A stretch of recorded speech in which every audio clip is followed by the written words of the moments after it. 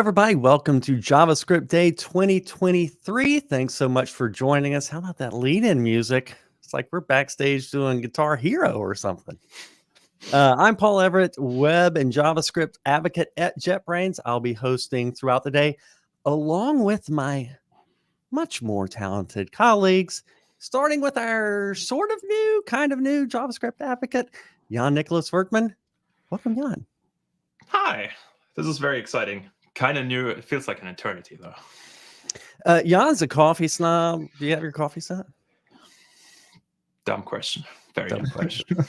Dumb question. Also hosting today, my partner in crime, .NET advocate by day, web fanboy by choice, Khalid Abahakma. Welcome, Khalid. Oh, thank you. Thank you. Yeah, I need to bring some back-end flair to this front-end event. So I figured I'd be here. And, looking through the lineup, it's a pretty amazing lineup. I'm really excited to see a lot of these talks. So I saw you were already doing some back-end tech support over there in chat. Jason. Yes. Well, actually, the chat's been really good. They're way better than me. So they have way more experience. So thank you, chat. Jan, you and Sasha did the heavy lifting for putting the agenda together. It's quite an agenda. This is our third year. Lineup keeps getting better. Maybe it's related to the arrival of you. I don't know. Can you give us a quick run through for today? Sure. Let's go over it. So we are starting with the opening remarks where we just add. After that, we have Simona from the Angular team talking about the state of Angular. From there on, Daniel is joining us to talk a little bit about AI and LLMs, so very excited about that. I think there's not any topic that is more hot right now than AI, so very much looking forward to that. Afterwards, we have Stefan joining us to talk a little bit about TypeScript and all the lies we tell ourselves, particularly you, Paul. I've seen your TypeScript code, so... later on, Romulo is joining us talking about the TC39 proposal and everything that's going on there. And after that, we do a little bit of a break from the technical content and jump over to an Ask Me Anything session with the WebStorm team. So if you have any question, drop it in the chat and we will get to that at any point. After that, super excited about that because Cory is living in the same city as I am, Kansas City, which is a great place to live. And he's talking about React and the most common mistakes to make in 2023. Not that there are any mistakes you can make with React. Sorry for the snark. I'll keep my snark in check. You want. After that, Luca is talking about JavaScript and should it come with batteries or not. We have James from the Node team talking about it's not just Node anymore, talking about Bun and all the other runtimes. Very excited. And finally, last but not least, we have Fred talking about view transitions, which is probably after AI the second most hot topic right now. And I've seen a quick demo that is very cool. Very excited for that one. Khalid, you got some kickoff notes for us? Yeah, I mean, I guess just to let everybody know that's kind of talking in chat, the infamous question that everybody asks, are these sessions being recorded? Yes, these sessions are being recorded. If you subscribe, click that notification bell, you'll get kind of notified when we put up these recorded sessions. So do that. As hosts and guests, we're going to try to stick to the schedule as much as possible. We want to respect your time. So Jan went over the agenda. Look at those times and make sure that we'll try to stick to those as possible. Again, finally, chat is really active. So if you have any questions, please ask them throughout. We'll try to ask our guests those questions as they come up. And, yeah, that's basically it. So thank you, everybody. And also, we'll be alternating as hosts throughout the webinar here. So you'll see kind of a mix of all of us as we kind of go through this. So stay tuned for that. So you going to hang around or we'll see you again at the top of the hour? Yeah, I'll be in chat, but I'm going to give you and Jan the stage right now. So again, thanks for having me and see you throughout the day. See you in a bit. When you see us looking over, that's because we're looking over at chat and trying to interact with you. For example, James Foreman from Florida I'm from the wrong part of Florida. Hopefully you're not from where I am, a much better part. Okay, we will go ahead and get started with that taken care of. Time for the first talk in this year's JavaScript Day. It's about Angular. So, of course, that means Jan will do the introduction. I'm very happy to do the introduction. So our first talk, as already mentioned, is with Simona Cotin, who is engineering manager for Google for the Angular team. So I don't think there could be anybody better for this to present the current state of Angular, all the exciting things that are going to happen within the next few weeks, actually more few days by now. So having that said, I'm happy to welcome Simona to the live stream. All right, let's see if we have her yet. All right. On our way. Here we go. Cool. Hi, Simona. How are you doing today? Hi. I am doing excellent. How about you? Not too bad. A little bit exciting, but pretty good. Just a little bit. Just a little bit. I sense that the Angular fanboy on the team cooked the books to have Angular get the first speaking slot on this. I will reject anything like that. I've never heard of that before. Hey, Simona, I cannot imagine that. No, not, especially with Jan. Simona, thank you so much for joining us, for giving us the kickoff. Looking at your job title, something jumped out at me this morning. It's one thing to be like engineering manager for a very big open source project whose stakeholders are like infinity. It's another thing to be an engineering lead for a project for a very big internal company like Google with essentially infinity state. But you're sitting on both. What's it like being engineering manager for something like all of these stakeholders? It is hands down the best job that I've ever had. And I get to work with the dream team, with basically having the dream job. So I would say that it's wonderful. And I'm not even exaggerating at the moment. I do feel a lot of responsibility, and I do feel a lot of accountability, and I want us to be in a place where we're able to serve all those infinity developers and do that in a way that is helping them in their jobs and accomplish the things that they want to accomplish. So I take that very seriously, but at the same time, it is one of the best jobs that I've ever had. And that's mainly because of the team, the culture, and the Angular community, which is absolutely incredible. And you know that already because you work with Jan, and he's just one person that represents the incredible Angular community. You're welcome. That's going to be the best lead in for the day. So Jan, back over to you. Awesome.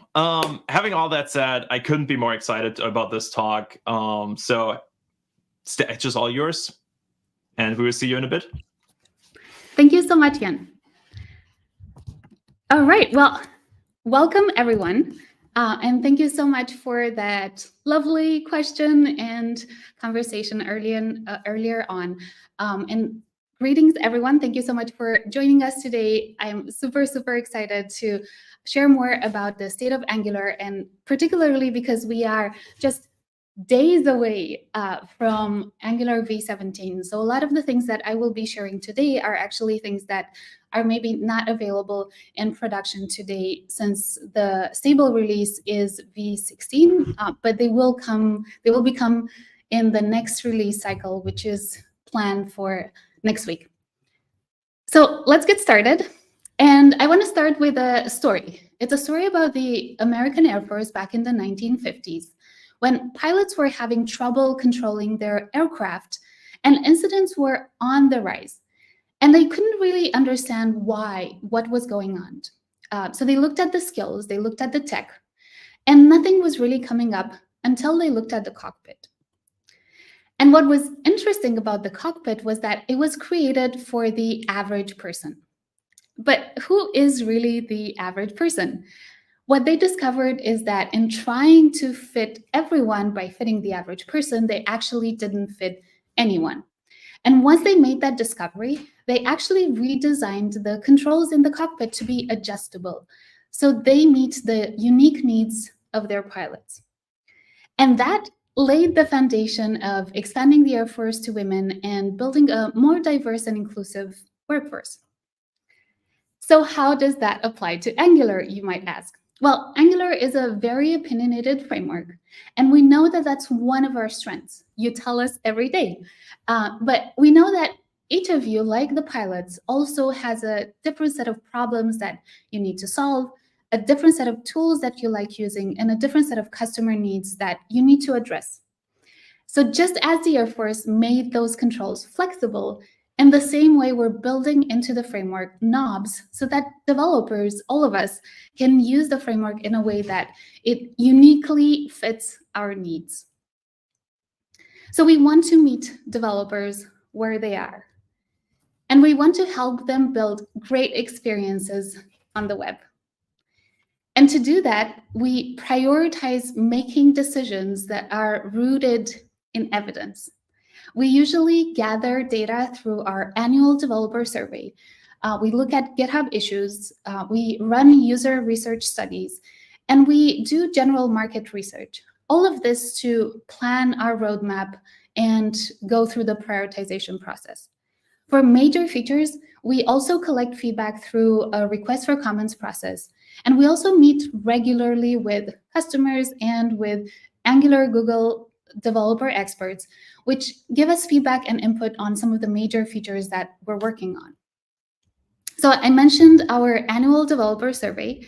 And for those of you that have already filled the Angular developer survey, thank you so much for doing so. For those of you that didn't, there will be another opportunity. We're actually running this on a yearly basis. So next year, you will have the opportunity to share your input. One thing to note is that we are taking this survey very seriously, and it usually feeds into our roadmap planning, and it influences that.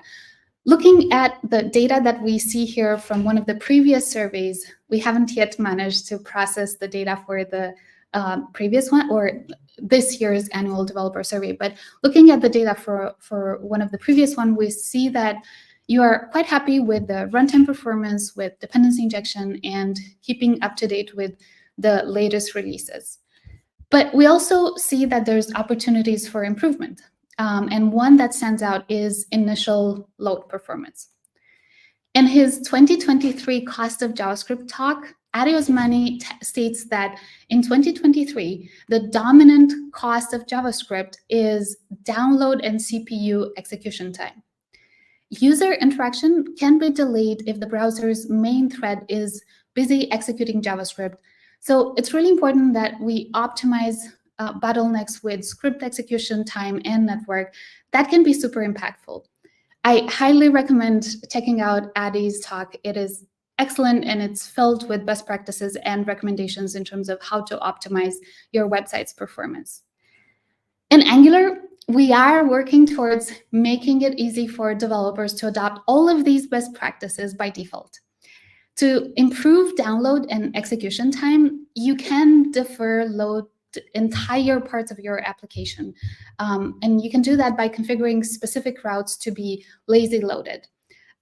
As a result, your app will be split into smaller chunks that will be lazily loaded when navigating to that specific route. And all of this works out of the box today with Angular. Lots of applications in production already use these mechanisms for lazy loading and improving their the application performance.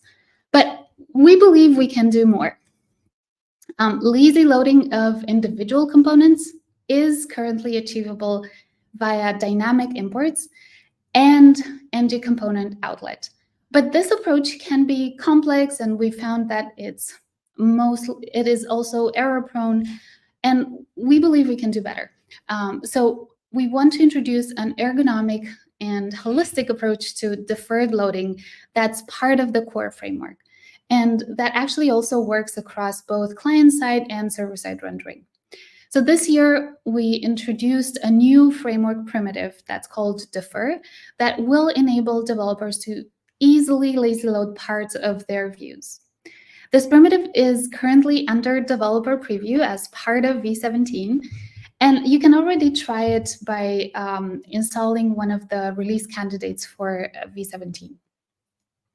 So deferrable views can be used in a components template to defer the loading of some dependencies within that template. Those dependencies can include components, directives, and pipes, and any of the associated CSS. To use this feature, you can declaratively wrap a section of your template in a defer block, which also specifies the loading conditions. So in this example that you can see on screen, we are defer loading a calendar component, and we're loading it once that component is close to viewport. So this block also instructs the compiler basically to extract its content and to lazy load it when the particular trigger is fired. We can also see that within the syntax, we can also define a loading part of the template. So this will be displayed when the lazy loading has kicked off. And we can also do error management by displaying another error when an error happens by displaying this part of the template. There's a set of triggers that can be used with the defer primitive. For example, idle will trigger the deferred loading once the browser has reached the idle state. And this is detected using the request idle callback API under the hood. And this is the default behavior using the defer block. You might also notice that we have a placeholder block, which will be displayed until the defer trigger is met. We also have an interaction trigger, and this basically listens to when the user interacts with the specified element through either click or key down events. And by default, the placeholder will actually act as the interaction element. But alternatively, you can also specify a template reference variable as the element that triggers the interaction. So in this example, we have a button, and whenever we click on the button, then we will start lazy loading the calendar component. The variable that is referenced in the button is passed in as the parameter on the interaction trigger. Hover is another trigger, and this listens to when the mouse has hovered over the trigger area. And the events that we're listening to are either mouse enter or focus in. And similar to on interaction, the placeholder acts as the hover element, or you can use a template reference variable. You can also define a timer, which will trigger the lazy loading after a specified duration. And in this case, the duration is actually required and can be expressed in either milliseconds or seconds. So in our example here, we are defer loading our calendar component after 500 milliseconds. And in the meantime, we are displaying the calendar placeholder. One of the cool things about defer that allows you to optimize for performance, to further optimize for performance, is using what's called prefetch. So this allows us to define when we want dependencies to be prefetched, and we can use the same type of syntax as you can use with defer, where you basically can define either a when condition or an on trigger that will trigger the prefetching of the resources. So this basically enables us to consider scenarios like we want to prefetch when the browser is idle, but we want to lazy load the resources when the interaction is actually happening. Deferrable views are a powerful tool, and it can be used to reduce the initial bundle size of your application, or even defer some of the heavy components that you might have in your page but are not immediately loaded or shouldn't be immediately loaded. Imagine here you have a header or a page, and the heavy component is actually not in viewport. It doesn't make sense to add that as part of your initial bundle load. This will, using deferrable views, will result in a faster initial load, and it will also leads to improvements in your core web vital results. Deferring some of your components until later would specifically impact largest contentful paint metric, LCP, and time to first byte. Another way to improve initial page load time is actually to do less on the client and do more on the server. And in V16 and V17, we've actually made significant improvements to server-side rendering and static site generation or pre-rendering in order to enable more of you to actually consider hybrid rendering your applications. And one of the first steps in doing that was to enable full app hydration. And for those of you that aren't familiar with hydration, hydration is the process that restores the server-side rendered application on the client. And this includes things like reusing the server-side rendered DOM structure, processing the application state, transferring application data that was already retrieved on the server, and any other processes that might be relevant. And in V16, we've focused on implementing a better hydration solution for Angular that implements all of these best practices.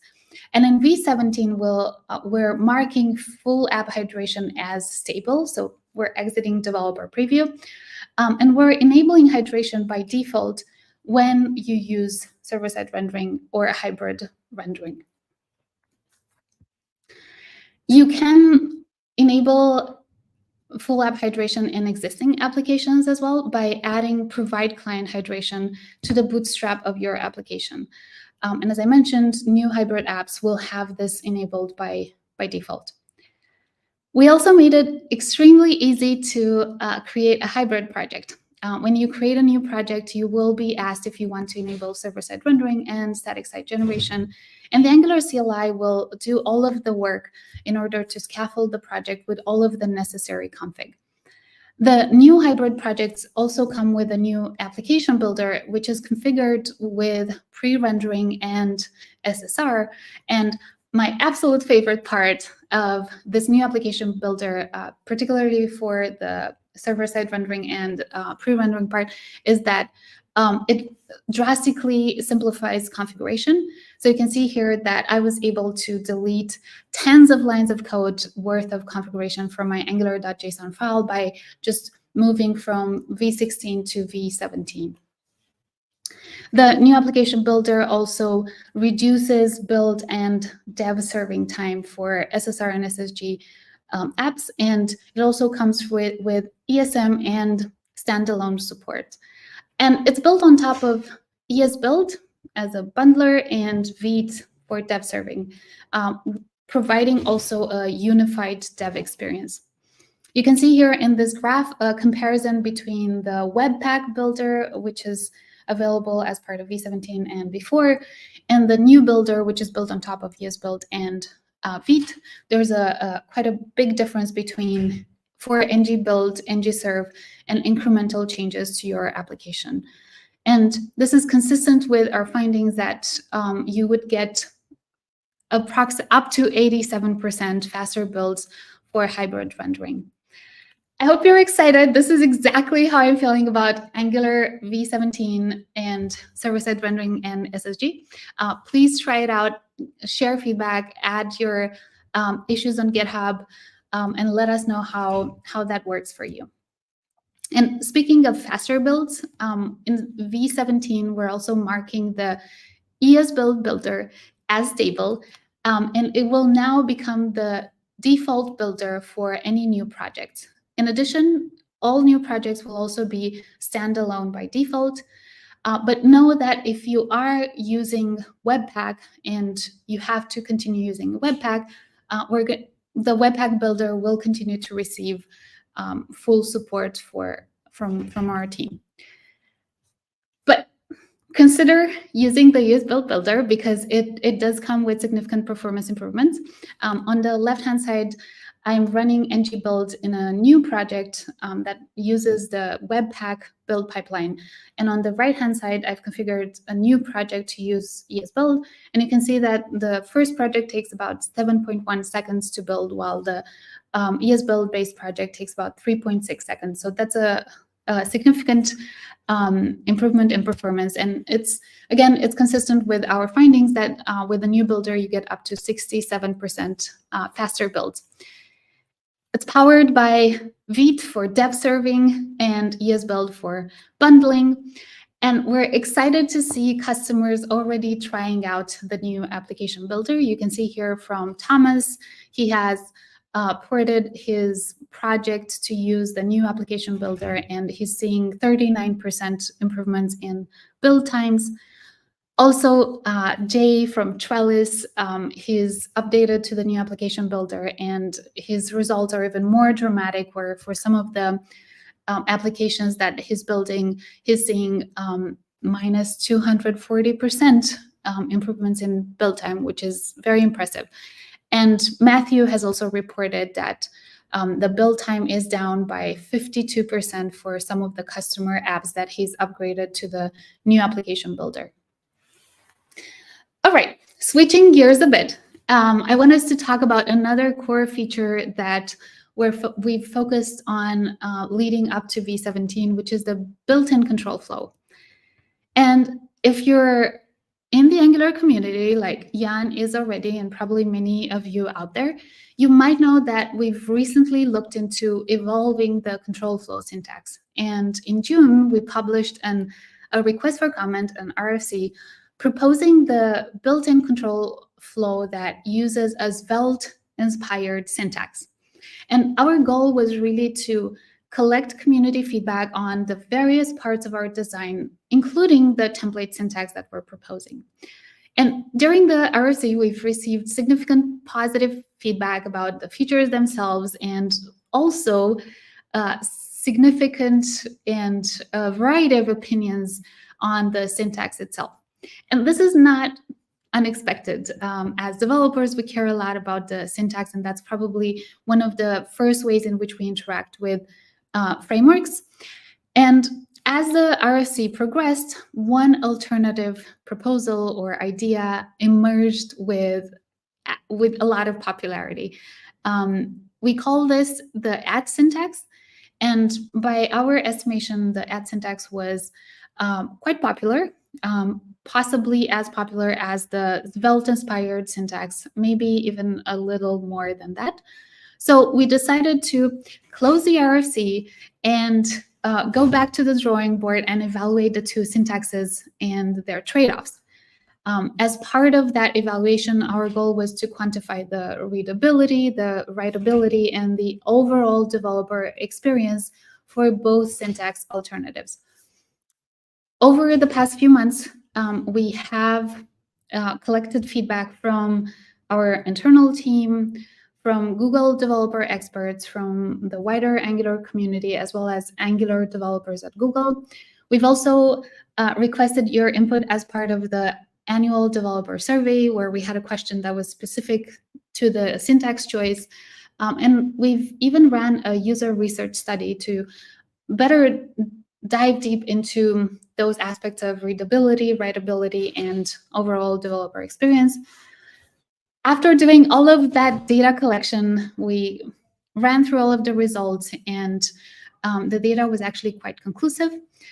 By nearly a margin of 2-to-1 across all of our polls and our studies, both Angular and non-Angular developers actually preferred the community proposal for the at syntax over the original Svelte-like syntax. My colleague Alex Rickabaugh actually wrote an article about this whole process. It's available on angular.blog.io, so I highly, or actually blog.angular.io, highly recommend you check it out.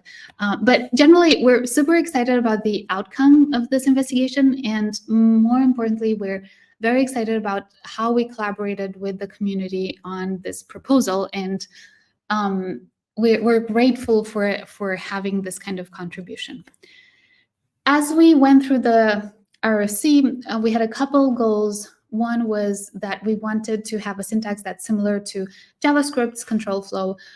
We wanted to have a flexible syntax that allows customization for each use case. Think if else switch for.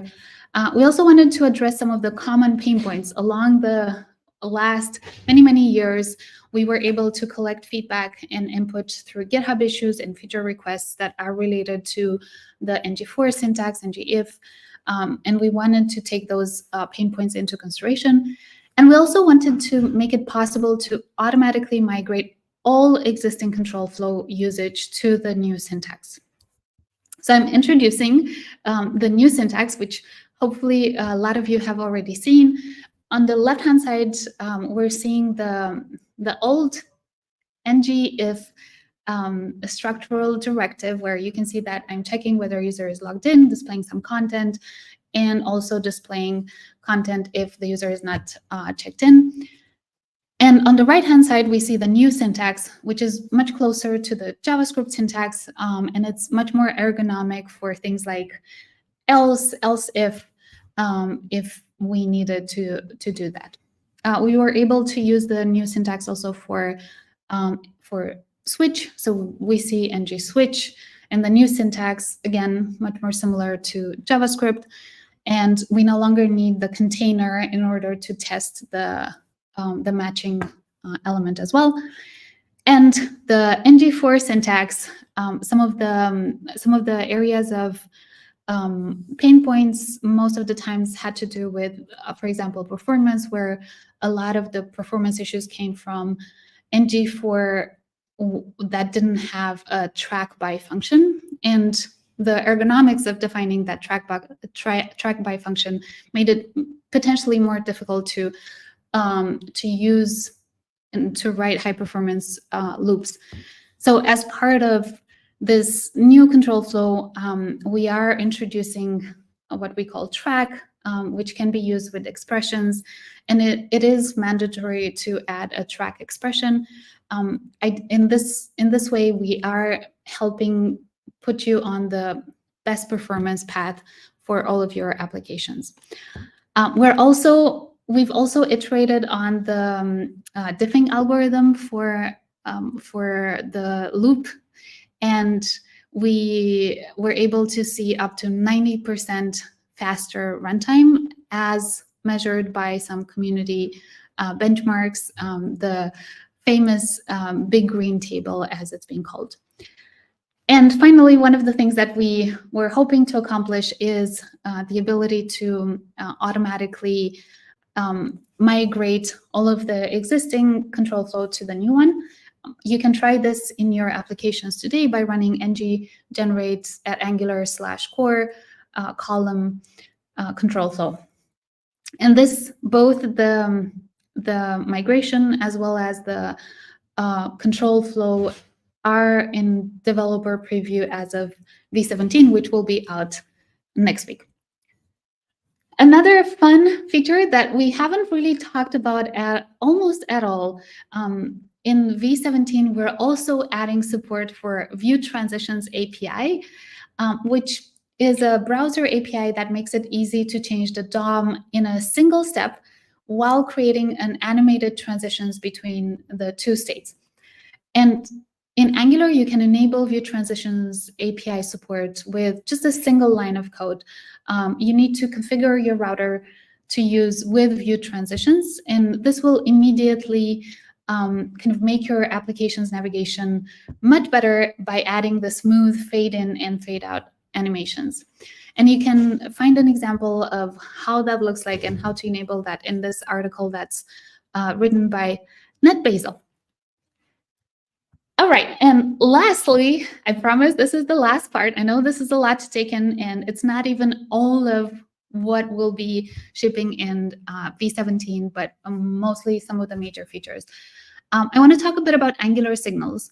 And for those of you that are not familiar with Angular signals, this is a system that granularly tracks how and where your state is used throughout your application. And it allows the framework to optimize the rendering updates. And Angular currently relies on a library that's called Zone.js to drive reactivity. And the way that it works today is that it patches browser APIs to listen to events that might lead to changing application data, like user interactions or data requests. And when any of those events is detected, then it sends Angular a notification that something might have changed. And then Angular runs the change detection algorithm to check if anything has actually changed, and then updates the UI if needed. And while zone-based reactivity is leading to a really simple developer experience when you get started, it can actually lead to some really jarring experiences as the application grows in complexity. Some of the problems that we've identified are related to performance. Some of them are related to increased complexity and maintenance costs. From a performance standpoint, Zone.js must load and must run before any other application code. And it's also inefficient. Remember, it checks the world for things that might have changed and sends a notification if anything has changed. From a complexity perspective, although for most of the use cases, Zone is transparent to devs and they don't have to learn about it, there are some sharp edges where they need to learn everything about it, and debugging some of the performance issues requires deep knowledge of how Zone.js works. And from a maintenance perspective, from our team perspective, we're always in a mode where we have to analyze the trade-offs between new browser APIs, adding them into Zone.js, and also increasing that Zone.js size surface. So in V16, we introduced Angular signals, and our fearless leader, Sarah Drasner, has created a wonderful explainer on Angular signals. Highly recommend you check it out. It has a beautiful animation as well, and a step-by-step explanation, but I can give you a quick overview here. So we're introducing Angular signals to drive reactivity for Angular, and it mainly includes 3 reactive primitives: signals, computed, and effects. And a signal is basically a wrapper around a value that notifies interested consumers when that value changes. Signals can contain any value from simple primitives to complex data structures. So let's take an example from, in a spreadsheet. Here we have first name and last name, and we're considering them, or we're initializing them as signals by calling the signal function. In many situations, we might find ourselves deriving state from existing values. And the goal is to have the derived state update when the dependent value changes automatically. With computed, we can declaratively express that full name, in this case, depends on first name and last name, which are signals, and we expect them to be updated automatically when they change. The third primitive is effect, and this comes because there are times when we might want to run a function when a signal has a new value. And with effect, we can run a side effectful function as a result of a signal change. And in our spreadsheet example, let's say we want to log to the console when last name has changed. We know that last name is a signal. We can do that inside an effect where the execution will be triggered every single time last name changes, and we log to the console. In V17, we're stabilizing signal and computed primitive. And next, we'll continue working on signal inputs and improving the zoneless mode. And ultimately, we want to get to a place where we are fully implementing signal components as they're described in the RFC that we presented in March of this year. We continue to evolve Angular while also maintaining the properties of an opinionated framework that includes all of those knobs so that developers can use it in a way that it exactly fits our needs. And we're excited about Angular's renaissance.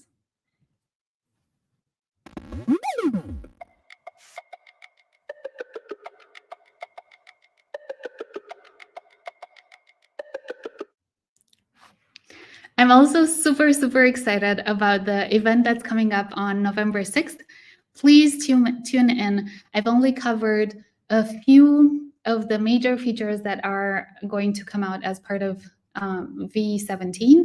But as part of this event, we're going to cover more of those features. We're going to have more Angular team members present and share more about some of the features that they worked on. And we also have a secret thing that we're gonna talk to. So if you're curious, do log in and check out the live stream on our Angular YouTube channel. Thank you so much. Really appreciate your time and energy. Jan? Hi there. That was a great talk. Thank you so much. Thank you. Simona, that was wonderful. I gotta admit, like every slide had a title on it that was like, hey, I'm interested. Oh, wait, I'm interested in that. And wow, you finish with a secret announcement. That's well played, Simona. Well played. We're going to go through a bunch of questions, a lot of audience interaction. I'll start with one we're going to ask everybody and then hand it over to Jan for going through the audience questions. We're trying to think a lot in terms of junior programmers, junior professionals on their way to becoming senior professionals. What advice would you give to young people who are just starting their career in programming? That is a wonderful question. I would say that the one thing that probably makes a huge difference is joining communities and finding some mentors that can help through that process of kind of learning more about tech, and also getting hands-on experience. Like, think about any kind of side project, anything that comes to mind. I think as programmers, we're so privileged that we get to imagine things and we also get to create them. And going through that process of ideating, writing the code, sharing with others, asking for feedback, and iterating on that. I think that's really important, and continuously learning. Well said. Well said. Jan? Sorry, I was still hung up on the continuous learning part because obviously I'm still learning. So how to navigate this thing. So first question, which I like a lot, is you showed a lot of really cool things that people are excited to use. Are there any kind of migrations that people can use to make it a little bit easier on them, particularly if they have an existing code base? How would that work? So I would say one of the biggest superpowers of Angular, and of course I'm biased here, is that I don't know. I might be. I don't think so. No, not at all. But one of the superpowers is that you can use a tool that's called ng-update. And what happens there is that as you run ng-update, there will be automatic migration scripts that will migrate your code from one version to another. And that includes updating the dependencies from previous versions to newer versions. For example, in V17, we're updating the TypeScript version to, I believe, 5.2. And we'll do that automatically for you when you run ng-update. Some of these are running automatically as you move from one major version to another. But the coolest part is that we also have optional migrations. So for example, I haven't talked at all about standalones, or maybe just a tiny bit saying that it's enabled by default. But our colleague Christian has worked on migration that will take your existing project and you run ng-generate at Angular core -standalone. And that will completely change your project from ng module to standalone based project. And it's not necessarily completely. It depends for some of the more complex use cases, because we're optimizing for correctness. We want to make sure that we're giving you that space to actually look at the generated code and repair it. But generally, there's 3 steps there. One is converting components to standalone, 2, removing unnecessary modules, and when possible, introducing the standalone bootstrap as well. So that's the standalone migration. And there's also the control flow migration that I talked through, which actually goes through all of your application code and migrates to the control flow migration. Yeah, I've used the standalone migration. It works pretty neat, gotta say that. So just took the existing project and all the ng-ifs were replaced with the add if, and it just worked afterwards. So it's pretty cool. Thanks for that question.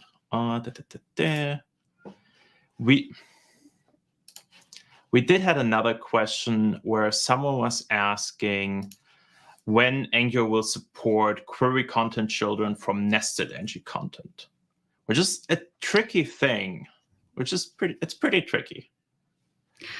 Yeah, I know we're overdue for a content projection update, and I have to say that especially recently we have talked about this quite a bit, and it might be that over the next year we're going to be in a position where we can prioritize kind of revamping and redesigning the content projection. So that's when you might see some improvements there.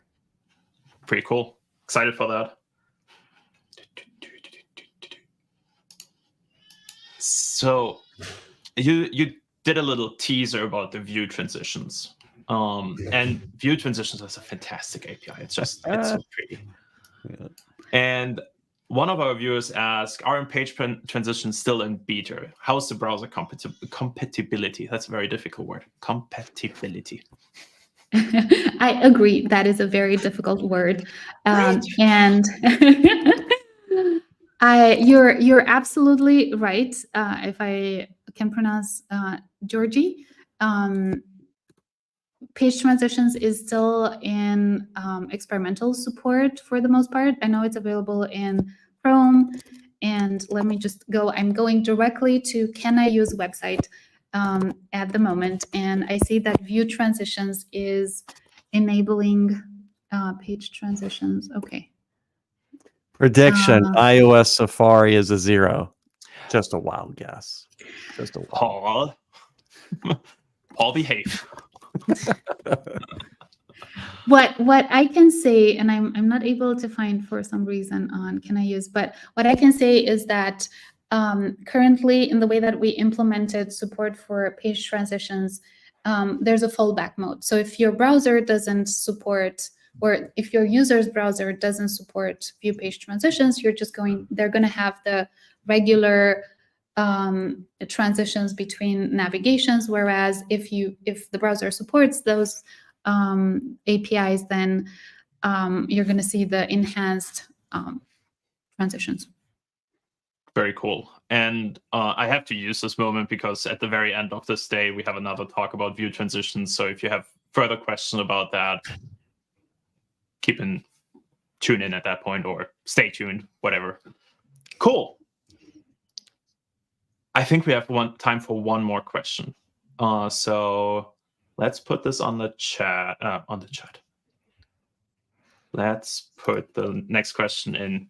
Does lazy loaded parts, will they inherit the view container parent injector, or can they be manipulated in some way the way you can do it for dynamic components? That's a tricky one. Yeah. I'm not sure. I would have to call a friend here and ask my friend Jessica, who worked directly on page transition, not page transitions, but deferred loading, and she would be able to immediately answer this question. I'm sure it will inherit the parent injector. I'm not sure if there's a way to, but yeah, Jessica would know and would probably come up with a funny joke as well. Of course. All right. Thank you so much, Simona, for joining us. This was a great talk. Really appreciate having you. And I forgot to put the question away. Thanks again. This was a really great talk. Thanks a lot, Simona. Thank you so much. I appreciate being part of this community, and I invite you all to continue the party for the rest of the day, but also next week on Monday, November 6th, tune in for the Angular live stream event. Had to do that. We'll try and do some promotion on our side for that. Good luck with that. Really appreciate it. Have a wonderful day. All right. Bye-bye. Bye. And with this, I think we're slowly getting rid of you, Paul, and get Khalid back here, right? Hi, Khalid. Yeah, but before I take off and come back, what a talk. Yeah, it was really cool. You know what's fascinating to me, watching Angular kind of slowly move from tags to kind of like Watch a what you're JavaScript. saying. No, I'm saying it's really cool. Like, I might be dating myself, but like I grew up in the era of like separation of like UI and JavaScript, but it's interesting to see the control flow move more to JavaScript syntax. And I think it makes a lot more sense, especially when you think about like things like Webpack, ESBuild, V trying to optimize and make people's stuff faster. So it's probably a lot easier to optimize those kind of things. Okay, than anything boomer. else. I'm a boomer. Oh, geez. All right. At least Okay, I'll go ahead and drop off and hand it over to the two of you. See you in a bit. All right. Thank you, Paul. Thank you. So yeah, Jan, I think now is time for a poll, right? So we kind of have a lull before the next presentation. So we want to put a poll out in the chat, hoping the production team does that for us. So we'll wait for that. In chat, we're asking the question of everybody: how many years of professional JavaScript coding experience do you have as of right now? So, Jan, maybe you want to answer that question while we're sitting here waiting for folks. So I have never said this publicly, but I started about 10 years ago with PHP. I did it for like 3-4 months, and then I switched to JavaScript. Actually, AngularJS at that time, and since then I pretty much did Angular. I kind of kept stuck there. What about you? Yeah, I guess where did I start? You know, it's funny, like the LAMP stack is really, I think, where probably a lot of like people started hacking. So I would say I probably started with PHP, and in that era of like when WordPress and Drupal kind of started. So like 2000. Yeah, probably. I even remember words like DHTML. So I am showing my age right now. So I did a like super tiny Vardin project, which is like a Java tool that generates JavaScript and HTML, and there I ran into DHTML, and I was like, what is I don't want to do this. You know what's been interesting in the chat, and I want to get your thoughts. Like, a lot of folks have been mentioning Knockout.js, especially when Simona was starting to show signals. And I said, like, you know what? I think Knockout.js was ahead of its time in terms of what it tried to do, and I think it definitely walked so all these other SPA frameworks could kind of fly today. So, I think I fully agree. I think it's hilarious how Knockout.js, like around the 2010-ish, came up with signals, and at that time, no one really cared about it. I mean, Knockout.js was a pretty big framework at that time, but didn't get the popularity that signals gain now, where literally every framework adopts it in some way. Yeah, it's also fascinating. Like, you know, there's definitely competition in the sense of like philosophy between React and signals, where there's like that unidirectional data flow versus two-way model binding. I always find that kind of fascinating as to which one people think are better. So maybe we should ask the chat that question, what they think. So I'm a little bit scared that people start fighting over it. We have some very passionate people here in the chat. So yeah, there's about 300 votes. Oh wow. One of our guests today is saying, why is there no 20+ year option? I'm pretty sure Paul would be in that area too. Oh man, don't Paul. He's starting to forget things. It's okay, but we love Paul. So yeah, the votes are still coming in. Jan, do you want to do the honors? Maybe you want to. Sure. Yeah, go ahead and read them off there. Okay. So couldn't be more excited about Daniel's talk about AI-enabled frameworks using LLMs to put people first. Daniel is the lead of the Nuxt core team. He used to be CTO of a SaaS startup and a founder of creative agency focusing on clarity of vision and message. His open source work has a focus on the Vue and Nuxt.js ecosystem. And he's involved in consultancy with companies around the world, particularly around Jamstack, serverless, and software architecture.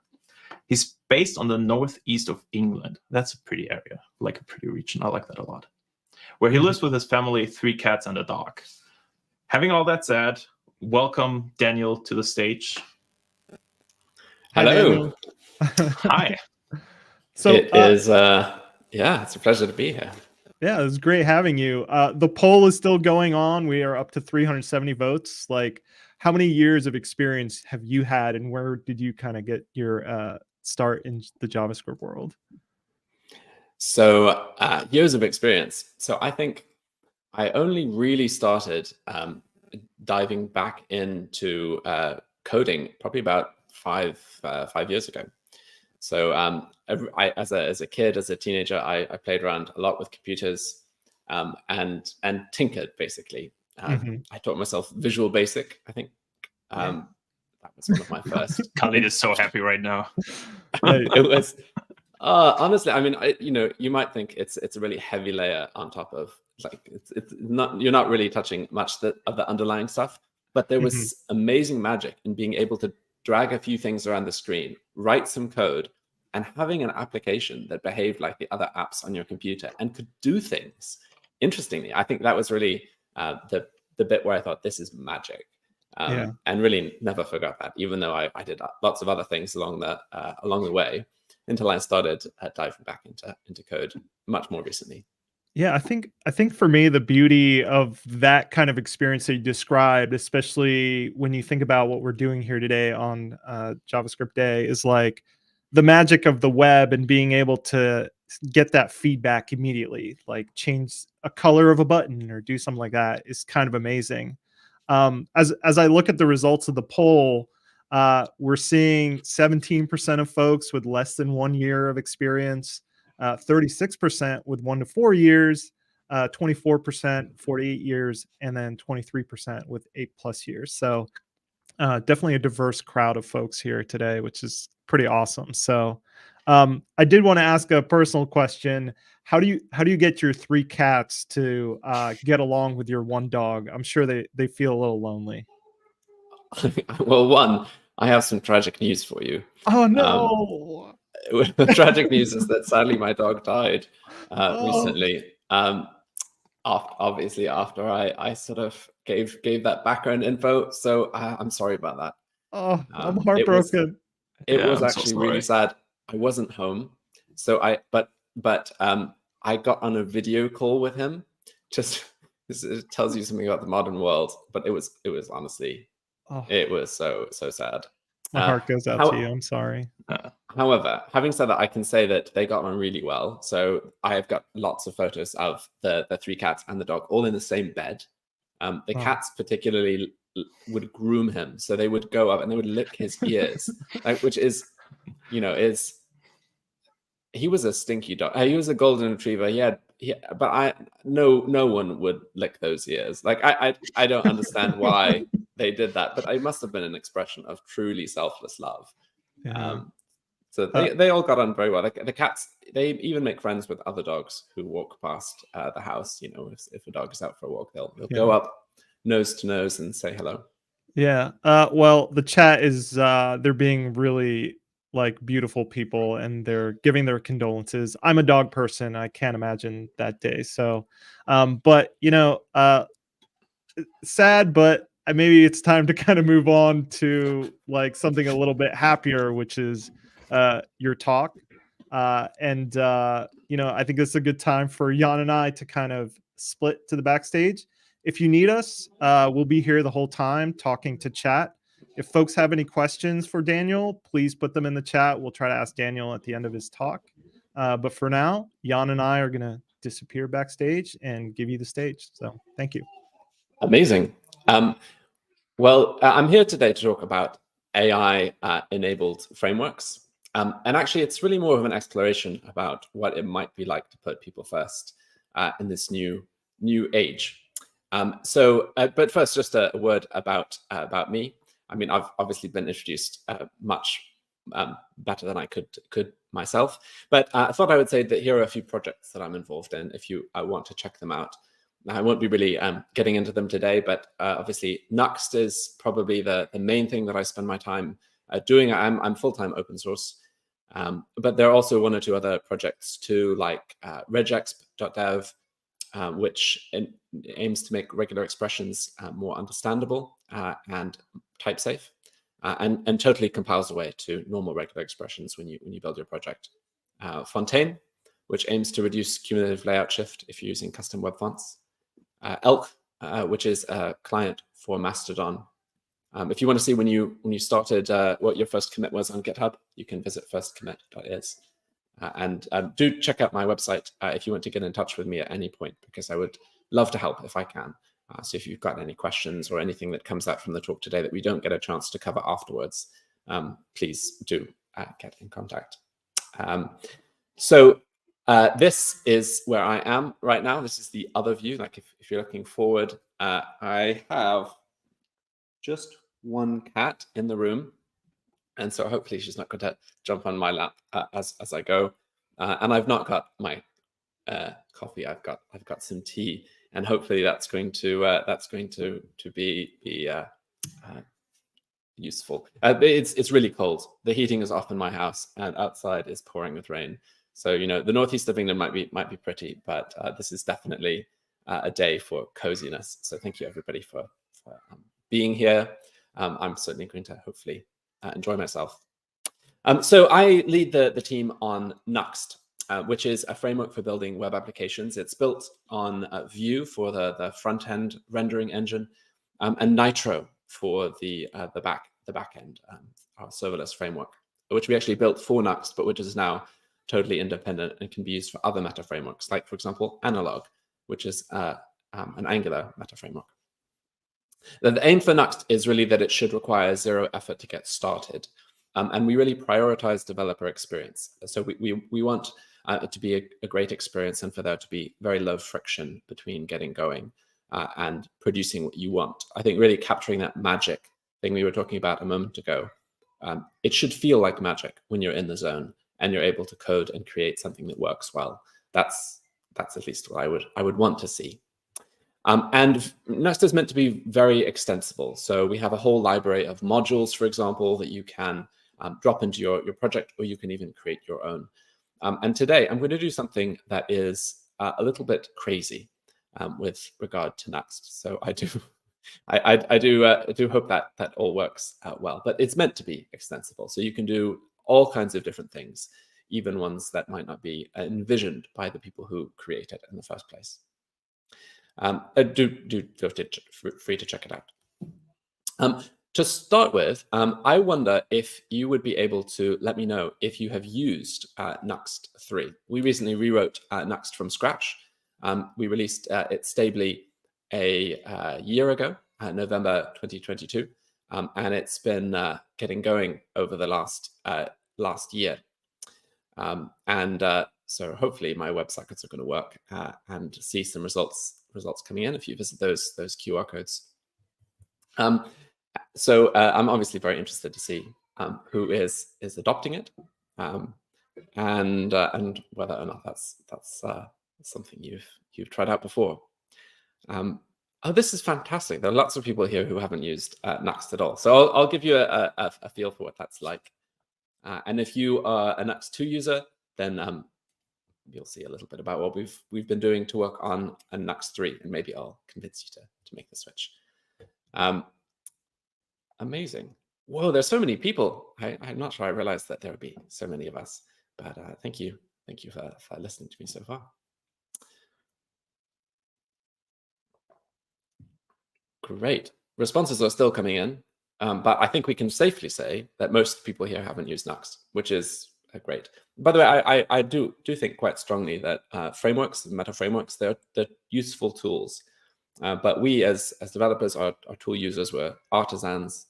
So we should be able to use lots of different things. And it doesn't really matter at the end of the day what tool you use. It matters what you build and create with it.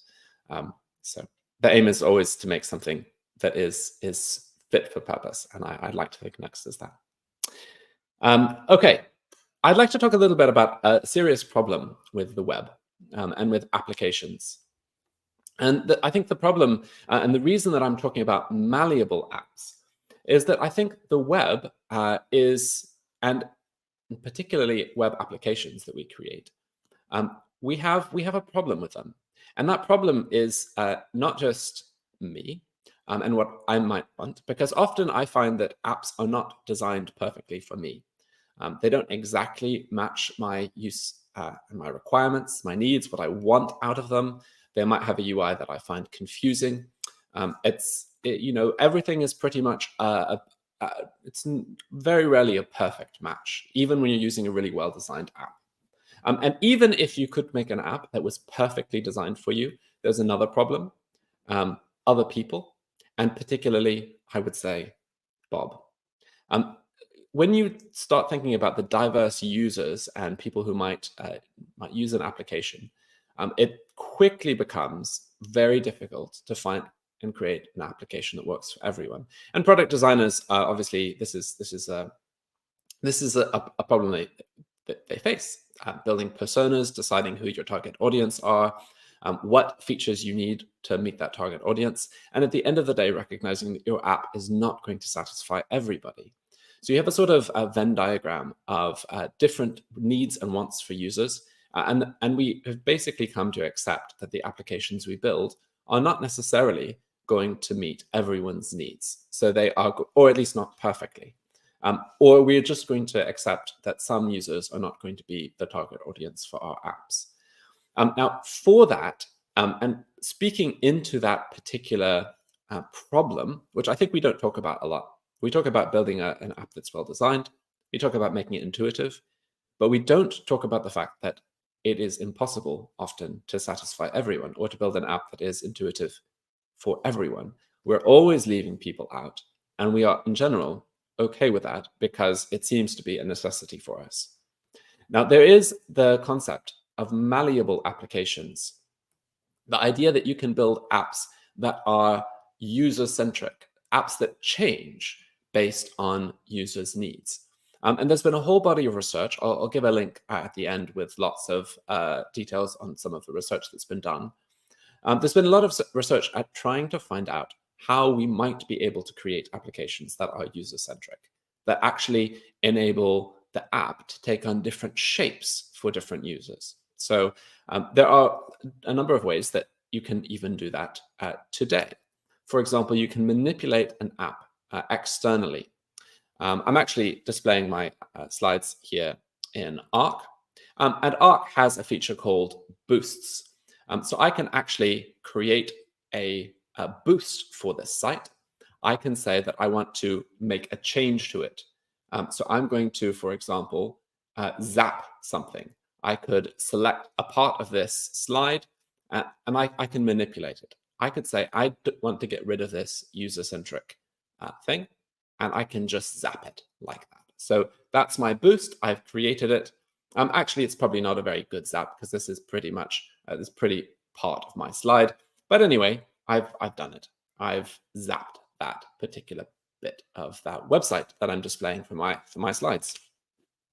And you can do that. You can manipulate an app externally, but that's never going to be perfect because you can only remove elements. You might be able to make some other changes to the page. But what if you want an app to be deeply configurable from within? So as a developer, to create an app that is designed to be malleable, to be changed by users, so they can actually do things with it that you don't necessarily envision to start with. So I think we can do that. And I think we can do it with Nuxt. Let's give it a try. So to start with, let's fire up a new Nuxt project. I'm going to use Bun in this particular case. You can use anything really, but I'm just going to create a new Nuxt project, which I'm going to do with Nuxi on Nuxt CLI. So our new Nuxt project out of the box is going to install some packages. I'll initialize the Git repository and I'll fire up JetBrains. So we don't have a lot to get started. We have our app, a lock file, and a package.json. So in our Nuxt config file, we don't have a lot of configuration going on. Now, package.json, we just have a few dependencies, and all of the code is in this app file here. I can fire up I'm going to use the native bun runner, and I'm just going to fire up our app there in the web server. So if I were to pull open let's see, if I were to pull open a web browser, we'll open the web server, and you can see we have a basic starter app up and running. And I'll just close the sidebar here, and we'll open up our app. There we go. Now, pretty much anything that I might want to display in the app here is going to show up on the right-hand side. So I could do something like hello world. We have that hot reloading. This is obviously using view syntax. If you're not familiar with it, we have a bit which looks a little bit like HTML. We can have another bit which is a script block, and that's where we can put our JavaScript. And then we could have a style block, and we could put some CSS. In this particular case, let's just add a couple of dependencies. Let's add Pico CSS. That will give us some nice styles to get started for a demo. And I also want to add OpenAI. So let's start the dev server again. We're just going to import those styles. There we go, looking better already. And we're going to make this, give it a bit of space. So the app that I want to create is pretty straightforward. I want to create an app which has it's malleable. So we'll create an app and stick it in there. And I also want to create an app which has got a way of making changes. So we'll create some changes in our app. Now, when you're building a Nux application, we have, and we're going to need in this case, a server. So we have a server folder out of the box, and I'm going to go ahead and create an API endpoint, which is going to be API, we'll call it completion.ts. And that will just have a default export, define event handler, and we will basically be able to do anything there that we want. Out of the box, any server endpoint that you have within Nux is just going to directly return a JSON object, and it's going to take care of adding content type and stringifying it and making it directly return JSON. In this case, we're going to want to interface with OpenAI. So I'll create a new OpenAI client. There we go. And we're going to configure it for us. So we're going to want to create a little, let's see, const OpenAI equals new OpenAI. And we have, I think, got to provide an API key. Nux provides a way of handling runtime configuration so that you don't have to hard code secrets. And it's called runtime config. In this case, we can create a little runtime config object and pass in an OpenAI object with a token property. I'm just going to save that. And actually, Nux is going to tell us that we're going to be able to set this with a particular environment variable. Now, I have actually in advance created this file because I didn't want to leak it on the internet. And so I'm just going to copy it into our project. And that hopefully is now going to mean that we can access this token from the runtime config. So what we are able then to do is access it like this. Token is use a runtime config, and it's going to be OpenAI. We've got type support for it, token. So we can then pass in that as our API key. And now we need to get some data from OpenAI, and we're going to use the chat completion protocol, which is pretty straightforward. We do something like this. We have, what is it? Chat completions create. Don't you love TypeScript? It really takes you along the way. We'll give it a model of GPT 3.5 Turbo. That seems good. And we have some messages to kick us off. So we're going to basically, we could do something like this. Role system. Content is tell the user a joke. And then we would do something like role user content. And if we hit this endpoint, we're going to just return that completion for us. We'll say something like joke. It's going to be completion choices 0.message. So let's just check if that's going to work for us with our basic joke. Oh, I think I might need to restart the server after I copy that token in. Let's try that again. Okay, so we have our OpenAI integration up and running. And actually what we're going to want to do here is return something that we can understand programmatically. And I'll show you why in a moment. So we'll do something like this. You only speak JSON. You are a computer in charge of, for goodness sake, modifying elements of a view application to suit the needs of the user. Okay. And then we'll have another system message which says something like, here is the current state of the app in JSON format. We're going to have to figure out how to do that. And then we want a user prompt. The user is going to say something like, here's how I want to change the app.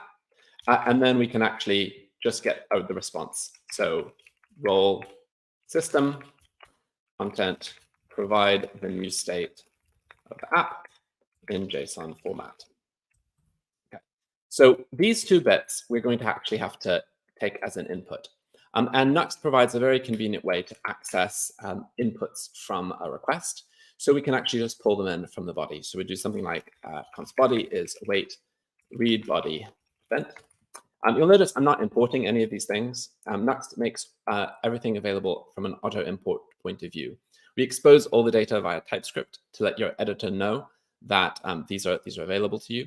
And then rather than declaring them globally, we import them just when you use them. So that the features you don't need are still tree shaken out, but you don't have the inconvenience of having to load 20 lines of imports at the top of your file. Okay, so we've got some data coming in, and we can call this. We can have a prompt, maybe.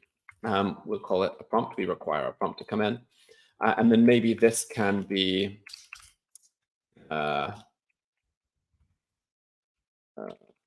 malleables, and we'll just make it a little prettier for the AI to have a look at.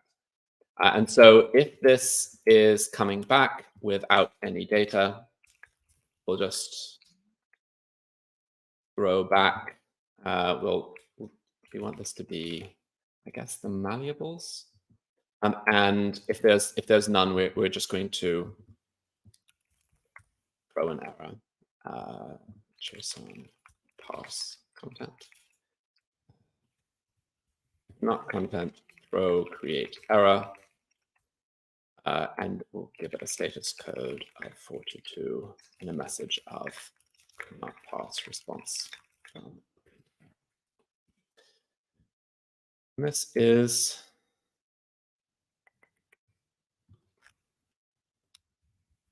the actual content. Great. Okay, so this should actually interact with OpenAI for us. It's going to take the current state of the app. It's going to take a prompt from the user to change that state. And then hopefully it's going to manipulate the state. So let's dive into actually making this work from a code point of view. So what we would want to do, I think, is have a form. We're going to have an input to take the user prompt. And we're going to have a button. And that is going to submit the form for us. So request changes, we'll call it. And the form in Vue, we can bind a prompt, a message to this input. So we'll just create that here. And it can be pretty much blank to start with. And placeholder, we'll give it a placeholder message, make everything better. And we need to handle some submission event here on the form. So we'll do @submit prevent request pages. And we'll create a little async function that's going to handle that. So Nuxt provides a convenient isomorphic fetch helper, which is a wrapper around native fetch, which is going to enable us to hit our API completion endpoint. It's type hinted for us. And we can pass in a number of things here. We'll make it a post request. We need to pass in a body. I think we're expecting malleables and prompt. So we can pass those in, malleables and a prompt, which will be our prompt.value. So this is going to pass all of this through to the completion endpoint and get a response. That response is going to contain malleables. And actually, we should be able to see that we have that type hinted for us, but we might need to say it's going to be a record string any. We should see that that's coming back typed for us. Great. So what we now need to do is somehow have a way to reflect the app and make the app changeable based on what users are wanting out of their application. So I think we can do that in a couple of ways. So we need to first create something that's reactive. So we can create a reactive object with view, and that's going to be a record. And let's see, it should have a couple of things. We want a query. I'm thinking we can use a GraphQL endpoint. Oops, try this GraphQL playground. And I looked in advance for a couple of GraphQL endpoints that were free and open source, free to use rather. So this one is an e-commerce API called Salia. And here's a query, which I've crafted in advance. And if we run that query, it should just give us some data. So it's working. So we'll just take this query and paste it in as our first malleable thing. So this should enable us to modify the query if we need to. So we've got our GraphQL query. And let's see, we're going to do something with that. But we first need to create a component that's going to do something. And we're going to create a component that can be changed. So we're going to call this template, and we're going to put some view code in here. So our view code is going to look a little bit like, it's going to be as simple as I can make it. So we'll create a div, and it will have a list inside, a list of the products from this, this endpoint, and we'll create, each one of them will have a list item. So what is it? Edge in data products, edges, key, because it's a list, and that helps us to duplicate things when we're changing. And we'll just display the name, which is coming in, so that the edges node name. So that's what our little view component is going to look like out of the bat. And we need to render this. So we'll create a little thing called malleable component. And we're going to need to do this at runtime. So I'm just going to make a quick change to our Nuxt configuration and say we're actually going to use the view runtime compiler. Our malleable component is going to use a setup function. That's what mostly people would be using in the view app. We're going to use a data fetching composable from Nuxt. So we are going to perform a fetch request to this GraphQL endpoint, which is, I think it's this demo Salior. And we're going to make the post method as its GraphQL. And we are going to pass a query object, and we're going to grab this query out. So that's going to be here. And I'm doing it like this because this makes it a reactive reference. So whenever this changes, it will refetch the query, which is a little bit of magic that enables this to be automatically reactive. And we'll return a render function. Normally, you wouldn't be doing anything at this low level of data, but it enables us to do some cool stuff here. So we'll pass a dynamic component.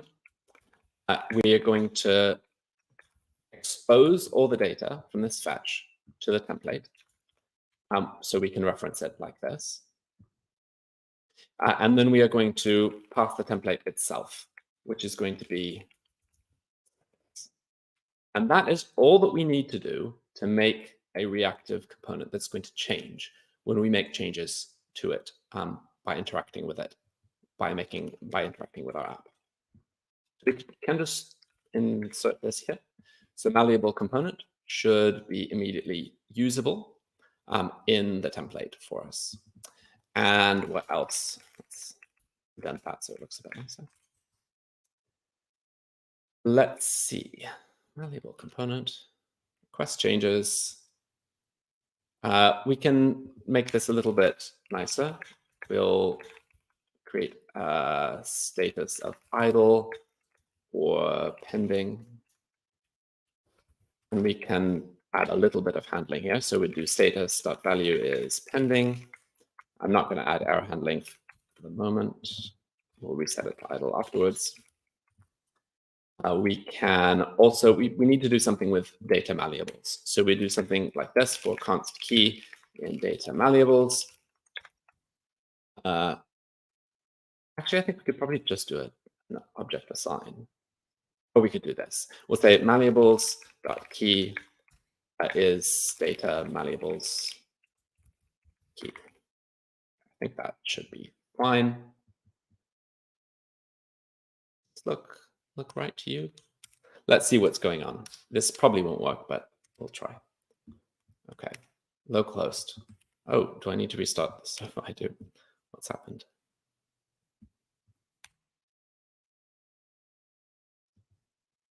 Okay. Okay. Nothing is rendering. Oh. Prompt.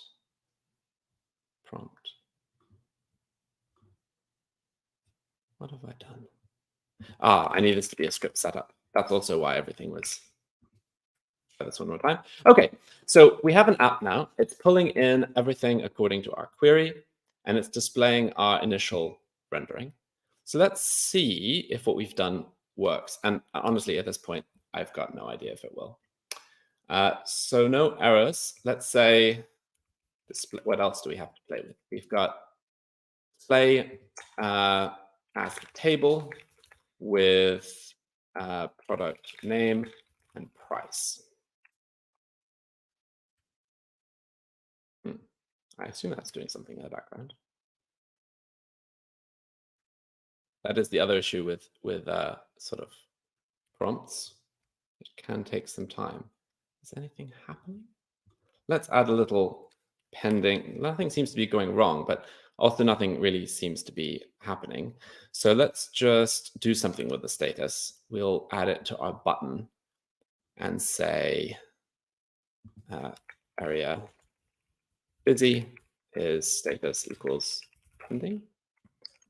And okay, it's still pending. Is it taking so long?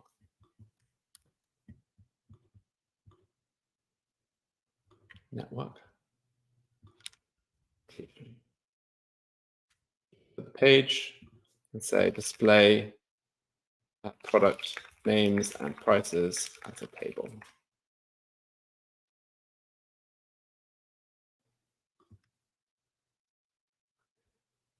Okay, that did actually complete, but maybe it didn't do what we wanted to do.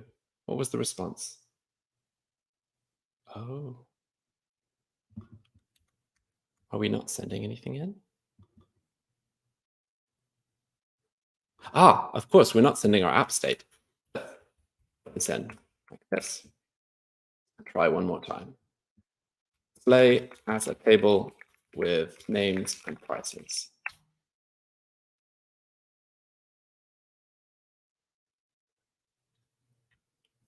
Fingers are so crossed right now. Oh, okay, it's done it. So we now have a table, and it's coming in with items and prices. Let's just reset the prompt. And display as a table with items and prices. Try one more time. I don't really, by the way, know if this is reproducible in any way. I guess presumably it might not do what it did a moment ago. Let's bold the table headings.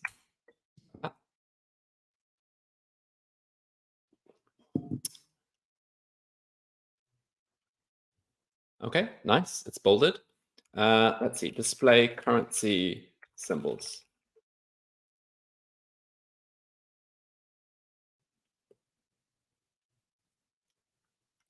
Okay, replace USD with $.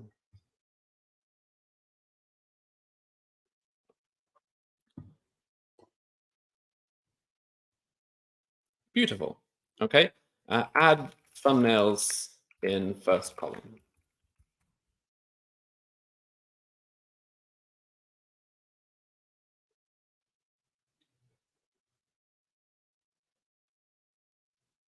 Whoa, those are really big thumbnails, but it has added them.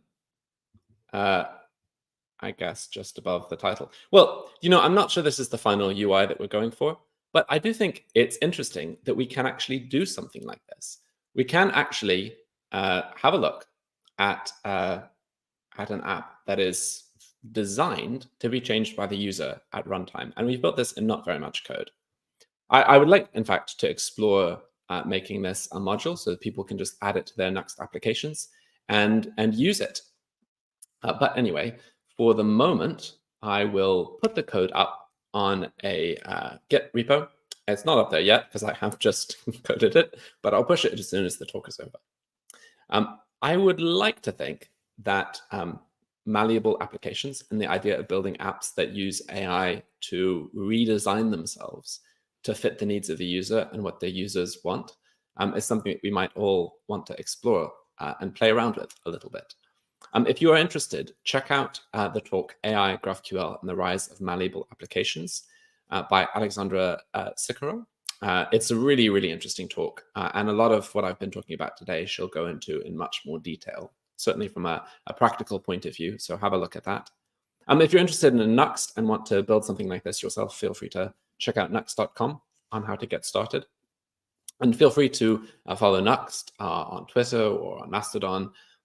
Join our Discord server if you want to find out a bit more. And if there's anything I can answer or help with, please don't hesitate to get in contact with me. I'm at daniel@ro.dev, or my website is ro.dev, and you can find most of the ways to contact me there. But I guess I just want to say thank you so much for having me. It's been a real pleasure to share some of what I've been enjoying playing around with recently. And yeah, I hope you have some questions. I'd love to answer them.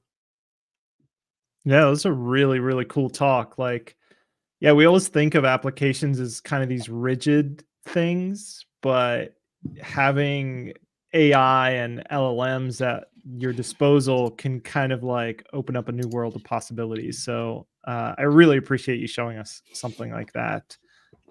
Jan, you've been kind of checking out the questions in chat. Yes. Have you picked out any good ones for Daniel? I think they're fantastic questions. The first one I would like to start with, which is for developers always very important, is obviously what color scheme and font did you use throughout your talk?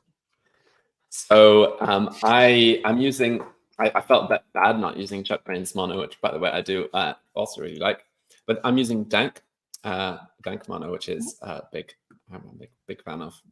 And then I'm using the Pale Night theme.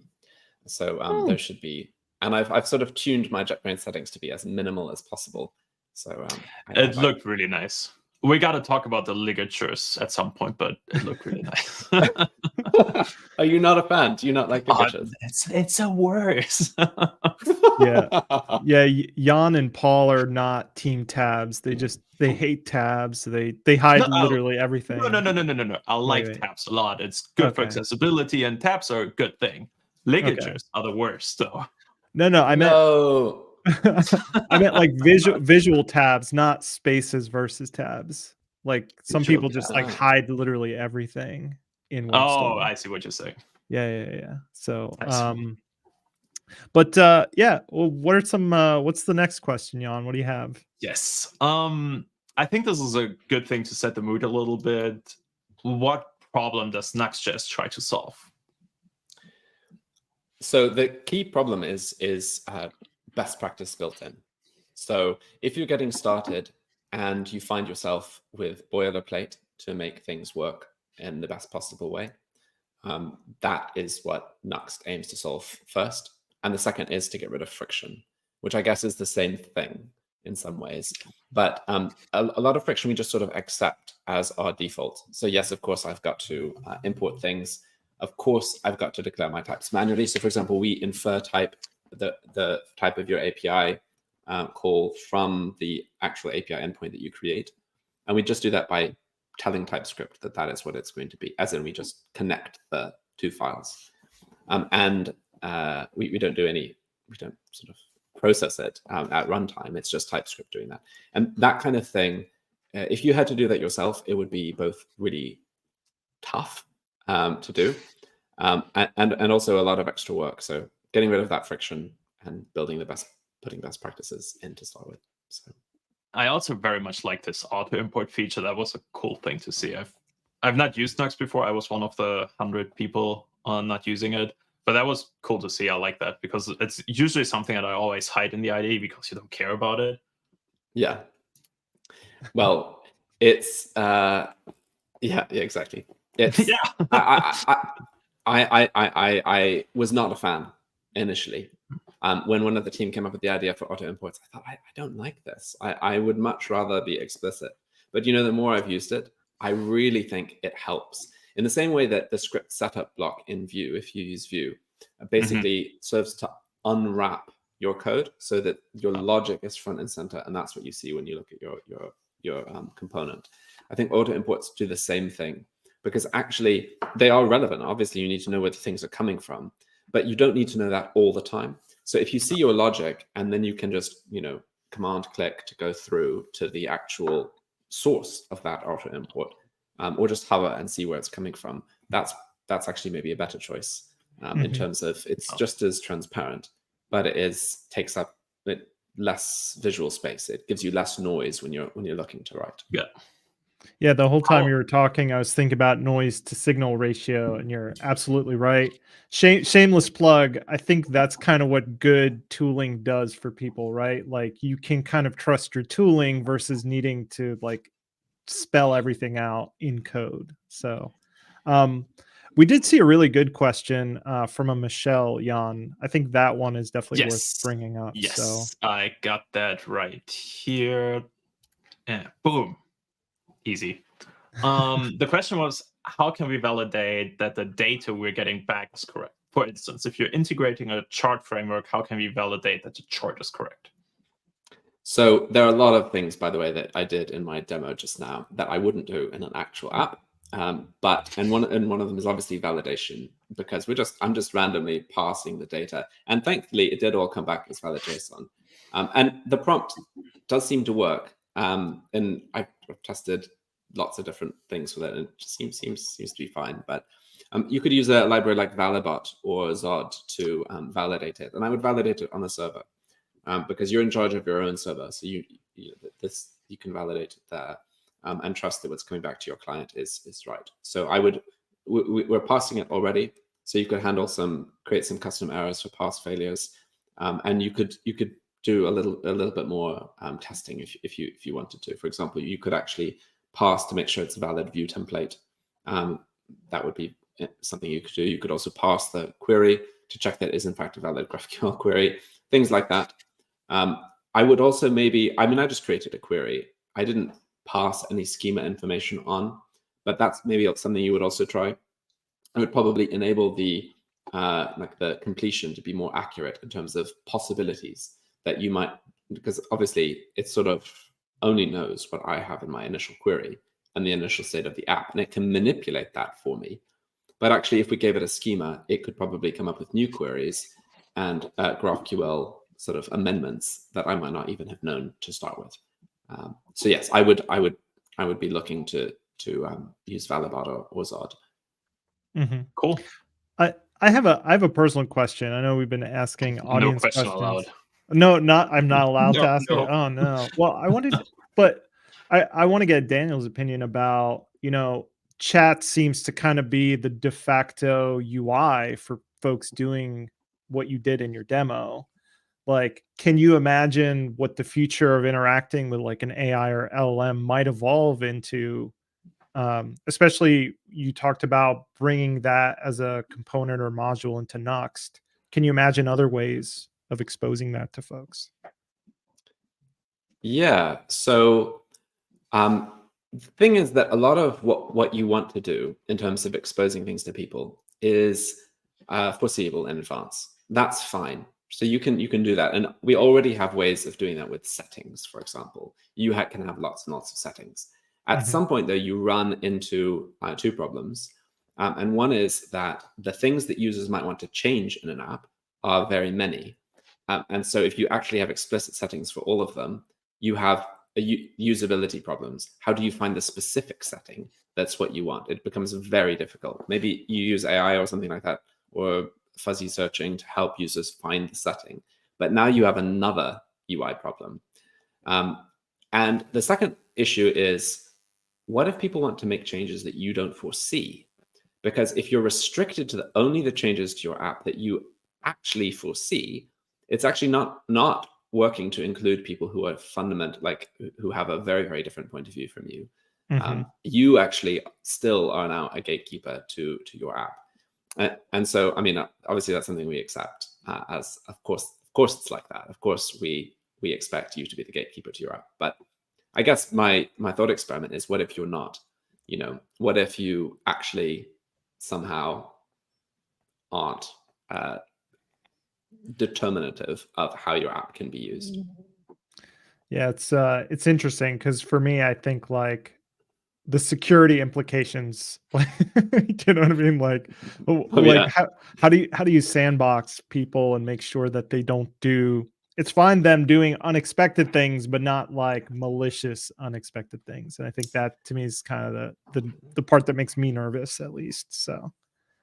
So I guess everything here is running on the client, which means that if you're a coder, you can do all of this yourself. You can amend that client code. It's nothing in client code is really can be a security risk, I think, or you already have a security problem. I would be very careful about obviously not running anything in a trusted environment like on the server. And I think I think it's much more worrying the idea that the user might break the app.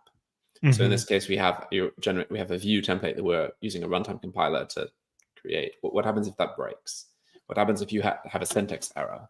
And that I think, again, you need a lot of code to protect that kind of thing. Like an undo button would be quite nice. Detecting errors, obviously, in advance would be pretty important. So I think there are things you would want to explore there. Yeah. Well, Jan, do we have any last questions? Or I know we're I think we're kind of tight on the time here. Thanks a lot for all these insights, Daniel. One very last thing. You mentioned at the beginning that you joined or came back to coding like 5 years ago. Like, how was your experience, and what would you recommend like new joiners to our field of industry? So I found the most helpful thing in terms of learning was to keep digging.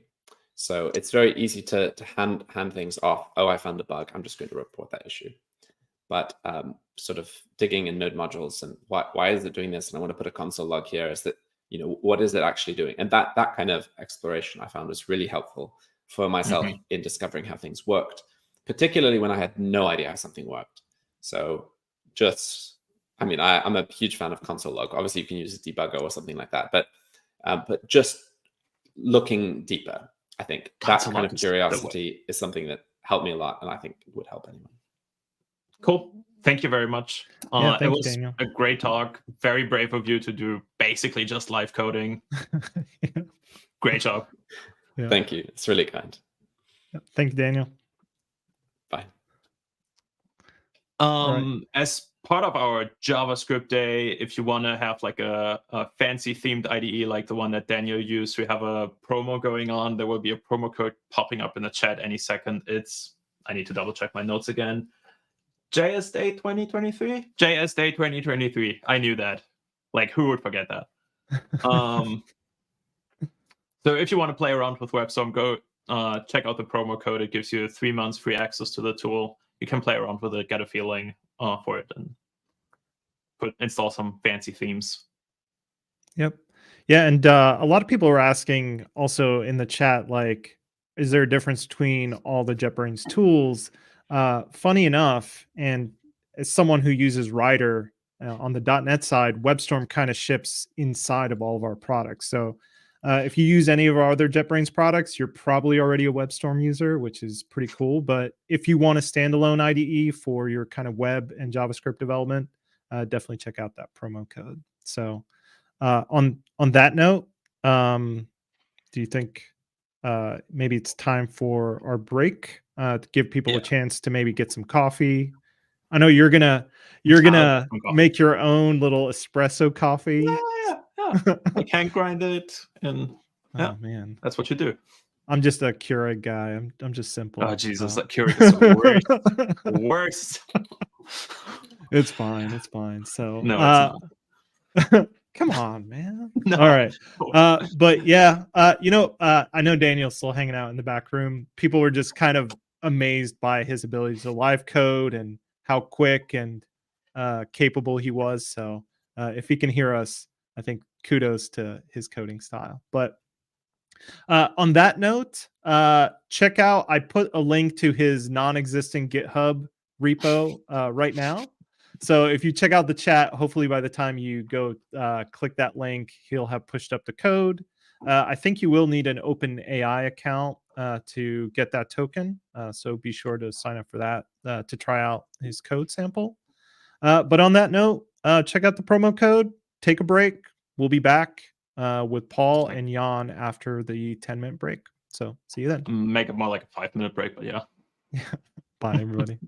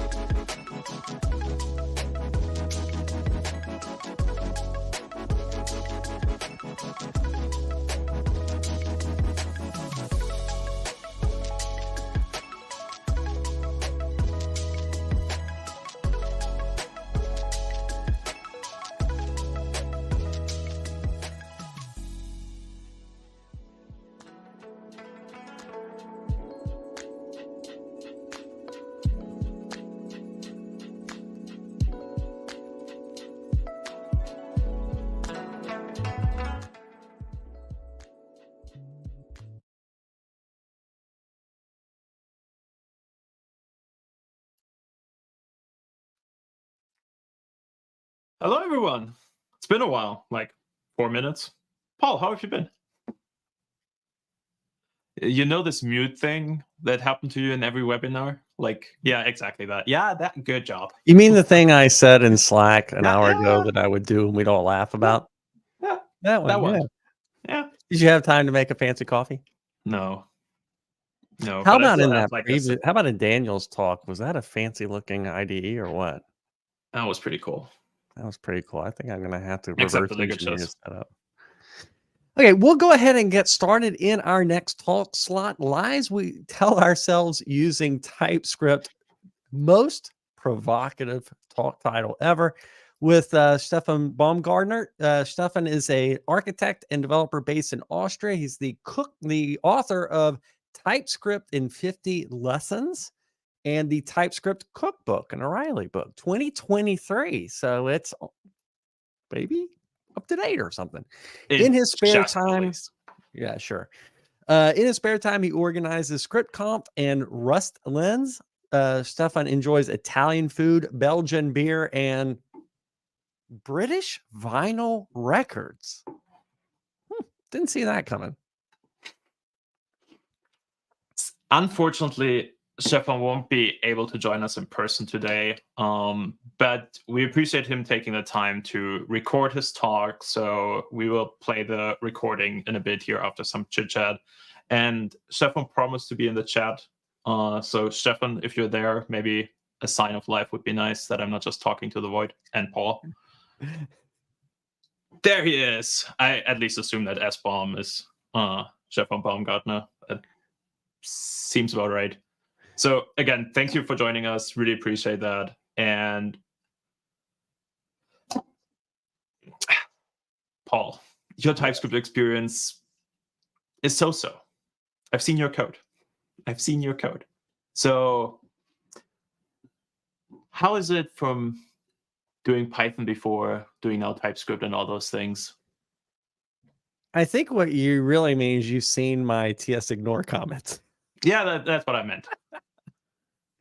This Paul has is a been great TS ignore developer. Yeah, and the forget to push developer. As you and I have talked about, I come from the Python community. It's been interesting to me seeing both JavaScript and Python go through this gradual typing idea kind of at the same time. I think TypeScript probably gets credit for going a little bit earlier, but the same philosophy. And my gosh, the JavaScript world What's that supposed to mean? Embraced typing, and really embraced it. And it's been a little bit of a culture shock for me. But what I've really liked about for both communities, certainly for TypeScript, is embracing the tooling value that you get from having types. Totally agree. I'm a big TypeScript TypeScript fan, so couldn't be more excited for Stefan's talk. I assume someone from the production get it up here because I have no idea how this works. And having all that said, I virtually give it over to Stefan, I think. Can you say it like that? Not a native speaker, so I'll just say it like that.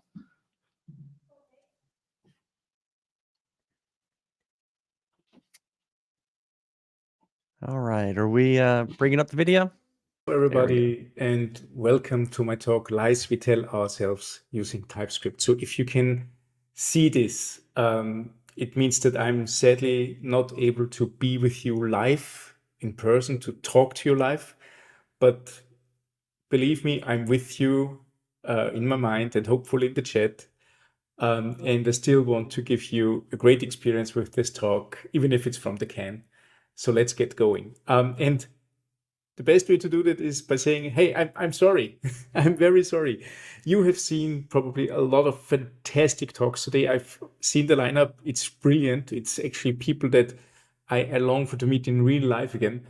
And now it's my talk, and I will crush your hopes. I will destroy your dreams. And I'm very sorry about that. So I'm talking about TypeScript, and I talk a lot about TypeScript. So it's I've written 2 books in TypeScript. TypeScript in 50 Lessons, Your Guide through the Type System, and the TypeScript Cookbook, which is here for teams who want to develop in TypeScript and have problems getting everything up and running, might have problems dealing with certain type system situations. So yeah, I spent a great deal and a lot of time with the programming language, and I like it. It's a great programming language. Look at this piece of code, for example. This is the example I usually bring when I want people to convince that TypeScript is a great idea. It's 10 lines of code or 15 lines of code, and there are more than 10 errors hidden throughout the entire program. It's not the best program, but it's maybe a program that you and I would have written back in our days. Still, it's programs that happen, and nothing in this program would have caused a crash. Nothing would have caused a runtime error. It would have just run, and it wouldn't have produced any meaningful results. And those types of errors are really, really hard to catch, and TypeScript helps us catching those things. So fantastic. This is what we are here for. This is actually great. But I'm not talking about this today. I'm talking about the total opposite.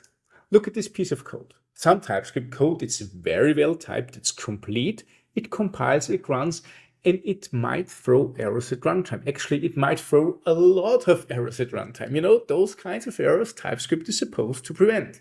And it's just 2 functions. One fetches data and the other concatenates the results to an existing array.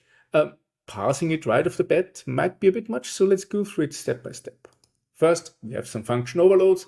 We define an API to the outside world that tells us exactly what to expect if we call species or people. Function overloads are a fantastic way of doing nice and easy to use APIs. Then we have the core of the first function. We fetch some data from the Star Wars API or SWAPI, if you have heard about that. It's a great online resource to test RESTful APIs. And it also comes along with some meta information. We are not interested about the meta information, so we just return the results of this function call. And yeah, we also have some error handling in case something goes wrong when parsing the JSON. And in the end, we have a simple function that takes 2 arrays and concatenates them. Finally, we're using it. We define an empty list and embed data to it via a call to list entries. 2 functions, one fetches data, and the other one concatenates the results to an existing array. That's pretty much your standard TypeScript fare. And again, it might not be the best program that there is. Lots of stuff that might go wrong. But it's code that you and I would have written, and TypeScript is totally okay with everything that happens here. But what could go wrong? And I think everything. Actually, there's not a single line in this code base that's actually not causing any troubles. So where does it go wrong? Everywhere. And how does it go wrong? Well, one by one, because TypeScript is single-threaded. And that brings me to my most favorite JavaScript joke. Knock, knock, race condition, who's there? Anyhow, let's go through all those problems. So welcome to chapter 1, a tale of fetch. And let's look at the core of this particular statement. There's one damned lie hidden in the first line directly after the function signature. Well, actually, headline 3, I'm sorry. I'm doing a type annotation. I say that what comes back from the result.json call is of type matter of people. And this line only works, and TypeScript allows this line only because the JSON method from the body interface returns any. And any is the happy-go-lucky type in TypeScript. Everything's possible. And if I say data is matter of people, then TypeScript says, yeah, well, okay, whatever, you'll know best. It's any. It can be anything. It gives the responsibility to you, the developer, to make sure that the data that you assign is actually correct. And this causes for the first boom. So if anything comes back there that isn't matter of people, this program will crash. And what we see here is TypeScript at its boundaries, where the meta world of your types that nicely and neatly fit together crashes with reality. And the type system of TypeScript is fragile at the boundaries. which is mostly I/O, API calls, user input, you name it, everything where you need to read something from the untyped world going into TypeScript. And this is where you need to make extra checks to make sure that whatever happens is actually what you intend to happen. And, there are two kinds of things. There are type annotations, we've seen that, but there are also type assertions. And I'd like to call those type assertions to be an unsafe operation that is at the boundary between your idea of what needs to happen and what the type system is actually able to ensure.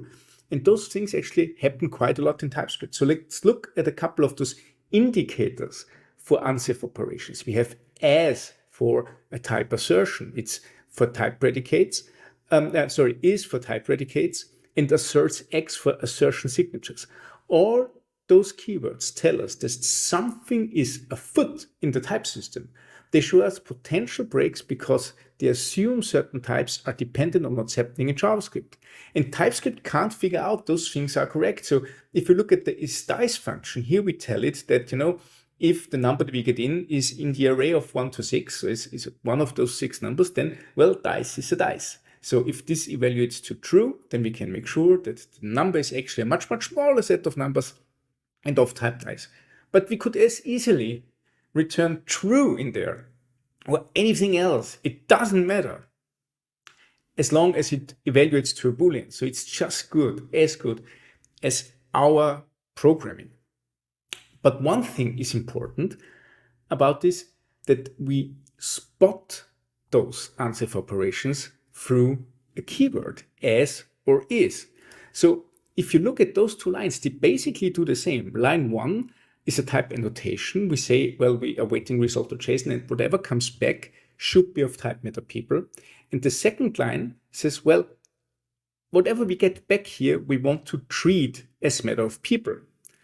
Here we explicitly tell TypeScript, from that point on, I know better than you. This should be meta people. And ask yourself, if you are in a huge code base, which one of those two things can you spot more easily?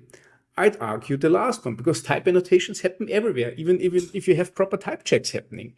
But those as type assertions, those little pushes of the type system where you say, this is how it's supposed to be right now. You can do a text search for that and see, oh, wait, there's an unsafe operation. Maybe there's something is wrong. I need to be aware that something here is happening. And the good thing is that we can enforce those type assertions. We can say, well, let's open up the interface body and rewrite how the JSON method should behave. So this is called declaration merging. Interfaces in TypeScript are never closed. So you can always extend them. You can always throw new methods at them by simply redeclaring the same interface. All previous declarations are still valid. You just add to the bottom. Maybe you have method signatures that are basically the same, but one is any and the other one is unknown. Well, then the unknown one counts more. And when I do that, when I open up global and then the interface body again, and then I say, well, this is now a promise of unknown, this line here will fail because TypeScript will tell me that unknown is not assignable to meta people in this particular line. And unknown is made for this. So unknown allows the same set of values that any does, but unknown is cautious. It's the cautious sibling of any. And it tells you, well, at this point, you need to make sure that the types are correct. And you can do that by either you're narrowing it down with your usual means, or by just saying, well, let's remove the type annotation and see as meta people. It does the same thing, but it becomes more visible that something is going wrong. All right, first problem, first solution. Next one, the theme is dark and full of errors. Let's look at this particular catch clause. It's very interesting, and I'm very curious on what has happened here. So this is something that comes from a real world project that I had to review. And I asked myself, what were you thinking? What is going on there? It's actually one of those lines where you couldn't quite spot what's going on. So the developer did actually something nice. They knew that result.json could cause a syntax error if what you return doesn't be it doesn't use any real JSONs, but something different. So you're getting a syntax error, which means that you hop into a catch clause. And by the way I handle this catch clause is bogus. So you can do much better things there. But look at the type signature. Why are they calling for a syntax error or any? And the reason why they do that is that in JavaScript, everything can throw, everything. You can throw errors, you can throw objects, you can throw the number 2, all is fine. JavaScript is actually a little bit like my 3-year-old son. My son throws unexpected tantrums and I have no clue what's going on. And JavaScript is throwing unexpected errors and I have no clue what's going on. But that's actually a feature of this dynamically typed language.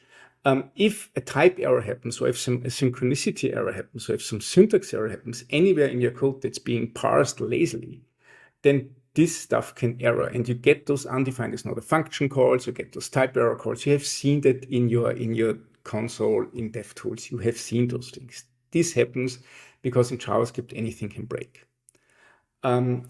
This is why TypeScript won't allow you to narrow down for very specific errors. It's a false assumption in TypeScript to say you are catching for one particular error, for the syntax error, because there's so many potential problems happening in the code above and also other errors that could occur. This is why somebody snuck in a little any. So the code says, well, it's a syntax error or it's any, and that's the truest representation of what's going on here, because, well, either it's a syntax error, yes, from result.json, or it can be anything because it's JavaScript. But if you add any in a union with any other type, the whole type becomes any, which allows you to access every property available.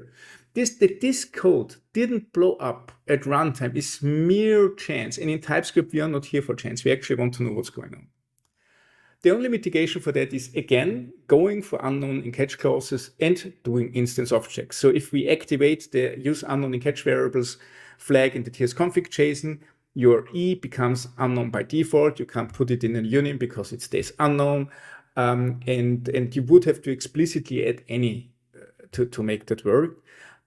So let's keep it with unknown. You can't do anything with the type before you don't do any instance of checks. Like, well, if it's an instance of syntax error, then you can do proper error handling. And again, the error handling here is bogus. Maybe if it's a syntax error, let's return a real error message and exit the whole thing.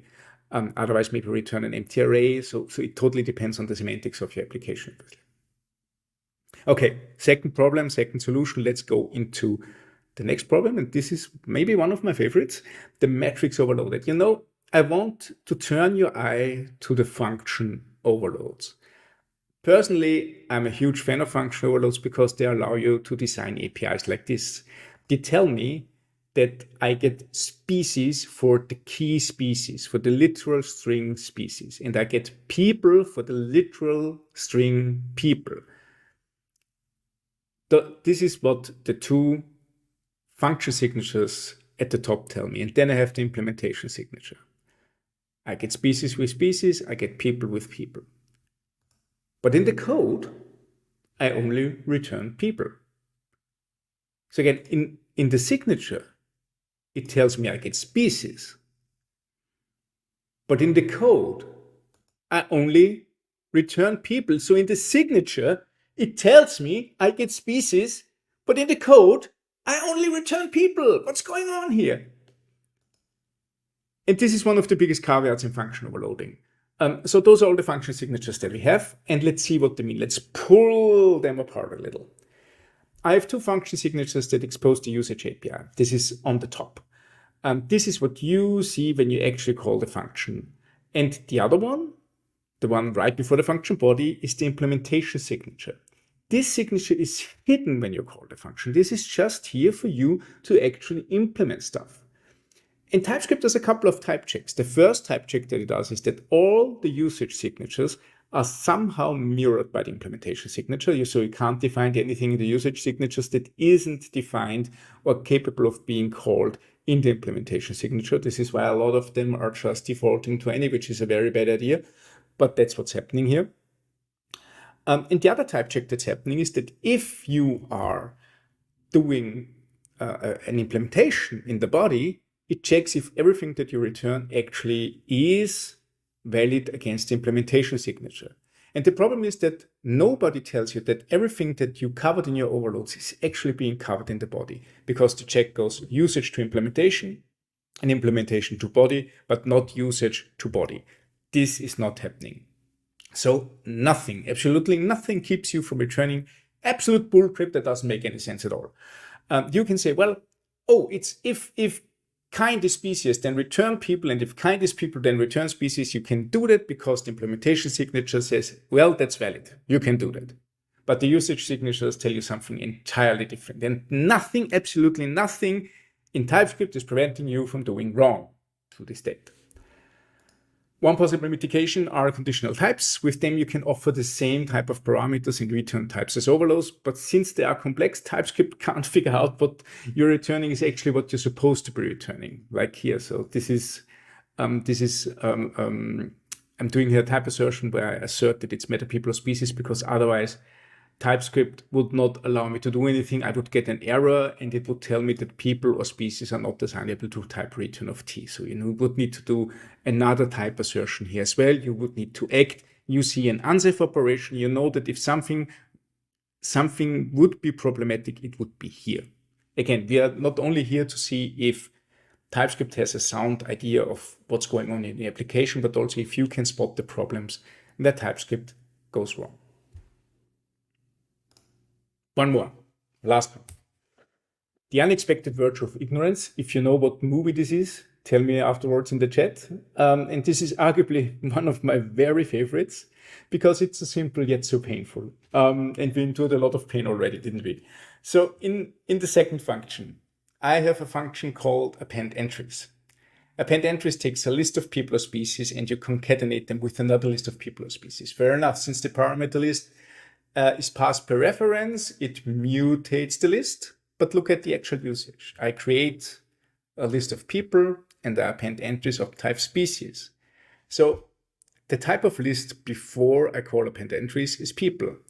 And what's the type after I call append entries? Sorry, here, what's the type of list after I call append entries? It's still people. It is still people.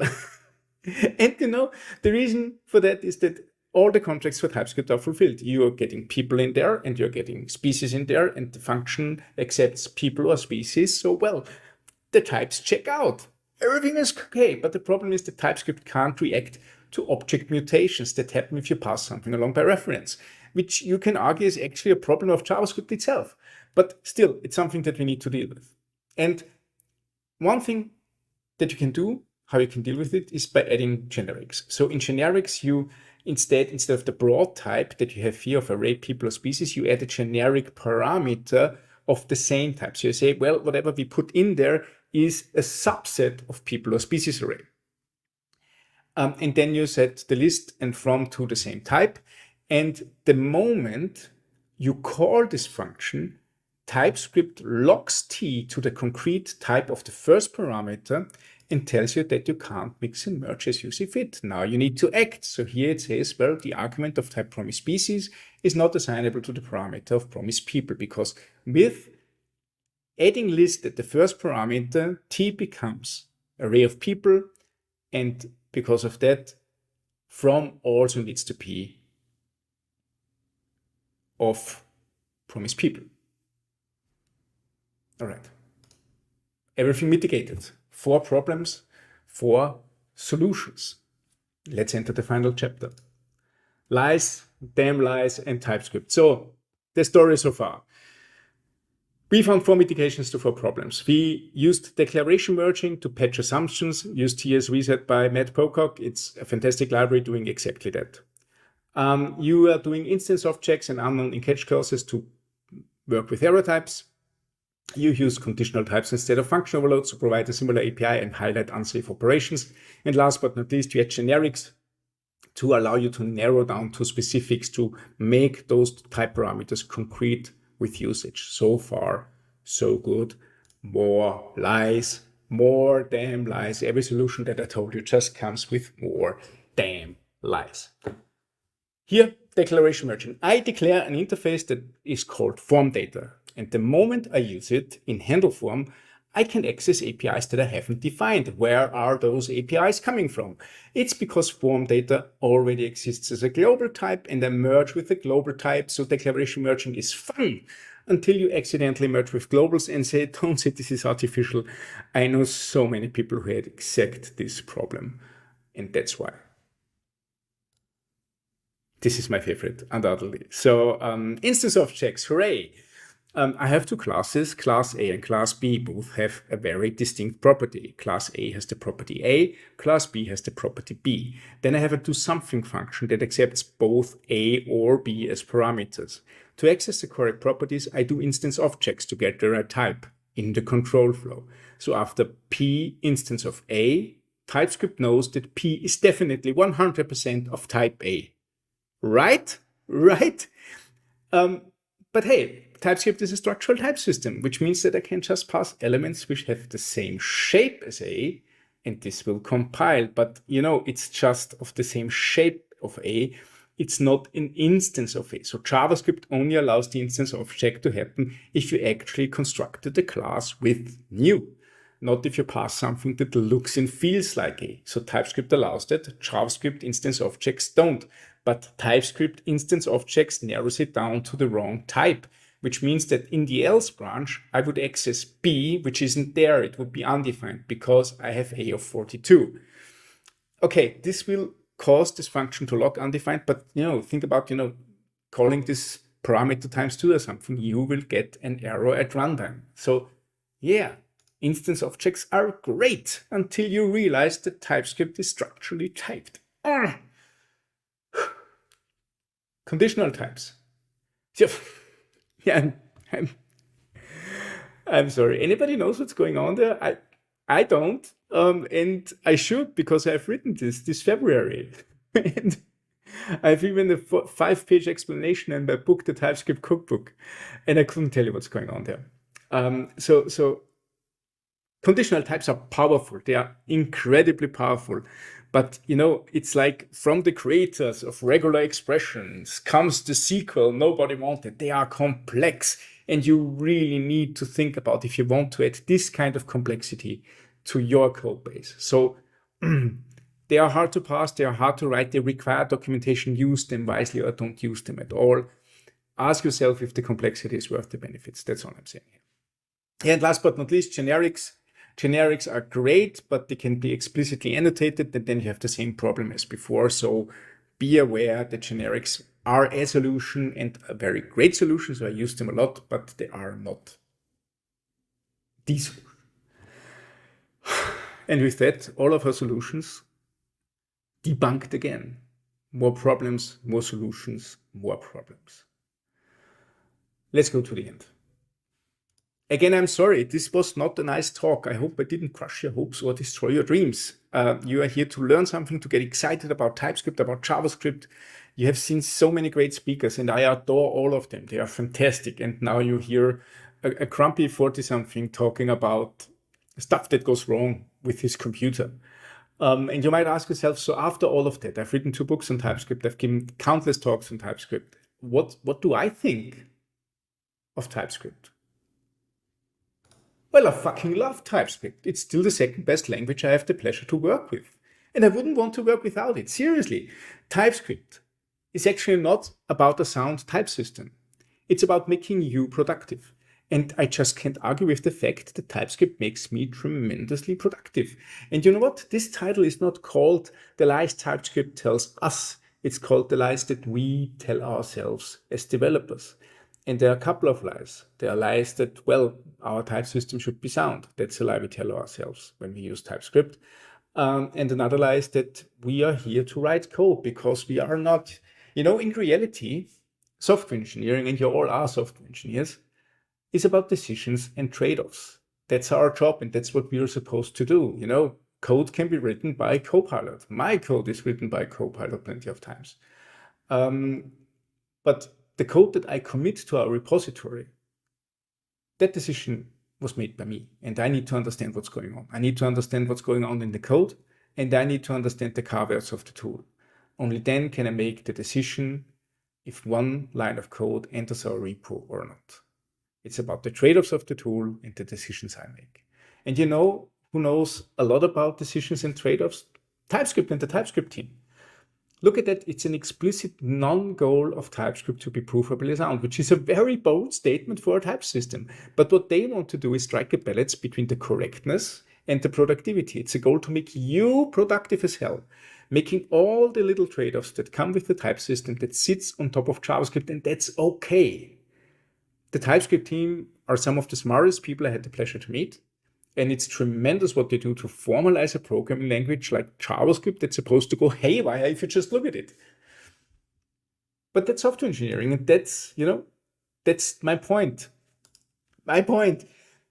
We are all developers, and every line of code that you write is a decision that you make. Every tool or library that you use has trade-offs that you need to be willing to take, and there is no silver bullet. So don't feel yourself superior because you use a certain tool. A language everybody loves to hate is PHP, but here is Taylor Otwell, the creator of a popular PHP framework, showing off his Lambo, that PHP bot. And then here you have, lo and behold, the Austrian Java Fiat. I mean, hey, if all you need to do is carry kids and beers, which car does the job? I'm a Rust developer, by the way, so have a guess what my car looks like. And, that's a stupid status symbol, but the key is there that everything that we use is just a tool, and you need to be aware about the caveats of the tool. Because I'm not here to tell you what to do. I'm not here for the 5-minute hot takes that go viral on YouTube.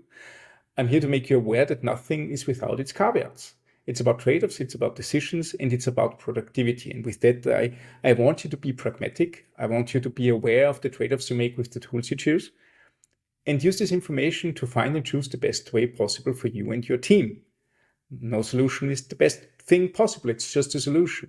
One thing that was interesting, I think that's also the reason why TypeScript in the end is so immensely popular, that they make this decision of allowing a couple of type system flips for the sake of productivity. There was another type system years ago called Flow by Facebook, which was syntactically very similar, tooling-wise very similar to TypeScript, but also very strict and provably sound. And I was at a conference a couple of months ago where I gave a similar talk to this to an audience of 4,000 people, and about everybody in the room knew TypeScript and worked with TypeScript.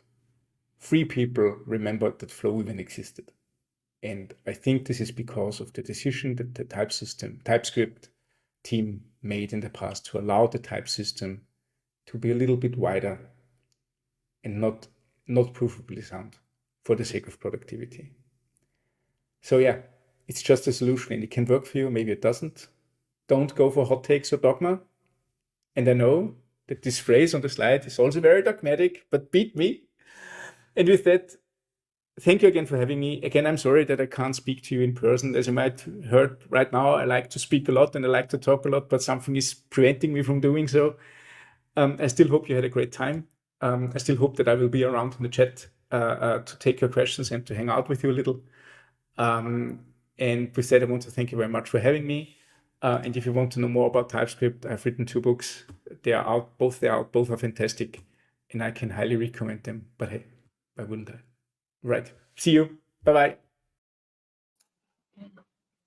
Paul, before you forget it, you did it again. I did it again. I couldn't even get any faster. I already tried to be like Stay on brand, right? Yeah.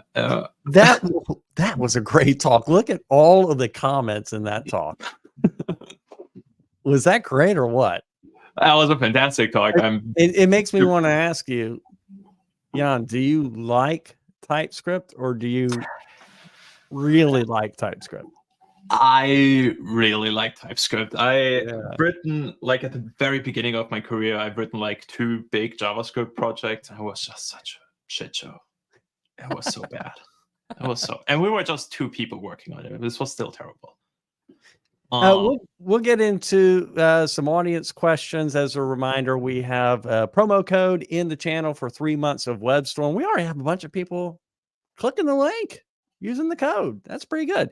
Let's go ahead and bring up some questions, and you will be Stefan's sock puppet answering these TypeScript questions, hopefully the way he would, so no pressure. Yeah, I unfortunately don't have this Austrian accent. I would really love that. Yeah. Yeah.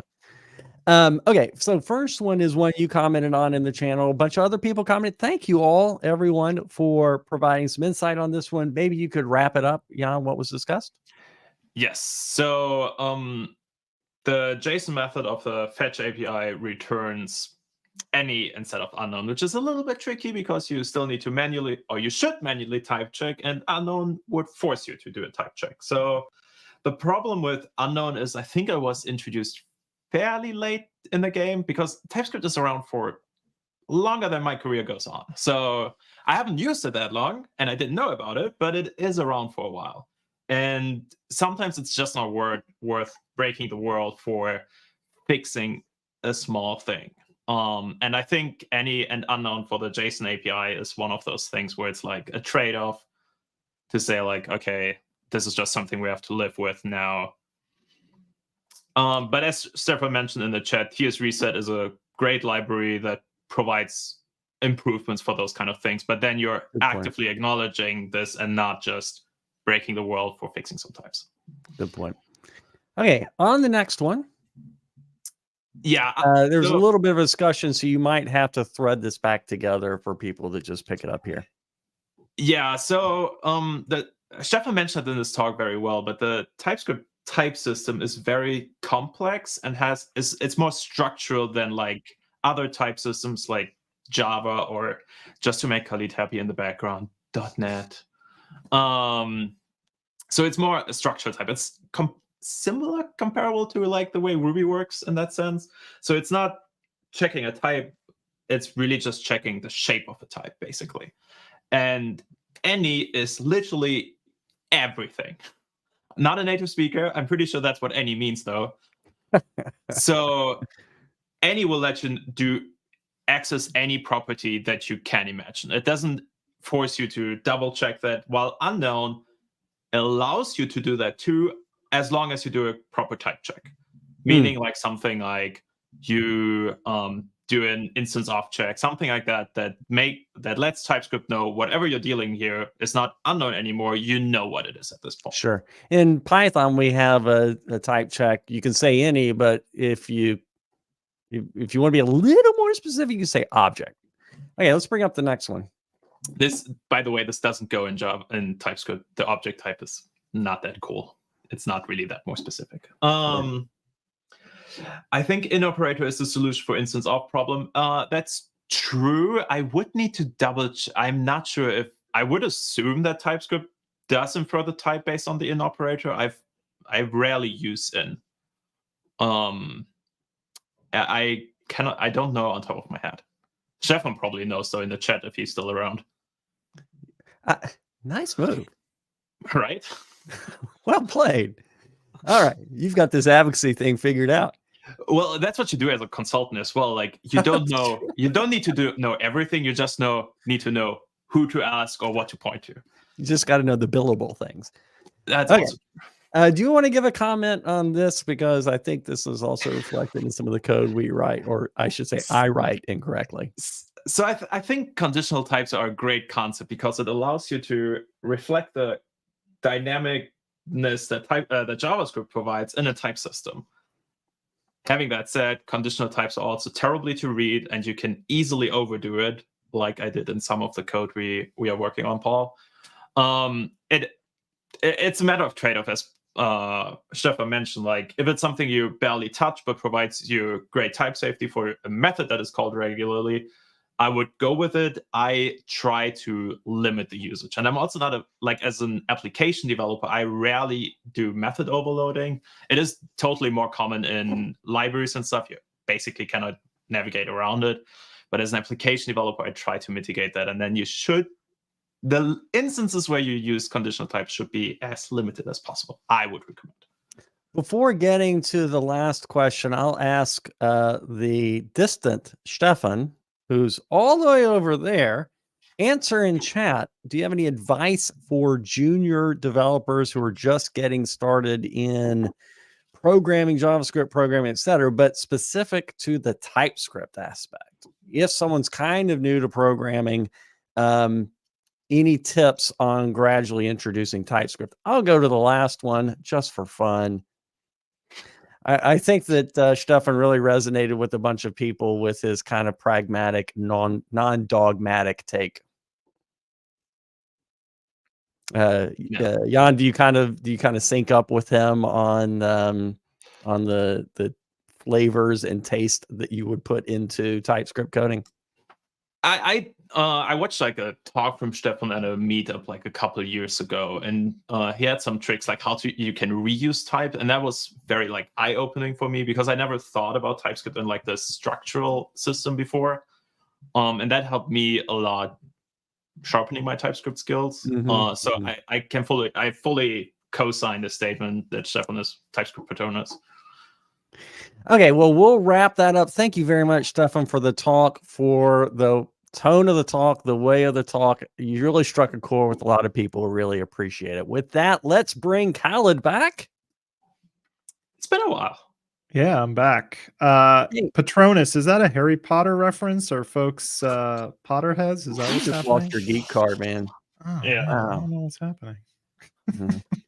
You .NET people are old. They don't have any fun there. They don't have any fun. It's true. There are no Patroni in .NET. It's all right. We're enterprise, baby. That's how we do it. Okay, we had a lot of fun with the last poll, I believe. So we're going to bring up another poll. This time it's about frameworks. And I think this is kind of the clickbait approach to live stream polls, bring up frameworks, and then everyone's got an opinion about that. It did happen in the chat before, but because I know there is this poll coming, I didn't really interact with it. But I do think it's a fun question and very valid. Like all the frameworks benefit from each other. We're all grown-ups now, so we can behave and acknowledge different opinions. Except on the internet. I can still pretend. Okay, so the poll that we have up is: which JavaScript framework do you use most often? React, Vue, Angular, or other? And give a comment in the chat. We're seeing a number come in right now. Bonus points if that framework was written today, because this is JavaScript. So snarky. Yeah. It got a lot better in like the last 2 weeks. That's your time. That's the event horizon in JavaScript. We're measuring things in weeks now. Oh, geez. It's fine. Well, better than on .NET where we're talking about like decades. Hey, stability. You know, that's right. That if I could get a Lambo, I'll take stability. I'm not arguing with the Lambo. Daddy needs a Lambo. That's all you I'm write saying. in COBOL, don't you?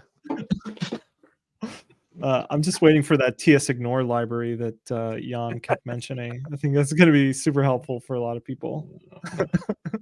You know, Stefan did JS and you get it for free. You know, Stefan did answer your question though in chat. He said you should learn JavaScript before learning TypeScript. So, like his talk was spicy. His advice is definitely also spicy. Hey, I'm going to cheat and put this one up there. Vanilla JS best. It is. It's awesome. There are very successful applications out there that run just on Vanilla JS. So, in fact, what I'll do, and you know, Colin, you and I should have thought about this. There's this meme going around in the world of JavaScript that when you give a talk at a conference, you put up a little shrine of Zach Leatherman on stage beside you, his picture and some flowers and stuff. We should have had that here. Yeah. But I'll give a shout out to Zach and the work he's been doing to Levany, but also he's publishing all of his web components, I think, in Vanilla JS now. Is that right, Colin? I think he has a WebC framework, which kind of is mostly Vanilla JS stuff. So no, pretty cool. I know about the WebC thing. I thought he was like in this mode of republishing a bunch of things he had written a long time ago as frameworkless. Yeah, I must have missed that part, but definitely check it out. I'm a big fan of static site generation. I know we have a talk coming up later with the Astra folks, so Somebody did mention for their framework that Astro was theirs instead of, you know, our SPA frameworks that we had put up there. right. SvelteKit just got a mention too, so that's All kind of right. neat. Yeah, very cool stuff. All right, we have what? Just a couple more minutes on this, so we'll let this keep running, and we'll talk a little bit about some of the results coming through. I like Marvin the Paranoid Android had some funny comments during Stefan's talk, but you know, throwing the word Rust out at a JavaScript day is a bold move there, Marvin. The poll results are not surprising given kind of the dominance. I won't spoil it. I'll let one of you folks kind of No, go spoil over it. the poll. You are Go for it. you're the No. spoiler. Yeah, I don't know. Go ahead, Maybe we'll see. As people can probably guess, our three options: which JavaScript framework do you use most often between React, Vue.js, and Angular? No surprise, React is at 54% right now with 315 votes. Another one just came in. Angular is in second place with 25%, and Vue.js is at 14% with a straggling 7% of other. So not surprising, right? We'll declare this a highly scientific survey, right? Controlled conditions. It is. Yeah. We definitely have like a significant vote count. I'll say that. It's been a lot of interaction today. It's kind of neat. So. I think Jan fired up his bot farm to vote for it. I don't know what you're talking about. Leave me and Angular alone. Angular earned it on its own merits. Is that right? Duh. AngularJS paved the way for a lot of those things. Just saying. So yeah, no, I said the E word earlier, but even going to Angular Conf with Paul, I'm very surprised about the stability and enterprise level that Angular has kind of delivered to a lot of teams. Yeah. So I think that's a really good thing coming out of the Angular community. So, and there's a lot of Angular love in the chat. So there's nothing really to be negative about there. So. Yep. And Angular, with the whole work about Ivy behind it, is starting to do some things that are pretty substantial. I don't want to throw any shade, but Angular has signals. Just say signals are pretty nice. All right, Jan, I'm going to put you on the spot because somebody asked this earlier, and I wanted to get an answer. Like, what is the difference in your opinion between like React hooks and signals? So signals is more fine-grained in that sense, at least from my perspective. I have a high-level understanding of hooks, but not like super deep. But signals ideally will allow you to just render or update one single component, basically everything that depends on that signal, while hooks also update all the child components. Or re-render all the child components. Yeah. So let's go ahead and wrap up this poll. Kali, give us the latest numbers, and then we will let Jan go. All right. Unsurprisingly, React has pulled forward with another percent at 55%. Angular and Vue.js are still kind of in the 14% for Vue, and Angular at 25%. Other has dropped to 6%, which is I'm glad people aren't rolling their own front end frameworks. That's a good thing. But I mean, Astro would fit in there, Svelte, all those things. So yeah, I think Stefan mentioned Ember, which I haven't heard in a while, but Ember was pretty cool. Yeah. So on that note, all right, Paul, Jan, we will go ahead and let you go and see you back in a bit. See ya. Have fun. All right, Kali, good morning so far, right? Yeah, it's been really cool. Some of these talks have kind of like inspired me. They've kind of like show me new things. So, the thing I get from a lot of these talks is like working together as a community and kind of leveraging each other's knowledge and expertise in a lot of things. So, I think maybe that's a good segue to our next speaker, right? Yeah, it's been a really good vibe in the channel with people helping each other out. So very much appreciated, everybody. Thanks for having fun, being cool about it. And we will get on to our next talk, which is also going to be really cool. TC39 from the proposal to ECMAScript step by step with Romulo Cintra. As a technology enthusiast, Romulo has worked in software development and architectures for over 10 years and is a contributor to several open source projects and a member of TC39, which means we are really fortunate to have him with us. The ECMA 402 spec. And has chaired the Unicode message format working group for more than 3 years as a chair. Welcome, Romulo. Hi, everyone. Hello. Just a little correction. I'm not sharing any more Unicode. It's Addison Phillips. It's doing really well, but I'm really excited to be here and to try to share and be at the same level that other speakers, because CC started was amazing. I learned lots of things. Yeah, those were fun talks, but also in doing research, I researched your talks, and your talks are really fun as well. Oh, I18N, but IPFS, Interplanetary File System. yeah, Yeah, I did that some was talks pretty. about that. I'm really interested on all these kind of technologies, and yeah. I saw a talk in Porto, so you're now living in Oh, Portugal, right? So how was it there? that's true. Well, raining a lot. Nobody told me that would be raining for so long. So Yeah. I'm I'm quite thinking about if it was a really good move. But anyway, I'm happy. Okay, well, we'll go ahead and get over to you. Looking at all the talks you've given, this is going to be a wonderful talk on a topic that I think all of us should really get up to speed on. Thank you for joining us, and over to you, Romulo. Okay, thank you, both of you. See you in a bit. Well, as people told, we are going to talk about ECMAScript, and we are going through the journey from the idea to the language. So first of the things I already told, but hello everyone, all the folks at the streaming. I want to say thank you for being here, and let's start the journey from the stage zero or phase zero.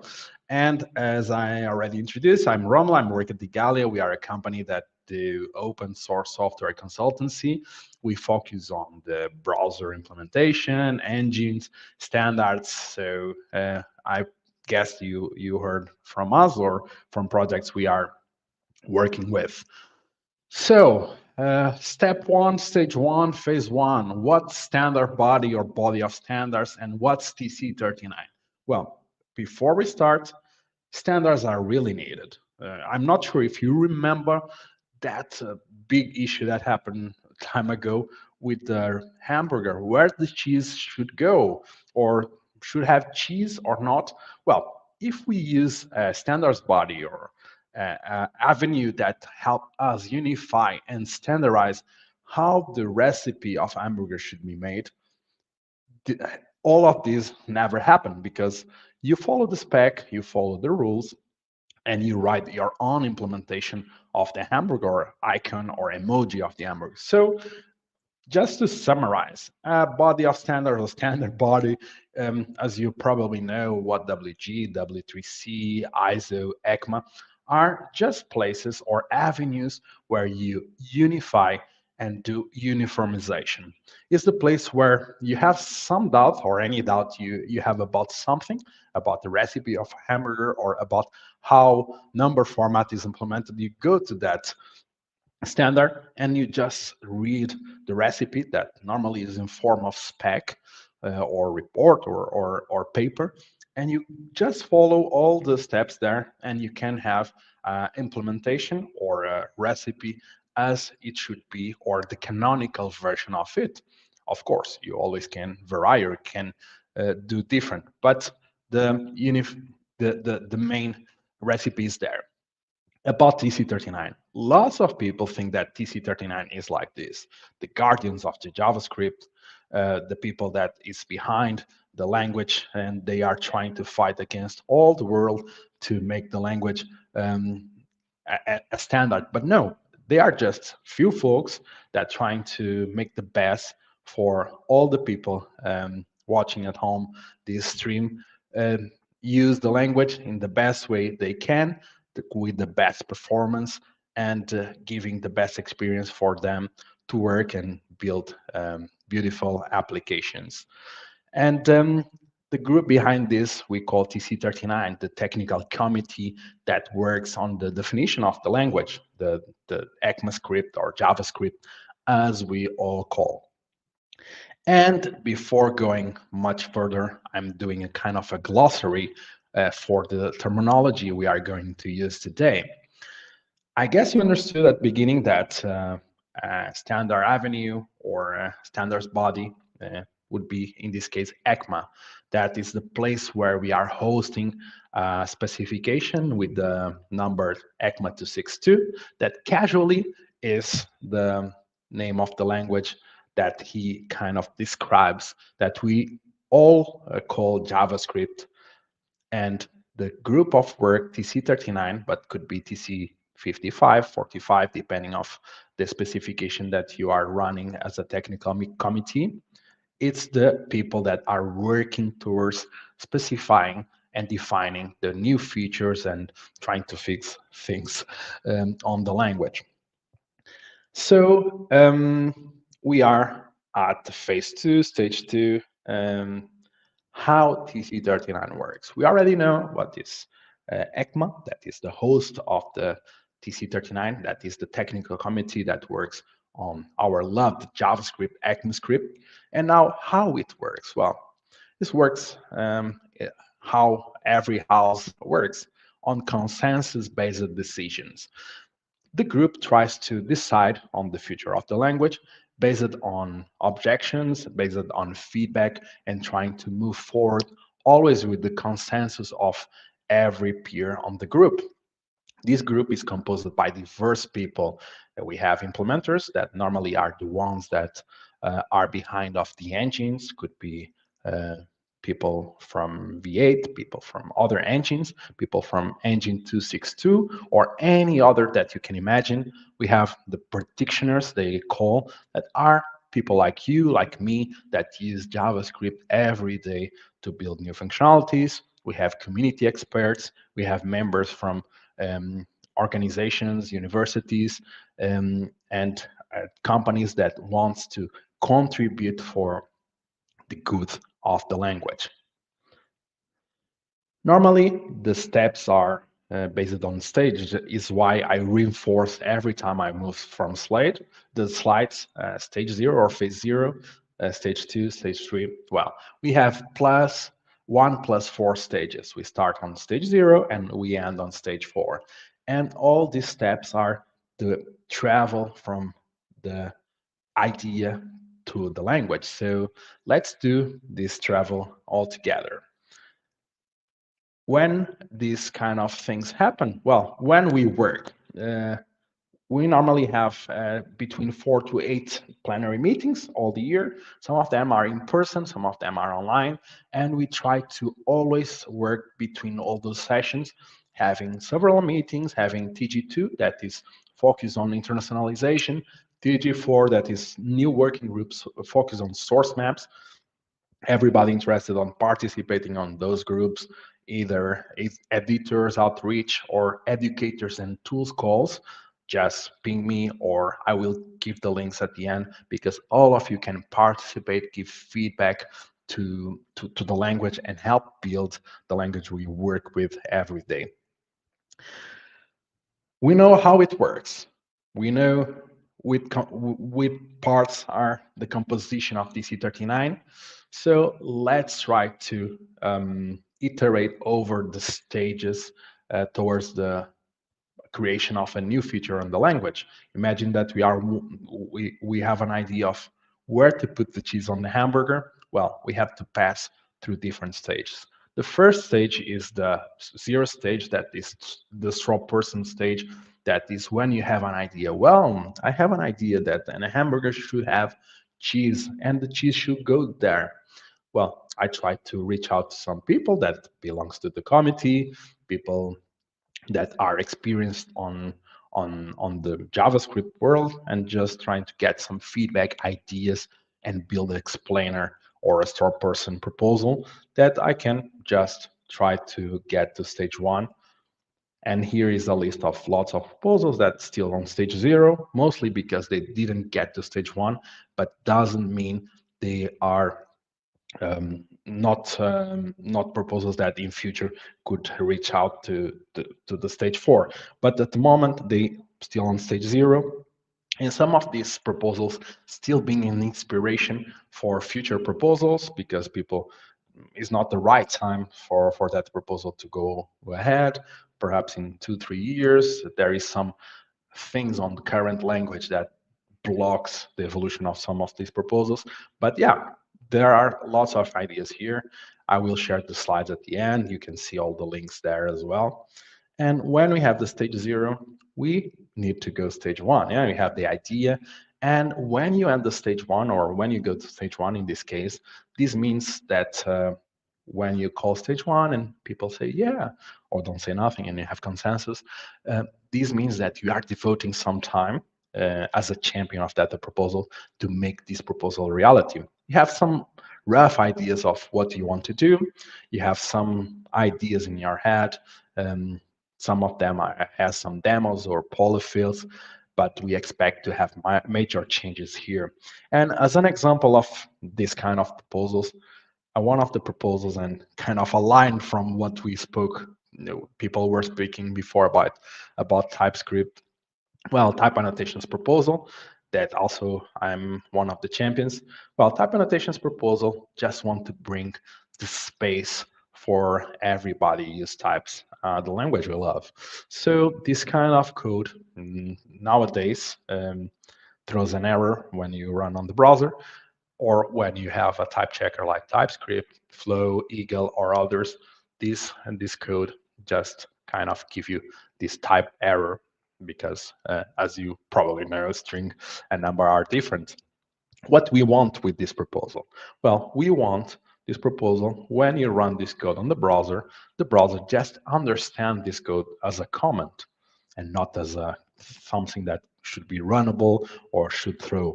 So when you have on your execution, local execution, you have a type checker connected, you can just use, as you use nowadays, any other Flow, TypeScript, etc. So you have typed code on your local, and you can just show that same code at your browser and it will run. The idea is to make easier the process between you write your code using any type checker to the browser, avoiding this compilation step.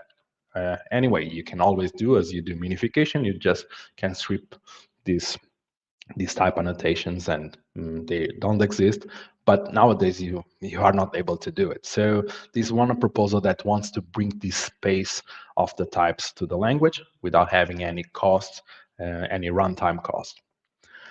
Another interesting proposal on the stage 1, and I'm bringing proposals that I really like. This doesn't mean that tomorrow or in 10 years or in 5 years they will become part of the standard, but they are just ideas that I feel that are really, really great, and I just took the freedom to bring them here. Well, pattern matching. Well, will someone talk about Python and talk about other language or Rust or whatever? Well, imagine that our switch that we are used to, it's on steroids, and you can do lots of more things with switch that we are doing nowadays. Imagine that you can just use your fetch call and you have a pattern matching that you can match more than a string that we are using on switch, and you have spread, you have functions, you have function expressions, you have lots of utilities here that you can use to pattern matching and to make your code even more prettier without having like 100 lines trying to get probably the same result as you have here. This is a fantastic proposal, but as I'm saying, is stage 1. This part of the initial design of the proposal. There are lots of thoughts about it.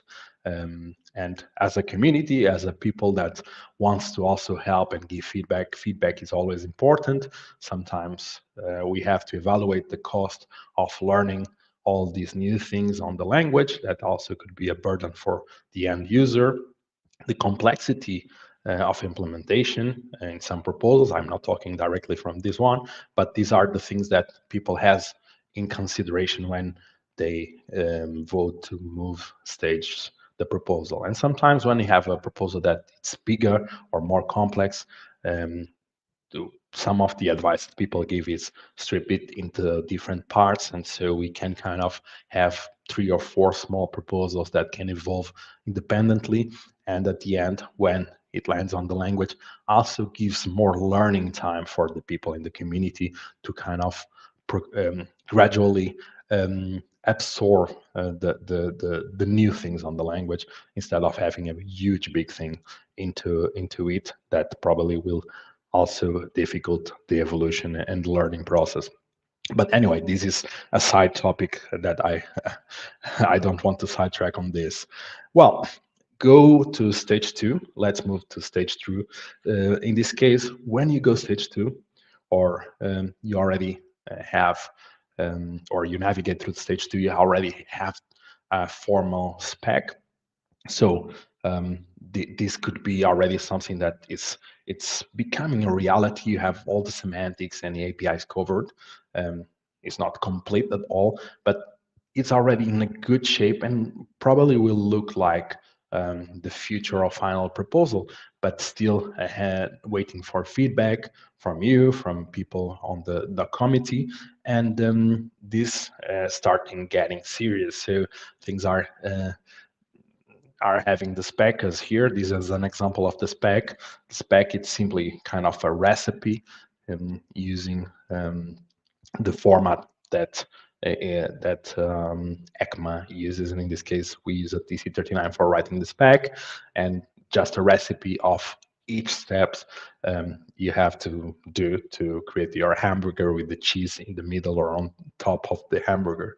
So this is one of the parts that you are already start working when you are at this stage. One of the proposals also I really like on this stage 2, is the fairing module evaluation from my colleague Nicolo and Julia. And this is something that will bring the power of you already have on your hands of dynamic import, but it's not dynamic import. It's everything as you already know. You do the resolution, resolving the dependency, you fetch and compile the code, you attach the context, you link all the bindings and dependency tree, but you skip the step of evaluating that code. Then sometimes causes the burden and the CPU usage initialization that you don't want to have in your application.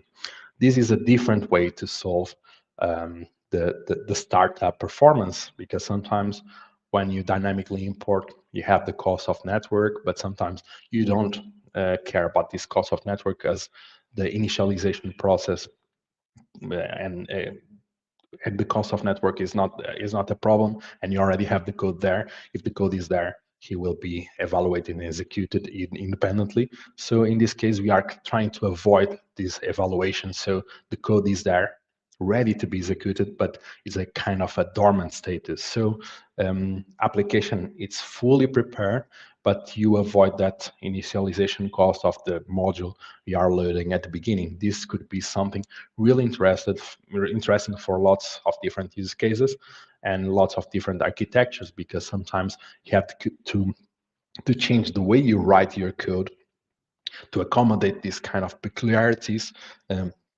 So this proposal will kind of cover another step on the performance improvements and how we can kind of write more performant applications based on loading and based on trying to get the code when we really need it, or evaluate the code when we really need it.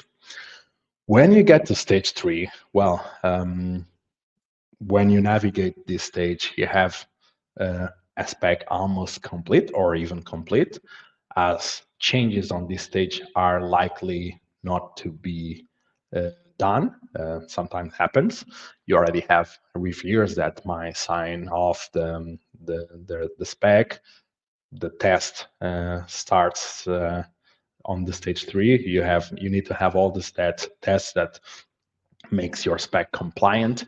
Some browser or some engine start implementing the proposal. They have the proposal behind the flag.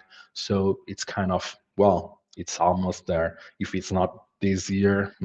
Let's probably it's next one, or it's something that will likely to happen with no lots of changes. So I can start dreaming about it. So one of the proposals I will present in a while, but before, just to give you some heads up on some of the things that you can also see at the internet. I was mentioning about the test, the coverage. Well, you have the test 262 project on GitHub. That is a project from TC39.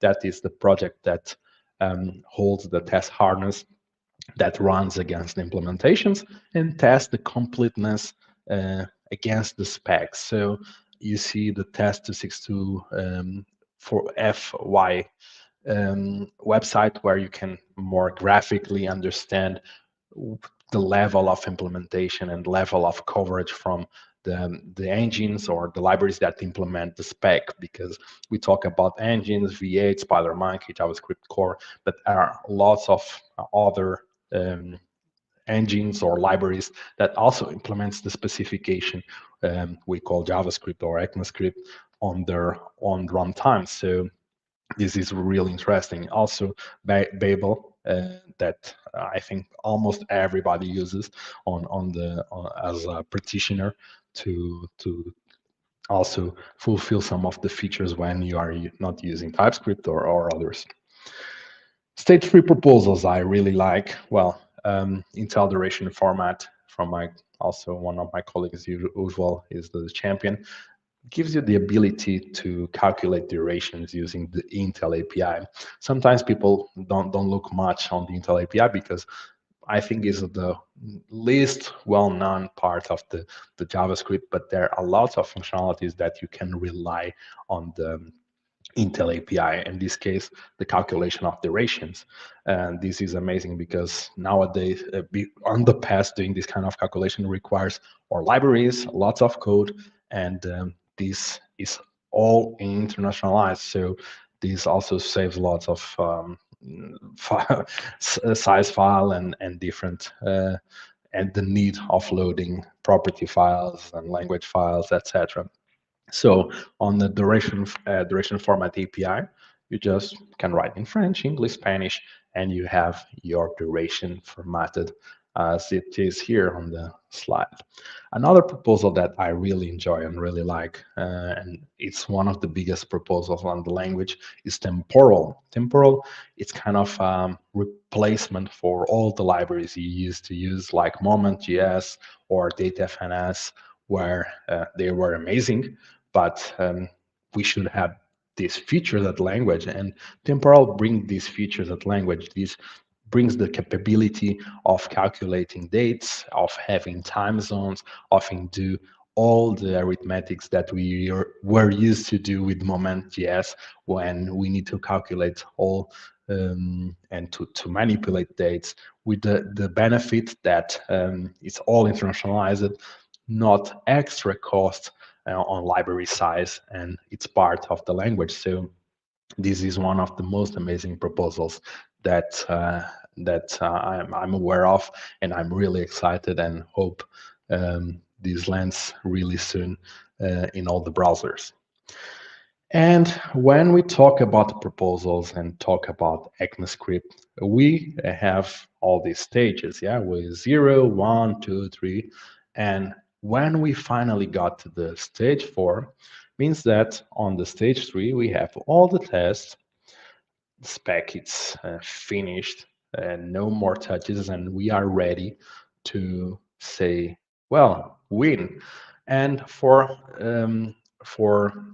having that flag, you have to, browsers need to start implementing.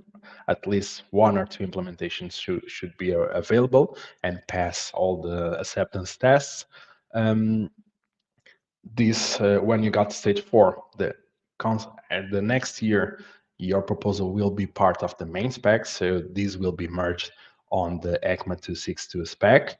So will be definitely part of the language. And in future, when an engine or someone wants to implement a full implementation of ECMA 262, they should implement your proposal as well, because it's already part of the language, and every browser or every engine should be shipping it. So it's kind of a end phase, and when the proposal finish, that is the stage 4. And an example of proposal at stage 4 from also my colleagues from Bloomberg, that also sponsor us in lots of proposals we work for, is change array by copy. It's a very simple proposal, but it's a proposal that brings a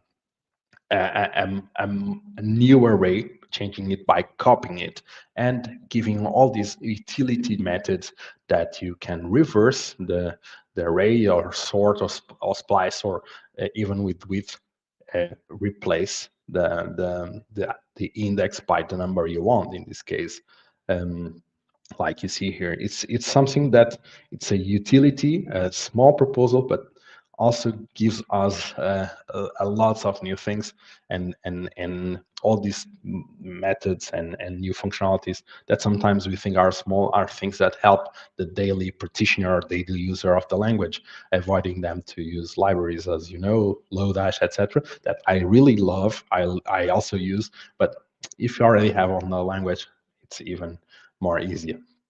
There is a list of things that proposals and other parts, proposals already finished, that I really enjoy and I really like, that are, some of them are more recent, some of them are older, but you just, by searching on the Google or any search engine, CC39 finished proposals, you will be able to see all the proposals that were finished from the past, since the beginning, and see the news that are happening. And as a stage 4, also sometimes, or most of you are already using TypeScript or Babel, so you are not in a risk of just running your code into the browser and it doesn't work because implementation is not done, because TypeScript, Babel, and others that also are polyfilling, or kind of trying to fill the gap between the implementation and the browser availability of the APIs. You can use some of the new things on the language before they are officially released. This is so cool, and nowadays you can really use, because most of things don't change as much as they changed in the past, or just wait for the next year to things be included on language and be part of the new versions of the browsers. And as a stage 4, because it's really important to get all involved, it's easy. You don't have to be a delegate. You don't have to be a invited expert. You can just start by writing some test262 tests, refining some of the proposals, writing documentation. I start by writing some documentation, writing tests. I start same way here, giving feedback on GitHub.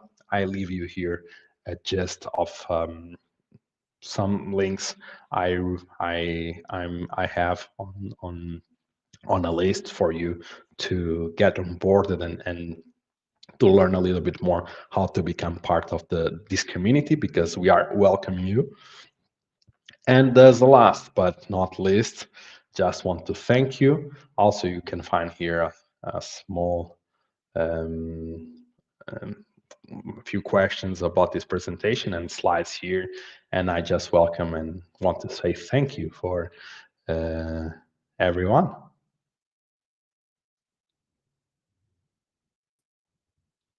All right. Obrigado. I learned Portuguese too a little bit when I was in Portugal, so it's good to Hey, Paul, Romulo, is that a dinosaur in the middle of that QR code? Yeah, it's the Chrome dinosaur. All right, Dinosaur. We have some questions to go over with you, but first, a question we're asking everybody. It's really interesting to ask you because you're not just in the business of being great at using JavaScript, you're in the business of making JavaScript.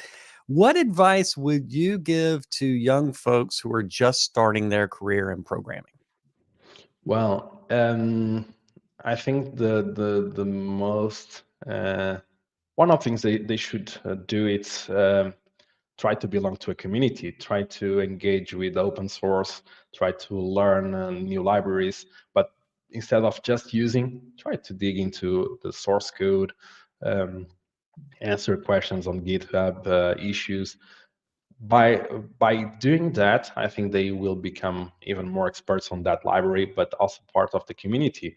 And this community is very, very small, because possibly you will be speaking here one day, myself, and know most of the people in the community and ask around, and give you the opportunity to find a new job, to find a career advice, or wherever. Just invest on open source, independently if you are working on open source or not. Perhaps you are already using an open source library anyway. Yeah. And file some discussion on the proposals, like you said at the end, right? That's everybody is welcome to All right. to I'll give turn this feedback. over to Khaled for audience questions. Yeah, let's this is a good segue to a question Vinny has asked. What are some of the official tools used by the TC39? Did you folks write everything in Markdown? Like which project tools, meeting tools? We saw your calendar, so Yeah, well, now for meetings, well, use some for calendar. You already saw, but normally we use open source. We used to use open source tools for meetings like Jitsi. Now we changed for Zoom, I guess, from last meetings, but was a recent change. And for writing the spec, we have let me just say ECMA. We have kind of a formal language to writing the specs. So if you want to start writing specs, you can Emacs. Let me try to bring the link here, so you can learn a little bit for how to write the spec. Yeah, that there is kind of for a specific format to write the language, where we have a linter, and you can use it for like write the language. And there is a funny project, a really good one from a university that called ECMAScript, that parses the spec and kind of outputs code. So for learning how spec, because sometimes spec is really hard and difficult to understand, and to kind of materialize what is going on written there to code. Sometimes I had to kind of write my own code to kind of see if the steps are the proper ones when you're writing tests. So ECMAScript also gives you this kind of really good way of learning while doing the job. But I don't recall many tools. Test 262, it's the test harness that we use as a test of the spec, not test the code of the implementation, but test if the output of the engine implementation follows all the steps of we have described on the spec. And on top of my head, I don't recall anything else. Well, I think we kind of saw it too in kind of the temporal spec as well. It's like, yes, tools are important, but there obviously is a lot of people involved to kind of help you through the process of writing these specifications, right? You're not just kind of thrown out there by yourself hoping to like get this right the first time, right? Well, you write by example most of the times until you learn how the things work. And huge proposals like temporal, it's kind of gradual steps and involves lots of time, years, to get the final shape of a spec. Well, that kind of brings me up to like an interesting question. You kept using the word years, right? Like on average, how often or like how long does it take to go from an idea that's stage one, or was it did you start at stage 0 or stage 1? Normally stage 1. I mentioned stage 0 because normally Yeah. when you don't go through stage 1, your proposal is still there, like in our archive stage 0, and you can always bring back to stage 1 again. Yep. So from like stage 1 to final spec is finished and the spec is out there for browser vendors to kind of implement, like how long can people expect that process to go?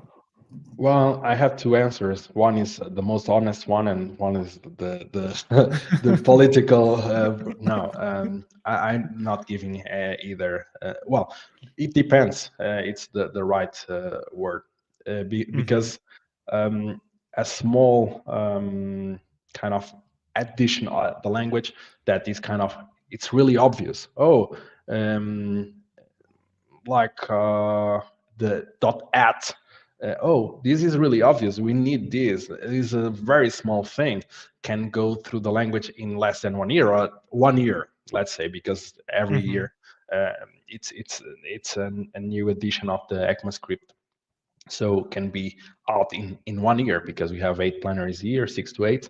You can just go stage 1 or directly and go stage by stage in each plenary, if the proposal is just simple and something that it's quite obvious that should be there. If it's something more complex, that like type annotations, that people we have lots of good and feedback, different kinds of feedback, and also committee. Sometimes people are very apprehensive because it's an important step for the language. So let's do it right. Can take years. Decorate is taking years, or temporal is taking lots of years. But we want to be sure that when it goes out of the door, it's something that will last forever, let's say. Yeah, I'm actually friends with Matt and Maggie, and like don't get them started on dates and times, because they can talk forever. They're Yeah. the smartest people when it comes to that kind of subject matter. So yeah, it's definitely one of those things you want to get right before it kind of goes out the door. You know, an interesting thing that kind of watching, especially with those array helpers, like how much are these kind of proposals inspired by other tech ecosystems and other languages? Because I can see hints of, from my perspective, like C# kind of making its way into the JavaScript world. Well, sometimes I think it was a famous word on the biology that things are not new; they are transformed. So I'm not sure how to say in English, but majority of the things on the language or in different languages are just a copy of something that worked really well in other language. It worked really well in Python or in Rust, or why not bring it to the JavaScript world as well? So, or worked really well as a library, why not bring to the standard as well? So lots of new functionalities are kind of driven by this vision of copying. Copying is not the right word, because copying is Inspired. kind of, but inspired. Yeah, Inspired. inspired by things that work well on different languages. So why not bringing here and bring to the users that love this language a new thing that they can even do better applications? Yeah, that's the idea. And Yeah, if you have any, just let me know. Well, it's funny you say that, because I asked some people in the chat, and Marvin, the paranoid android, suggested he'd like operator overloading. Don't talk about operator overloading. Because I think I'm not from that time, but I've been heard about operator overloading since long time, and we have kind of a division between people on the committee on operator overloading. But yeah, perhaps we can try. Yeah. Well, hopefully Marvin, the paranoid android, can kind of get involved. I think that was your call to action at the end of your presentation. So yeah, it's fantastic talk. So Paul, I'm going to throw it back to you, and yeah. Romulo, thank you so much for joining us today. And I will say just the same thing I said on the way in. A couple of my colleagues were at conferences in Porto a couple of weeks ago, and I was so jealous. So I'll get there as soon as I can, and hopefully meet up with you for a coffee or something. Thank you for joining us today. Perfect. See you, everyone. Bye. Thank you. My goodness, can you imagine being on a standards committee? You know, what's wild to me, and I think it's like the thing that came across in Romulo's talk was how much like we take technology for granted. Like this stuff is just there, but people make this stuff happen. There's like Well- intent and people doing the work. And I don't think there's any magic behind it. If you want something to happen, get involved, put your energy and momentum behind it, and hopefully it kind of happens. So that's kind of Next cool. time I want to make a hot take on JavaScript college, you'll just remind me of this point that people 5 million times smarter than me have taught this to death for 5 years. They probably, Why don't you just do this? Well, actually, it's so simple. Come It's on, so- JavaScript. it's so simple. Oh my. All right. Anyways. Speaking of simple, because we're professionals here at JavaScript Day, are Mhm. exactly on time. We will head to a 10-minute break and we will come back with an Ask Me Anything. Yeah, I'm about excited about WebStorm. that. Mhm. All right. All right. See you everybody in 10 minutes. Bye.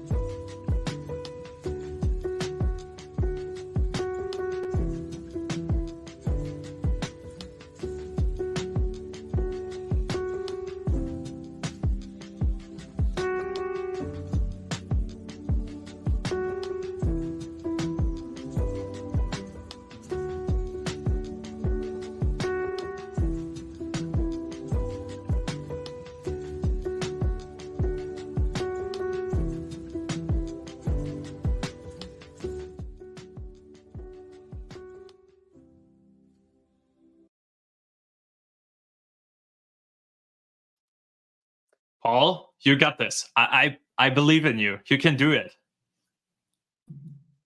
Unmuted. Look at you. I know. See, I can Such a learn. I can professional. learn. Impressive. All right, we're going to roll into this next segment. Welcome back from the break, everybody. The next segment is going to be a real treat. You may think that Jan and I are like the WebStorm people, but the truth is we are just people who stand in front of a camera and read off of a script. We're not the actual WebStorm people. So instead, we're bringing the actual WebStorm people. We are hosting a live Ask Me Anything, an AMA, with some of our colleagues from the WebStorm team. Unlike maybe a Reddit AMA, this one is live. It's in person. What could go wrong? If you have WebStorm questions, start typing them into the chat. We're lining them up. And in the next 20 minutes, we will do our best to answer them. Try our best live right here, right now. Let's bring everybody in. Okay, now we have actual WebStorm people. So let's do a round of introductions. We will start with Andre. Welcome. Tell us a little bit about yourself. Hello, I'm Andre. I'm a team lead of the WebStorm team. I have been working in WebStorm for 10 years or something like that. Previously, I was a developer. I was responsible for different parts like React, TypeScript, but now I mostly do some manager stuff, I'd say, and lead the team, of course. And you're a familiar face. You've spoken at JavaScript Day before. You've done webinars with us. Probably a lot of people that go to JavaScript conferences have met you in the booth. One face that people haven't seen as much of as they should. Ekaterina, welcome. Tell us a little bit about yourself. Hi, yeah, I'm the only non-developer here. I'm the WebStorm marketing lead. I've been working at JetBrains for almost 5 years now. So that's basically it. Yeah. And the WebStorm team is just a super team, and you are one of the biggest reasons why. So a lot of the cool things and the cool vibe that's been going on with WebStorm is because of you. Alexander, welcome. Tell us a little bit about yourself. Hey, yeah, I'm Alexander. I've been working at JetBrains for quite a while, more than 10 years. I worked as a developer I worked on support for different programming languages, frameworks in WebStorm and IntelliJ IDEA in IntelliJ Platform, everywhere. I'm not going to let you off that easy. You said more than 10 years. Be more specific. How many years? Okay, almost 15. Yeah, almost 15. That's right. Closer to 20 than 10. Okay, and one other face that we have on that many of you have seen at conferences before. Piotr, welcome, and tell us a little bit about yourself. Hello. So comparing to Alexander and Andre, I'm kind of a newbie in the team, as similarly to Ekaterina. Just 5 years, I mean, in the team. What I can say about myself, I'm the framework guy. So I've been working on Angular, Vue, Astro support. Currently, I'm focusing on Angular support, but depending on the time of year, it's a different framework. And those frameworks, they never change. So it's an easy job, right? Yes, I mean, of course, right? 2 weeks to implement something, right? And then it's just release candidate, and you have to throw everything away because they decided not to have a particular feature. Yeah. So. All right, we're going to go ahead and jump right in. The first question is the obvious question. Fortunately, it's the easiest question. When will the next version of WebStorm 2023.3 be released? I will pose this to two people. Ekaterina, you first. Yeah, I can take this one. So end of November. That's it. The last week of November. it's roughly specific, but gives you a little bit of wiggle room, right? Yeah, sometimes, yeah, we have to adjust the date, so we usually just say end of November. Yeah. Yeah.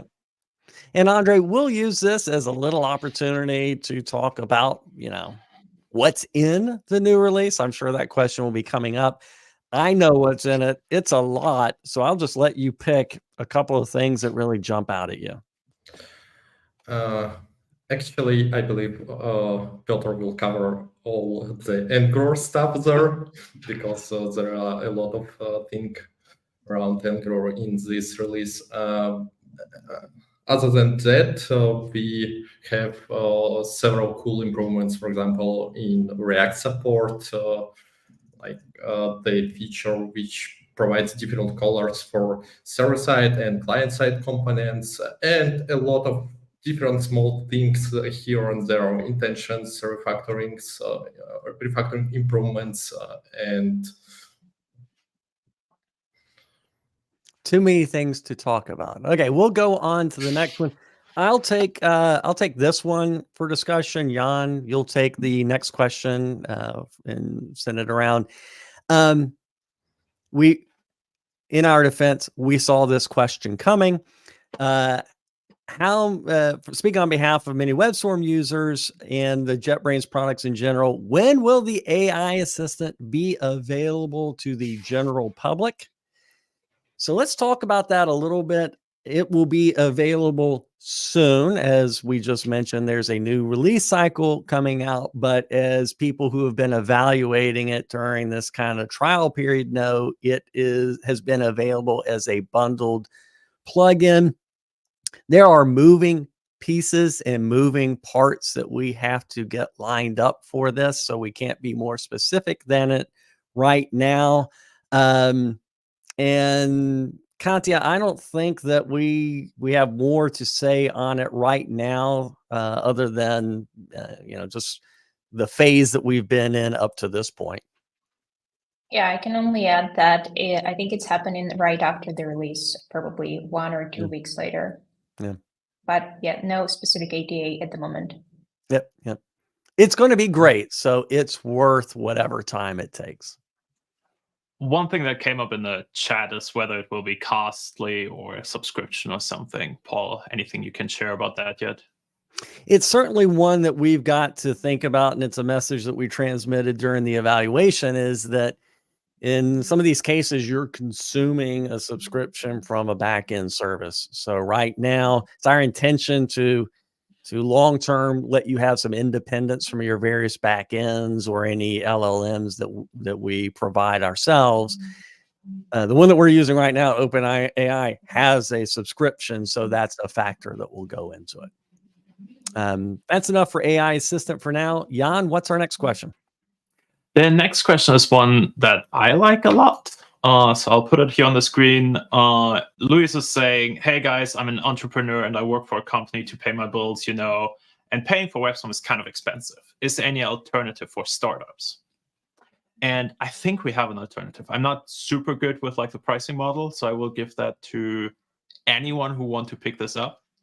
Yeah, I can pick this up. So we have a 50% discount for startups. I think we can share the link in the chat, but we have a bunch of special offers for students, open source projects, and for startups, it's a 50% discount, as I've already said. So I guess we'll share the link in the chat if it hasn't been done yet. Cool. Okay, I'll go on to a question. I can't find the comment, so I won't be able to pop it up. Jan, you're smarter than me, so maybe you'll find about multiple fonts. I'll go ahead and read it out, see if you can find it. And I'll forewarn Alexander, I'm going to send this to you.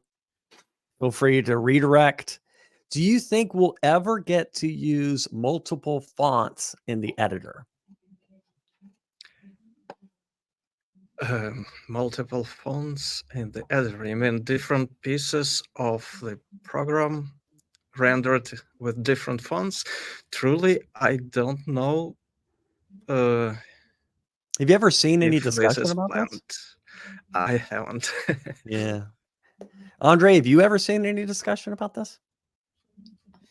No, I don't.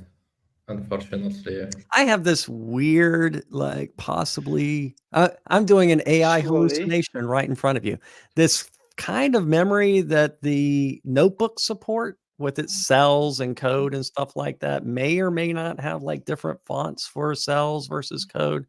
I might be completely wrong on that. So sorry, we don't have a good answer on that one. Jan, you want to take the next one? On that real quick, I think that's a really cool thing. So if you want to pop that in U-Track, like it would be particularly cool for like things like Svelte or things where you have like different programming languages in one file. I think it would help. So if you want to create a U-Track ticket and ping me somewhere, I'm more than happy to help with that. That's a good point. Speaking of the next one, it is this one. And that is one thing that always comes up after, like, if something is costly, what about the performance of JetBrains products? I guess it goes to me. Oh, actually, I see that Alexander wanted to say something. Yeah, everyone can talk about performance for a long time. Performance is not a Boolean value which is either good or bad. This is a question we can discuss. In general, I wouldn't agree that performance is always awful. And some would argue that performance is not always good.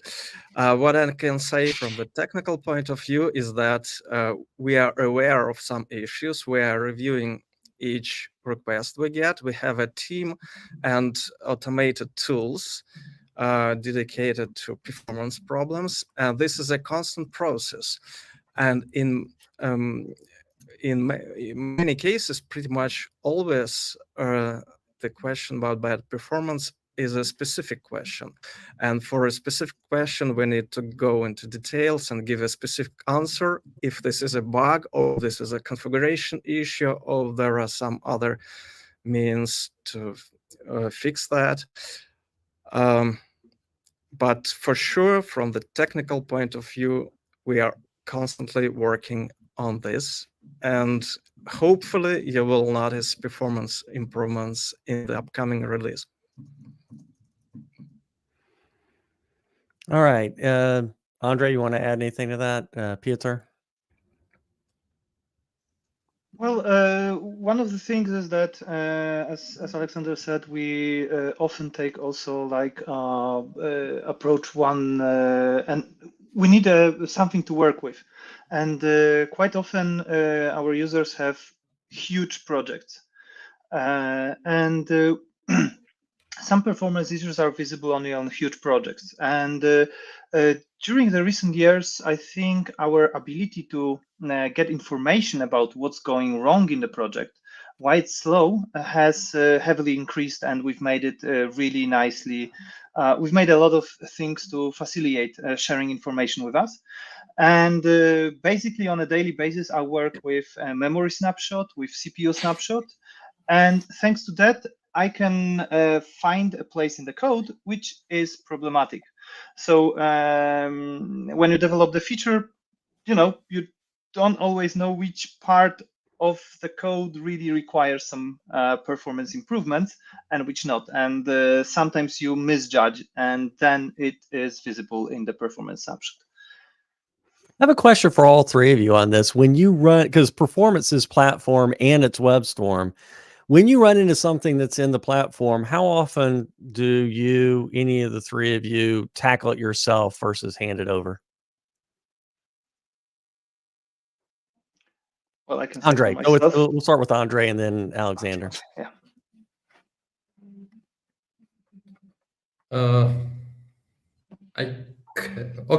I'm mostly not a developer now, so it's a tough question for me. We can find your commits. We know the history. Yeah, but it's like minor thing here and there. Yeah. In general, I don't remember any cases when it happened, but on the other hand, I want to notice that we have a separate core team, which is responsible for the platform, which is used for all the IDEs. And I'd say that this year, the team focused mostly on performance. So they improved our virtual file system. They improved different aspects of startup. They improved a lot of stuff there, and it's still not finished. It's still in progress, but some of the things are actually noticeable. Okay. We'll speed up a little bit. I'll take the next one. Jan, you take the next one after that. Cool. Piotr, how are you able to keep up with the Angular momentum and the huge number of changes, especially since WebStorm is using its own, and I'll put in quotes, Angular language service? Yeah, so that's a question which comes very often in our talks. Why are we not using Angular language service? And there are several reasons for that. One of the reasons is that our platform provides us all the capabilities required for supporting a particular language. And thanks to that, we can have a better interoperability between different languages. So, for instance, Angular expressions and TypeScript, or selectors and their definitions in TypeScript. So we can provide refactorings, find usages, and a lot more features than the Angular language service is possible to provide. How are we able to keep up? Well, we have a wonderful platform team, which is always working on providing us with a really nice platform from which we can easily build tools. So, for instance, a recent example is Angular blocks, the new syntax. It's like a basic support can take up to 1 week of developers' work. So we can keep up, and we can provide a lot of stuff on top of it as well. Very brief follow-up. How many bicycles behind you? Someone asked that. Can I comment here? Yeah, sure. The bicycles on Angular. Angular stuff. Because answering to this particular question, I want to say that Piotr writes code really fast. So it's the answer. How about rewrite code? Okay, Jan, what's next? Okay. Cool. One thing that often comes up is, could you please explain what the most significant advantage of WebStorm over VS Code from your point of view? And just to set the tone for this question, I obviously like talking about differences, but there are things that are really good in VS Code. There are things that are really good in WebStorm. So I'm not trying to pick any favors. Obviously, I'm biased here. There's no way I cannot be biased in this situation. But it's less about what is good, what is bad. It's more about celebrating good things on either side. So having that said, who wants this? It's kind of How like about Katya and I do a shootout on this? You choose one, then I'll choose one, and then you choose one. Yeah, I guess I can start. So I would say that one of the key differences between VS Code or any other text or code editor and our IDEs, JetBrains IDEs in general, including WebStorm or IntelliJ IDEA, is that our IDEs are like real IDEs. This basically means two things. First, they come with all batteries included, so you don't really have to install a lot of extensions to get started or make them powerful, because they most of the time they have everything you need and you can just get straight to coding. And also we have, I think all can be better to cover this part, but they have a lot of different features to automate your work and help you handle the most complex and annoying tasks faster, like resolving merge conflicts in Git or refactoring code across your entire code base. Paul, maybe you want to add something. Sure, I will go. Talking about this. No kidding. I'll go into tip video mode, and I'll say the thing I say in WebStorm all the time. why would you rename that file when the IDE can do it for you and go find all the places you used it? Why do janitorial work when the tool can help you on that? So you're exactly right. We have a lot of code intelligence and code assistance available for large projects, but really for anybody that wants to stay in the flow and let the tool do the work for them.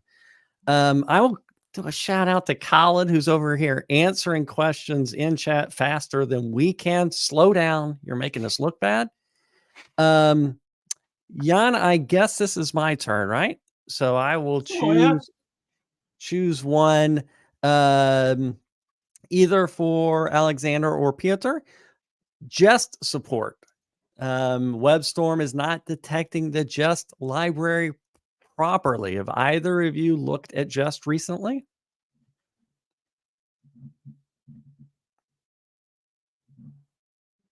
Piotr, have you looked at Jest recently?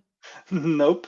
But in such cases, I think it's best to report it through our issue tracker, because our wonderful support can ask for some details, and we as developers can later on fix, because there can be a lot of reasons why the Jest library in that particular project is not being detected.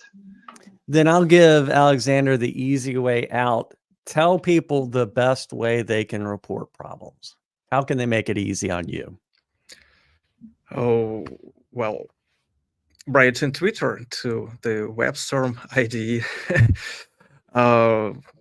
Write in ViewTrack if it's more like a, okay, it's X. Right. No, it isn't. In the ViewTrack if it looks like a feature request or bug report. Also, you'll find support, and support is very support contacts on the website, and support is very helpful as far as I know, because they always use the help of the whole WebStorm team to answer the questions. Indeed. I have to report on that, as Jan was saying about Twitter. Whenever something comes to me, I head over to Slack, and just a couple of days ago, someone came over with an issue, and they went out and engaged the person and really helped. So that's one of the reasons about WebStorm is, and I joke about this, it's one throat to choke. You are our customer, and this is a customer relationship, and we have people that stand behind the software. I do see someone in chat saying they do use Jest with React regularly. Maybe it's a project configuration, so we would just need more information on that. Let's go ahead and wrap up. We're a couple of minutes over. These are some of your friends from the WebStorm team who are working really hard on a great release that's going out soon. Go subscribe to the blog, read about what's happening, try the EAP features, and enjoy this next release. Thank you, everybody from WebStorm. Thanks. Thank you. Thank you very much. Thank you. That was fun. Yeah, not just us again. We could have gone on for a while on that, couldn't we? Yeah, that's true. If you have questions, keep asking them in the chat. We will come to that. I mean, Khalid is already doing that, so I guess he now has the new full-time position there. Khalid Baumgartner, tech support. Yeah. Okay. As a reminder, before going into this break, we do have a coupon code promo in the channel. Take a look for that, and we will see you back in 6 minutes at the top of the hour for React, the most common mistakes in 2023 with Cory House. See ya.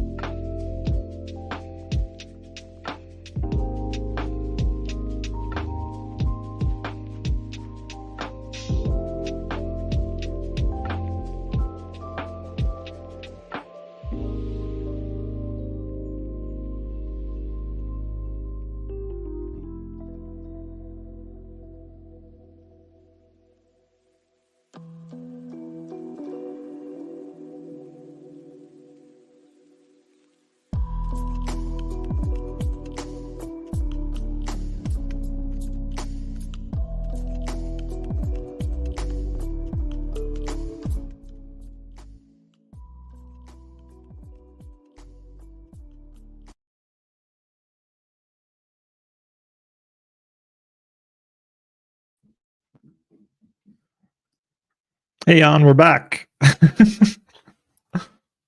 I Oh, you're the did not muted forget. guy now. No.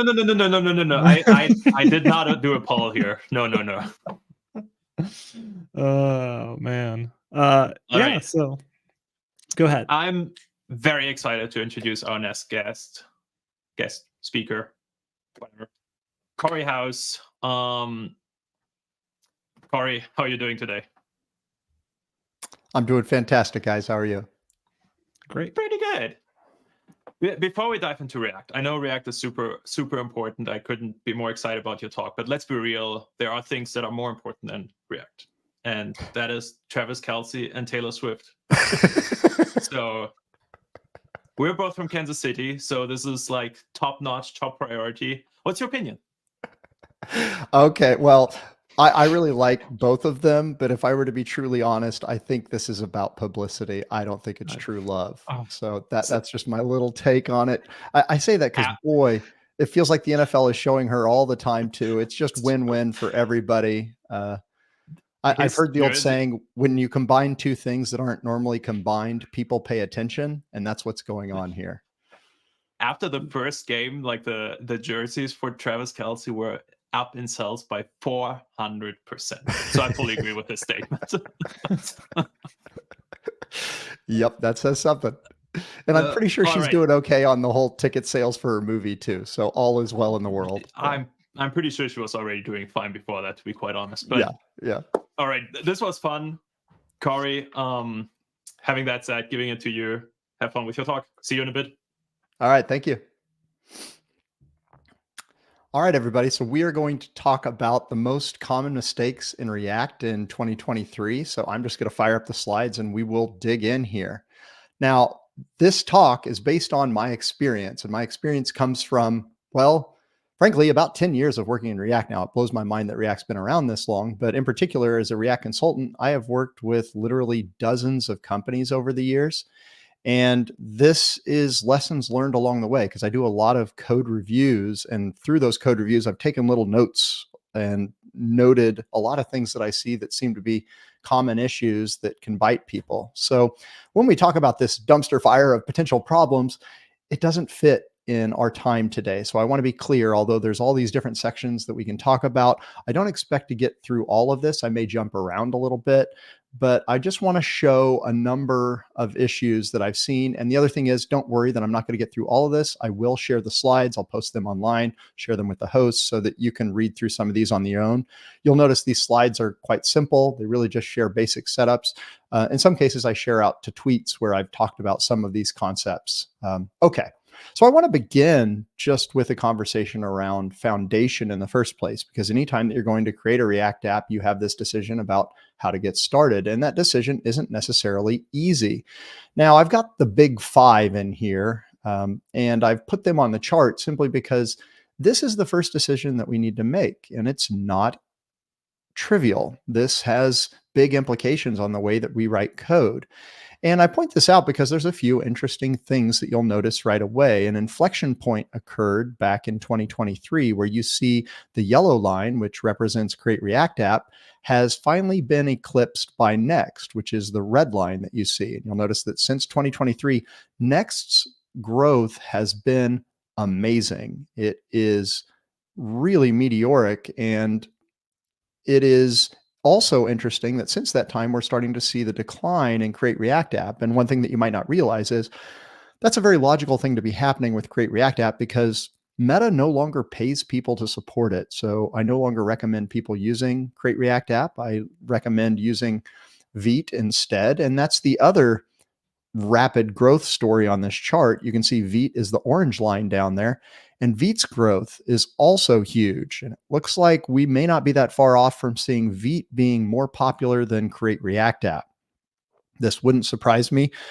If you today are on Create React App, I would suggest pivoting to Vite, because it's the sort of thing that tends to be highly practical. I've helped a number of my clients do so, and it takes usually a few hours for me. Now, This can get more complicated if you end up having a lot of customizations.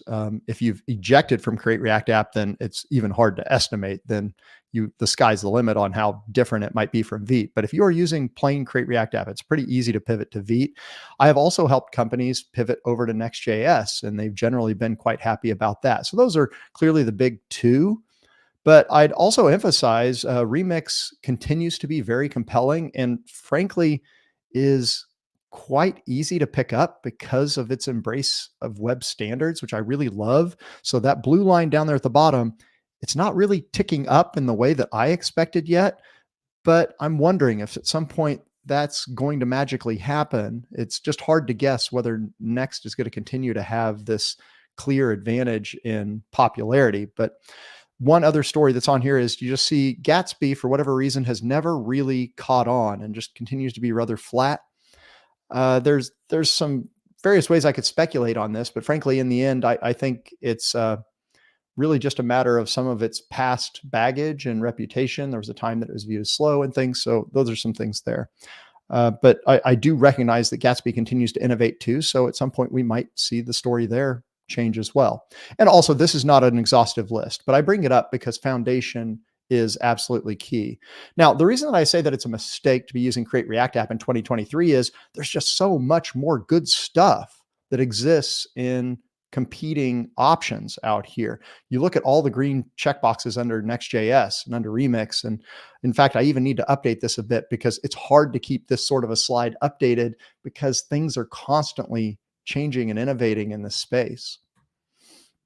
Now, if you're considering moving over to Vite, just recognize there's lots of benefits to doing so. But frankly, the big benefit is performance and using more modern tooling.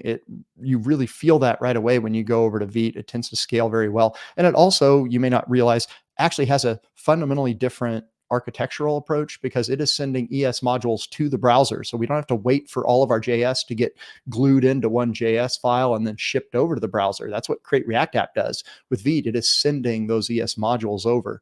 So it's just fundamentally a faster experience. Okay, another little foundation mistake that I often see is having separate repositories for related code. And I'd encourage you to think about a monorepo. I've found monorepos to be really useful for grouping code together that changes together. And this might be the case where you've got a React app and then you've got a backend for front end. I use the term BFF for short there. And the reason that I say this is often your backend for front end and your React app are going to need to change at once. They're going to need to change in lockstep. You're going to, for instance, add new features on the back end and then want to build a UI to work with that on the front end. It might be nice to do that within a single pull request. And you can do that if you're in a monorepo. Monorepo also encourages interacting together. And there are lots of ways to do monorepos. My favorite is using workspaces combined with Turbo Repo, which is a project from Vercel. But also NX is another popular way to do so. I would just encourage, though, think about whether we could use monorepos to actually encourage teams to collaborate. They are a tool to get teams to work together. And if we have things that are separated by repository, what tends to happen is each of those teams tend to work in isolation and not necessarily communicate as well as they can. So combining related code can be really useful. And I've just found this helpful in React. Another little conversation about foundation, not using TypeScript, Zod, MSW, etc. So I've mentioned multiple things here. Let me start with TypeScript. Here's a little story. A few years ago, let's rewind, I'd say 5 or 6 years ago, I was very against using TypeScript in React. And the reason I was is because, frankly, the story 5 or 6 years ago in TypeScript wasn't near as good. The editors weren't as strong. The types weren't as good. There weren't as many people using TypeScript in React. So it was harder to find examples. It felt like we were swimming against the stream. And when you fast forward to 2023, all of that is inverted. Now, if you are using plain JavaScript, you're actually swimming against the stream. It is more common by far to see teams using TypeScript now. I went from years ago, when I was doing consulting and training, I was very rarely finding any teams that knew TypeScript at all. Whereas today, probably 95% of the companies that I work with are using TypeScript. And of those that use it, they pretty much universally love it too. So it's become a very easy decision in React. So I'd highly encourage using it. Now, I also mentioned Zod. Zod is a library that does runtime validation. Something to keep in mind with TypeScript is TypeScript only runs at compile time. So TypeScript does not manifest in the browser. So the places that Zod is useful is at the edges.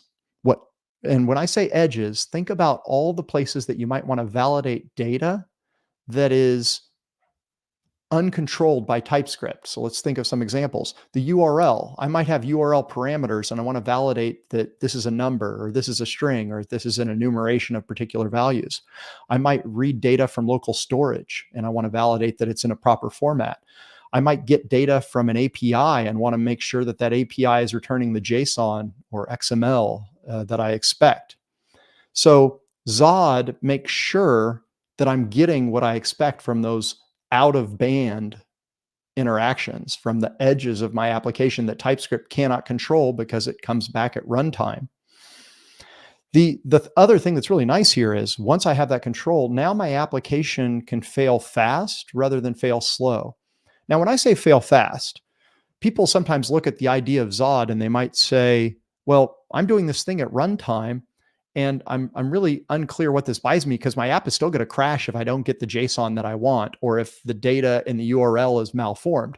Yes, but you've probably heard this saying before, fail fast, fail early. And that is what Zod lets me do. Zod allows me to fail the very moment that something happened that wasn't expected. And what you tend to find is Zod will find these things during development because development is when I want to know that the JSON that I got back is not what I expected. The application may quietly limp along and still work, but with Zod, I find out immediately that I didn't get what I wanted. And then the application can throw a nice clear error and say, sorry, the JSON we expected didn't come back from the API, or the argument in the URL, we thought it would be a number and it turns out it's a string, those sorts of things. Okay, last one in this list, MSW. MSW stands for Mock Service Worker. I use this tool just about everywhere. So what Mock Service Worker does is it mocks out HTTP requests so that they never leave your machine. So I can, for instance, code on a plane, code out in a field where there's no internet, code while I'm on a subway, places where I can't get internet, I can still code and code reliably. Now, I just made it sound like it's merely for flaky internet connections. What it's actually about is imagine that you could code day to day and your application is hitting mock data that is 100% reliable and 100% local. That's a game changer. That is huge because it means that there is no way that I come in on a Monday and I can't code. If my laptop will boot, then I'm ready to roll. I can actually work. And that's massive. So many times, if I don't have mocks, what I find is I am inhibited because an API is down, authentication has some sort of an issue, we're dealing with slowness and flakiness. I don't want to have to deal with that when I'm trying to solve a particular UI problem. The infrastructure is really secondary. It can be a black box for me, out of sight, out of mind. And that's what I get if I use MSW. And if you've ever used a tool like Express, you'll find MSW feels pretty relatable. You end up saying, when this URL is called, return this hard-coded JSON instead. So my suggestion is use these things. Another thing, if you're going to be using TypeScript, I highly recommend using TypeScript ESLint. TypeScript ESLint has all sorts of good stuff in it. And if you're going to use TypeScript, I encourage you, configure it with TypeScript ESLint and use it heavily right up front. The thing that I'm dealing with lots of my clients is if you don't set up things like TypeScript ESLint up front and strict mode and all these things, you end up with a React code base that is unfortunately hard to change later because you can end up with, for instance, thousands of innies in the code base. One of my clients had over 1,300 and we've slowly moved them in the direction of better types, but it takes a long time. So enforcing these things programmatically early on can be really helpful. There's also this interesting mistake that can happen with types where you over specify types.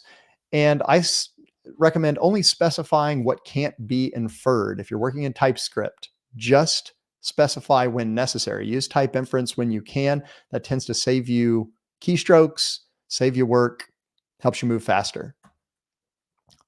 This one happens in React all the time, and more broadly, anytime you're working with TypeScript, is lying to TypeScript. And my suggestion is to be honest with TypeScript. And let me come out of here for a second, because I actually want to click on this link here and show you what I mean. I'm going to go to this hyperlink, and we'll pop it over here.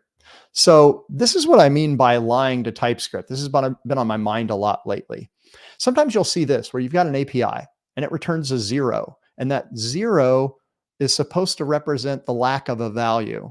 The problem with that is it's a lie. That's not the truth. And lying to the type system reduces type safety, and it makes things harder to read. What we should do instead is use null to represent a null value. And then our type system can make sure that we handle that null. See, the TypeScript system can't help us make sure that we handle a 0 effectively, but it will help us when we have a null. So use null to represent this state. And now we know that we'll actually have that handled. Okay, so back over here. Another mistake is, this is minor stuff, but exporting default on a separate line. People will disagree with me here. Calling this a mistake is too strong. I should just say, this is my preference, is to use a function declaration, do that export default on the same line. I'm going to breeze past this because frankly, not that important. I have found it really useful though in React to have a consistent order to the way that I declare components. And I really do think this is important to convey as a team. I suspect your team has never had this conversation before, but you quietly have an unstated standard. So this is what I mean. I'm going to pop back out of here for a second and go back to this slide so that I can open this hyperlink. What I want to show is, this is the order that I use when I declare React components. I like to have the state at the top. The reason I want the state at the top is other things tend to rely on that state, so it feels very logical to have it first in my components. Then after that, I will put derived state. And when we talk about derived state, this is another one of those very common mistakes in React, is declaring state when we should actually derive the state. So this is a great example. Imagine that I want to have a list of active users. Well, one thing that I could do here is I could go ahead and declare another piece of state, and I could call that piece of state active users. The mistake with that is now I'm on the hook for making sure that I end up showing or end up keeping users and active users in sync. And that's not easy to do. That could fail at any point if there are multiple places that either of those end up changing. But by deriving this state on each render, I create a situation where on each render, this will be calculated. And so I know that the active users is always going to be valid because it's going to be derived from users. Now, this also brings up potentially a performance concern. You might worry, well, isn't this expensive to do on each render? Well, this particular example is not expensive at all. Calling filter this way on a small data set is really trivial. But if you hit a situation where this actually is expensive, that's where you can use memoization to help on that case. So React has memo built in. So I would just memoize any of these expensive calls. I would caution though, in my experience, a conversation about performance in React really should be peppered, or I should say, should have this foundation, which is I favor doing the most ergonomic thing first. And by that, I mean, do whatever feels most natural to you as a React developer, and that tends to work just fine. Then if you end up having performance problems because, for instance, you're rendering often or you're dealing with huge data sets, that's when I start thinking about doing performance optimizations, but only then. And even when I do those, usually I can solve those performance issues by getting the state in the right spot. In other words, as low as I can. Okay, so I've kind of diverged from the point that I was wanting to make here about order of operations, but some things have come up along the way. So I said, I like to have state at the top, then I want to have derived state, and then I like to put other hook calls. So this might be, say, use effect, use callback, those sorts of things. Here, I'm calling a custom hook called useLogger. After that, I'll put in functions. And then finally at the bottom, I'll return JSX. But you'll notice, like, you don't have to do these in this order. I'll sometimes see this where I'll see React components where there's some state, and then there's some state down here, and there's some functions up here, and it kind of bounces around. I just find that harder to read because for me, I want to know what state is in the component first. It gives me a real good sense of what the component does, and then I can move on from there. So this little ordering tends to be helpful. I would encourage your team to have this conversation and decide what order makes sense for you.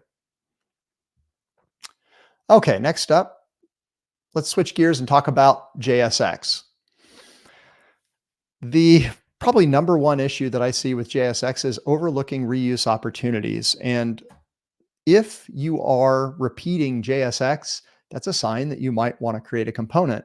If you're repeating logic, that's a sign you might want to create a hook. I love how simple React has made this. I have two primitives here, a component and a hook. And anytime that I'm repeating myself, I can reach for one of those depending on whether it's HTML or logic.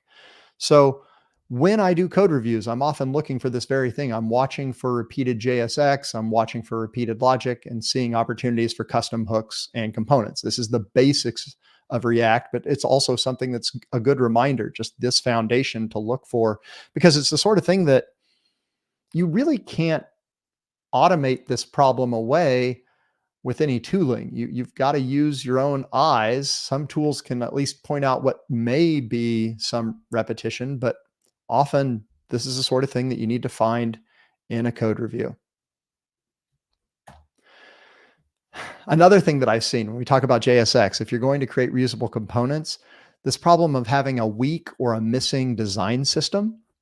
The solution to this is to create a design system first. Now, I recognize I'm talking to a group that may not be familiar with design systems. That tends to be something that more designers fixate on. So when I say design system, what I mean is typography, spacing, voice and tone, icons, images, colors, padding, and so on. All of that basically creates a target that we can focus on. It gives us something that we're all trying to achieve. And that is really important to have before we go down the road of creating reusable React components, or any kind of reusable components for that matter. If we don't have a design system first, then we find ourselves trying to nail Jell-O to the wall. We don't actually know where we're headed, so we disagree, and over time, our components aren't actually that reusable, because what you'll find is the design teams will actually end up switching around designs over time. They'll be inconsistent because they won't actually agree on what their target is. Something else that I look for is repeated map calls. In React, we use map all the time to be able to iterate over an array and display JSX as a result of that array. If you find yourself repeating map calls, try to do it once. Often you can. If you see a map followed by a map, maybe you could do one map and do the two together.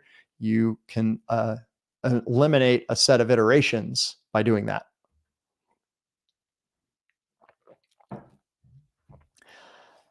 So another thing that you might see are separate small single-use functions. This is kind of a funny one to have in here because actually that's generally recommended for various reasons.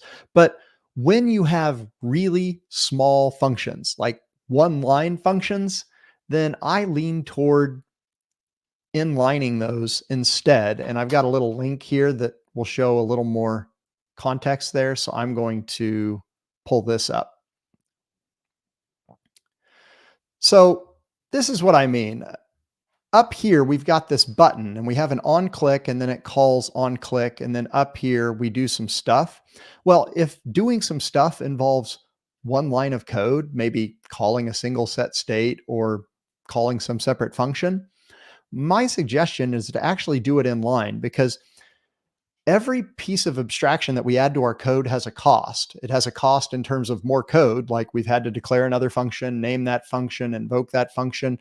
Mentally, I have to jump between this on click and then jump up here and then read what it does. There's some other costs to this. On click does not tell me what the developer's intent is. All it tells me is when the code runs. So it's not actually providing me any extra context either. Now, if this had some better name, then that might be helpful. But my general rule is this. If we're talking about 1 or 2 lines of code, then I tend to just prefer to inline it right here on the event handler. And if it gets longer, then go ahead and move it the other way. So there's a number of benefits to this. Less code, you get automatic TypeScript types, so you don't have to deal with declaring those types. The reader can actually read your code top down. And it clarifies that it's not reusable logic either. When we see a function that's only called once, it's a little confusing because now I actually have to go look. I go, okay, is this called from multiple places? No, it's just here to create a layer of abstraction. So not all abstractions are useful. Some are, and that's how I decide, is just based on how much code is there.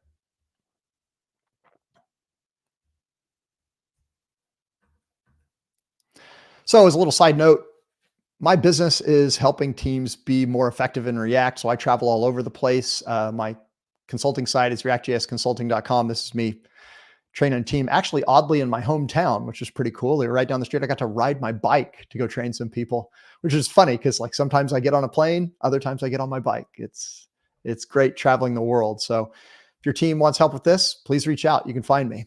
So it's a little 7th inning stretch in here. Let's move on to state, which to me is maybe the most important topic as part of this conversation, because I think state and React might be the place that I see the most struggles.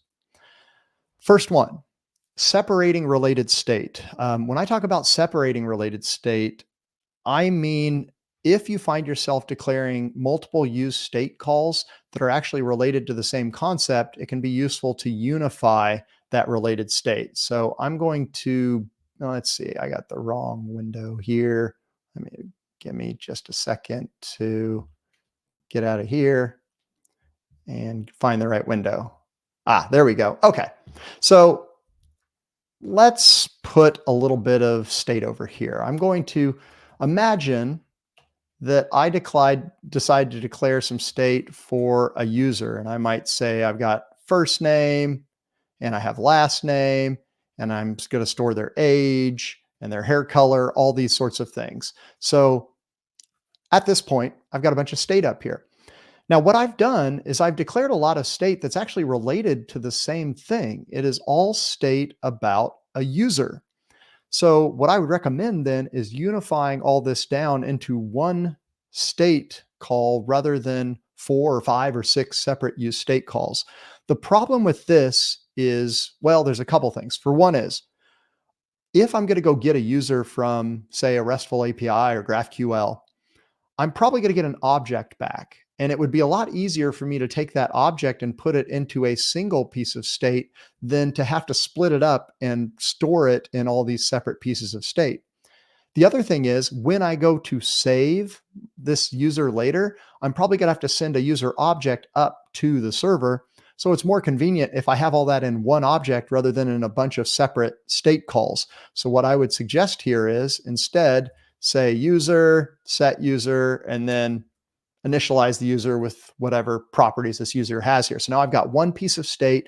I've got a lot less code. I don't have to break the object apart and I don't have to glue it back together. Just one object. And the other thing that's really nice here is this now tells everybody this is a concept. It's a first-class concept with a name and a type. So we all understand that first name, last name, email, and so on is described as a user. Whereas before with separate pieces of state, it feels more intimidating because it's a little unclear where these lines are drawn. This tends to happen, especially if you've got a page that's working with multiple domains where you think about, oh, okay, I have a user and I've got a product. And then we also have this contact form down here. So you can end up with state that really gets hard to understand. Okay, next up. Multiple use state calls in a row is another smell that I look for in code reviews. And this is where, and actually this is a typo. I shouldn't say use state calls in a row. I should say set state calls in a row. So I'm actually going to fix this just while I'm thinking about it here. And that way, when I share the slides with you all, you'll get ones that actually make sense. So I'm going to click right over here because I have a little example. And guess what it's from? Twitter. I tweet a lot, y'all, so it's worth sharing some of these. Okay, here I am showing some unified state, and you can see we've got state that contains a user and is loading. Now, this puts two things together that are, in this case, not necessarily related on the surface, but you can see how I could create an object instead to eliminate separate pieces of state.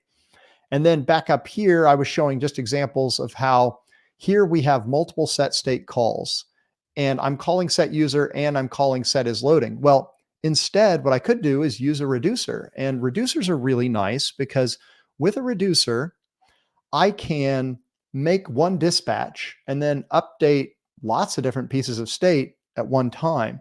The other nice thing about a reducer is it completely protects that state in a way that plain use state calls do not. Now, I did a poll just the other day on Twitter about use reducer, and it really surprised me. Let me let's see, house core use reducer poll. I just want to see if I could just find it really quickly. I think this is it. Yeah, this one really surprised me. Okay. So this surprised me that about half of React developers never use reducer. And that is sad to see because it actually is a wonderful tool. It scales well. And if you're dealing with complex state, it can be quite useful.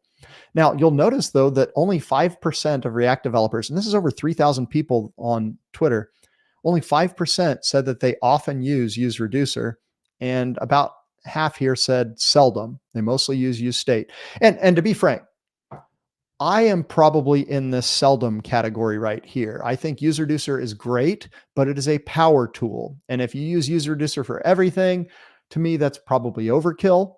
But I will say it is easy to forget that it's there because it's easy to just default to use state. But use reducer is actually a wonderful tool. So I'd encourage you to think about that in the future.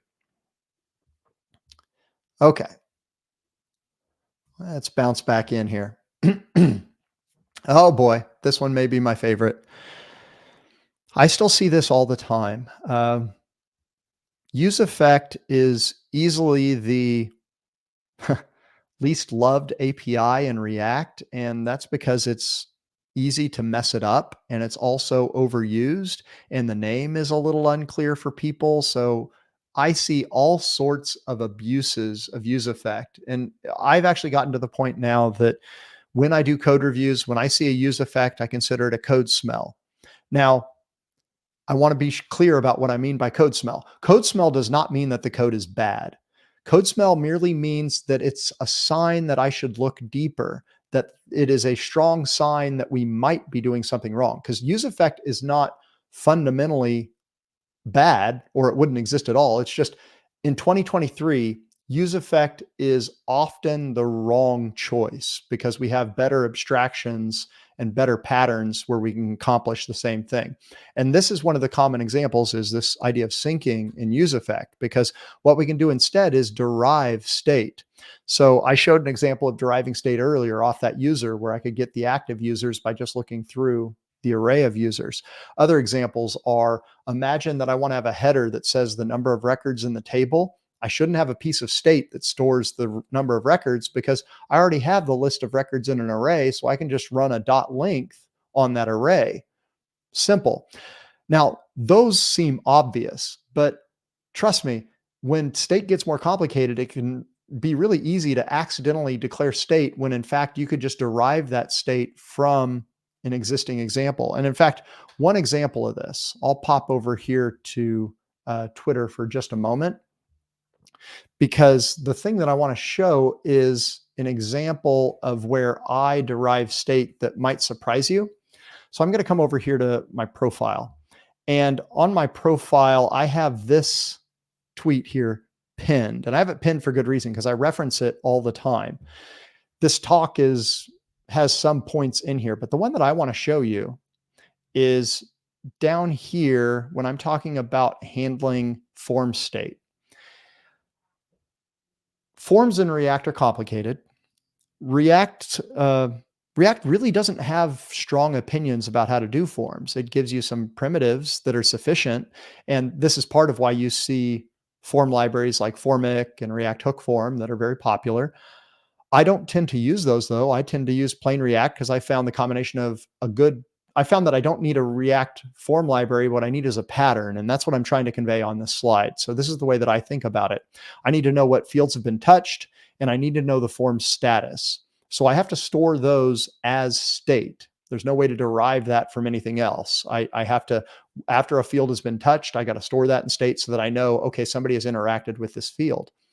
When a form has been submitted or is submitting, well, those are unique values that are effectively an enumeration. It is one or the other. It can't be submitted and submitting at the same time. So I store that as a single field called status.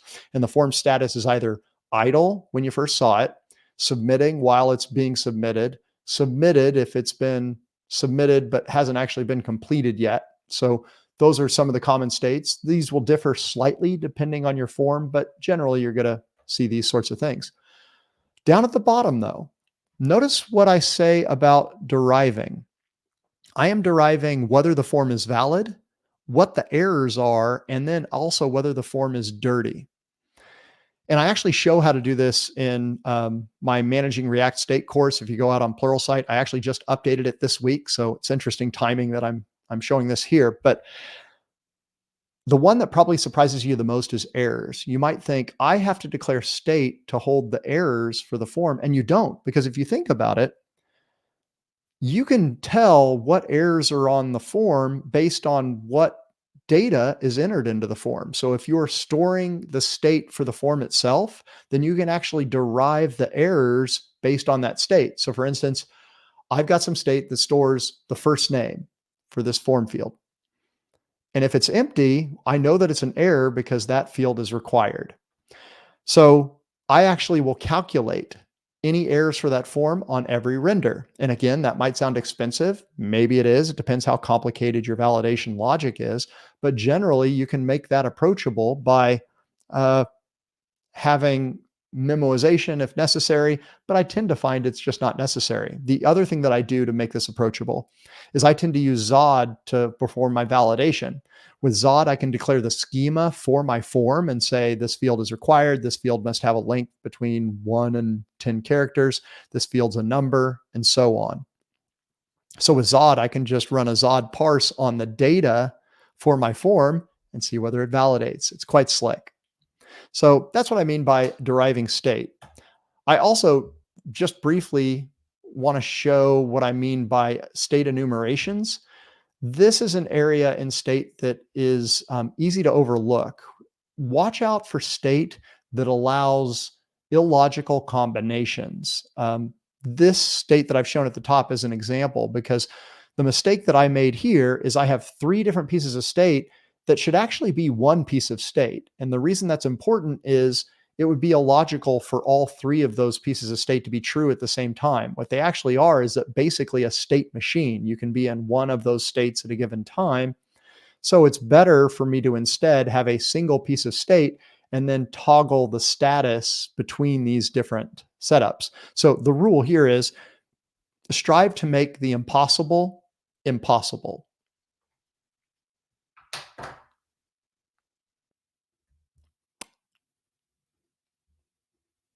Okay, next. Oh boy, fetching and use effect. This one probably makes some people cranky, because I'm guessing anybody on here that's working in React much is saying, if you call this a mistake, then you're calling the last 10 years a mistake. Everybody fetches and use effect. And you're right. Lots of people fetch and use effect. And in fact, when function components added in hooks, this was the way to fetch, was using use effect. The reason that I say this is a mistake in 2023 is this. It's not my job to use effect for fetching anymore. And if I am, then I'm probably just making things hard on myself. There are so many good libraries that abstract use effect away for me. I want to emphasize, I am saying abstract it away, because if I go use these libraries, they're still using use effect behind the scenes, but now it's not my problem. The foot guns that are built into use effect don't affect me anymore because I am using these great tools instead. Now, there are a lot of ways to fetch data, and this is not even an exhaustive list. There's React Query and SWR are very similar to one another. These are libraries that contain caching.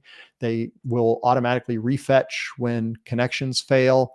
They contain keys for clearing out those caches. You can mutate data with them. A really wonderful APIs in these tools. We also have React Server Components, which have just recently come out and are supported in Next.js, soon to be supported elsewhere. That's another great way to do a fetch, and it doesn't require a use effect because you can just fetch on the server using one line of code, await fetch. It is awesome. If you've not tried React Server Components, I absolutely recommend kicking the tires on them in Next.js. It's quite compelling. You could also fetch via Apollo, or you could fetch using a loader, using React Routers loaders, or in Remix, they have loaders as well. So that's just a few ways. Another example that I should have put on here is RTK query. That's another great way to go. So in short, if you're using useEffect to fetch today in your code base, I'd encourage you to look at some of these tools and ask which one's the best fit for you. If you're using GraphQL, then Apollo is really compelling, but also you can use React Query with Apollo and it works really well. So you don't have to automatically reach for GraphQL tooling just because you're using it. Other tools can handle those things also. Okay. Cory, do you know this hook from like comics when like someone is on stage and it's a little bit too long? My hook is not long enough to go over to like your house, even though it's just like a 10-minute drive. But is this a 30? Is this a 30-minute talk, dude? Yeah. Oh, geez, man. I'm sorry. No, I'm you're sorry. fine. This was a great presentation, and I, again, really appreciate having you. But we also want to make sure to answer the questions of the folks in the chat. And oh, man, I had written down 50 minutes. I am embarrassed. My face is red for that. I try to never go long, y'all. Thank you for speaking up. You should have spoken up 10 minutes ago and said, hey, it was a great presentation, so I didn't feel like jumping in. So I'm sorry, guys. Thank you for speaking up. So yeah, I guess I ate into the Q&A time, didn't I? The good thing is that we had a little bit of chit chat between Khalid and me planned, so we just allocate that time for questions now. Okay. I don't like Jan that much anyways, so yeah, that's also fair. You're using .NET, so yeah, keep cool. Yeah, so you know, the thing that I saw, you know, at the beginning you were talking about all the ways to kind of start with React. You know, Vite is kind of your recommendation, right? Is, if I remember that correctly, right? Starting with Vite. Well, yeah, I don't know that I'd summarize it that Vite is one of my recommendations. Yeah. NX is your proper recommendation that uses Vite under the, that's what you're saying, right?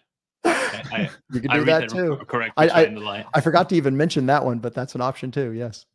Yeah, I did see in the chat a lot people were kind of like conflating or maybe kind of pitting Next.js and React against each other. Like, hey, don't use this, use that. But I didn't think there was a like their competition there between React and Next.js. Could you clarify kind of where that sentiment may be coming from our audience? Next.js has a huge amount of political power now because they've hired some React developers, and it appears that they have a very close relationship now with the React team because of that.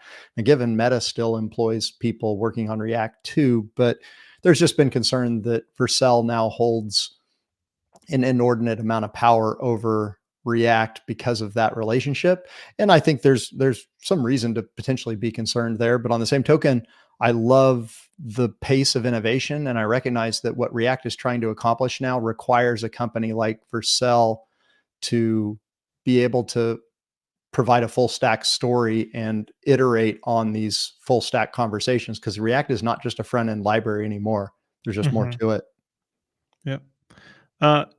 You also mentioned one of your tips was about like export default. I know Jan has a lot of opinions about export default, so I wanted him to kind of chime in about that in particular. Go ahead, Jan. You really put me on the spot here. I did. It was... you just bring me on the things that I feel really passionate about, like export default, which I just think are nice for like file-based routing and things like that, where you have to use something like that, and otherwise just don't. Yes. Actually, Jan, you and I agree. You see? Yeah, I only use default exports in React components, and I do that because lazy loading requires it, and because some frameworks expect you to do so because of that very thing. There are ways around it, but frankly, the ways around it feel too tedious to be worth it. I tend to have one component per file, so I think we can be friends. Yeah, I think so too. We can meet at Q39 for a beer and some barbecue. Game on. I guess another thing that people were maybe unsure about, I know we have like different levels of folks with like less experience, more experience. TypeScript is really about typing while you're coding, and you were talking about Zod as well. Do you find that doing TypeScript is more important, Zod doing runtime type checking more important, or do you just think they work both hand in hand and folks should kind of adopt both of them? I think what you said at the end is actually my take, that they absolutely are peanut butter and jelly. They work really well together. Keep in mind that if you declare Zod schemas, they have more power than TypeScript declaratively. There are things you can declare in Zod that you cannot declare in TypeScript. So for example, in Zod, I can say min and max. I can say that this is an email or this is a URL. I can't do that in TypeScript. So if I declare those schemas, I can derive my types from those Zod schemas. So the two work together quite nicely. That said, if you made me choose, I would choose just TypeScript, but both are wonderful tools that work well together. Yeah. On that note, yeah. Sorry, but I have a much more important question, and I love asking this question because it sounds like you're big into typing. Same here. If you would have to choose between typings and tests, though, and I know this is a silly question, but it's a very funny question in terms of priorities. So, what would you choose? Oh man, I put this poll on Twitter, and this. Oh, you were.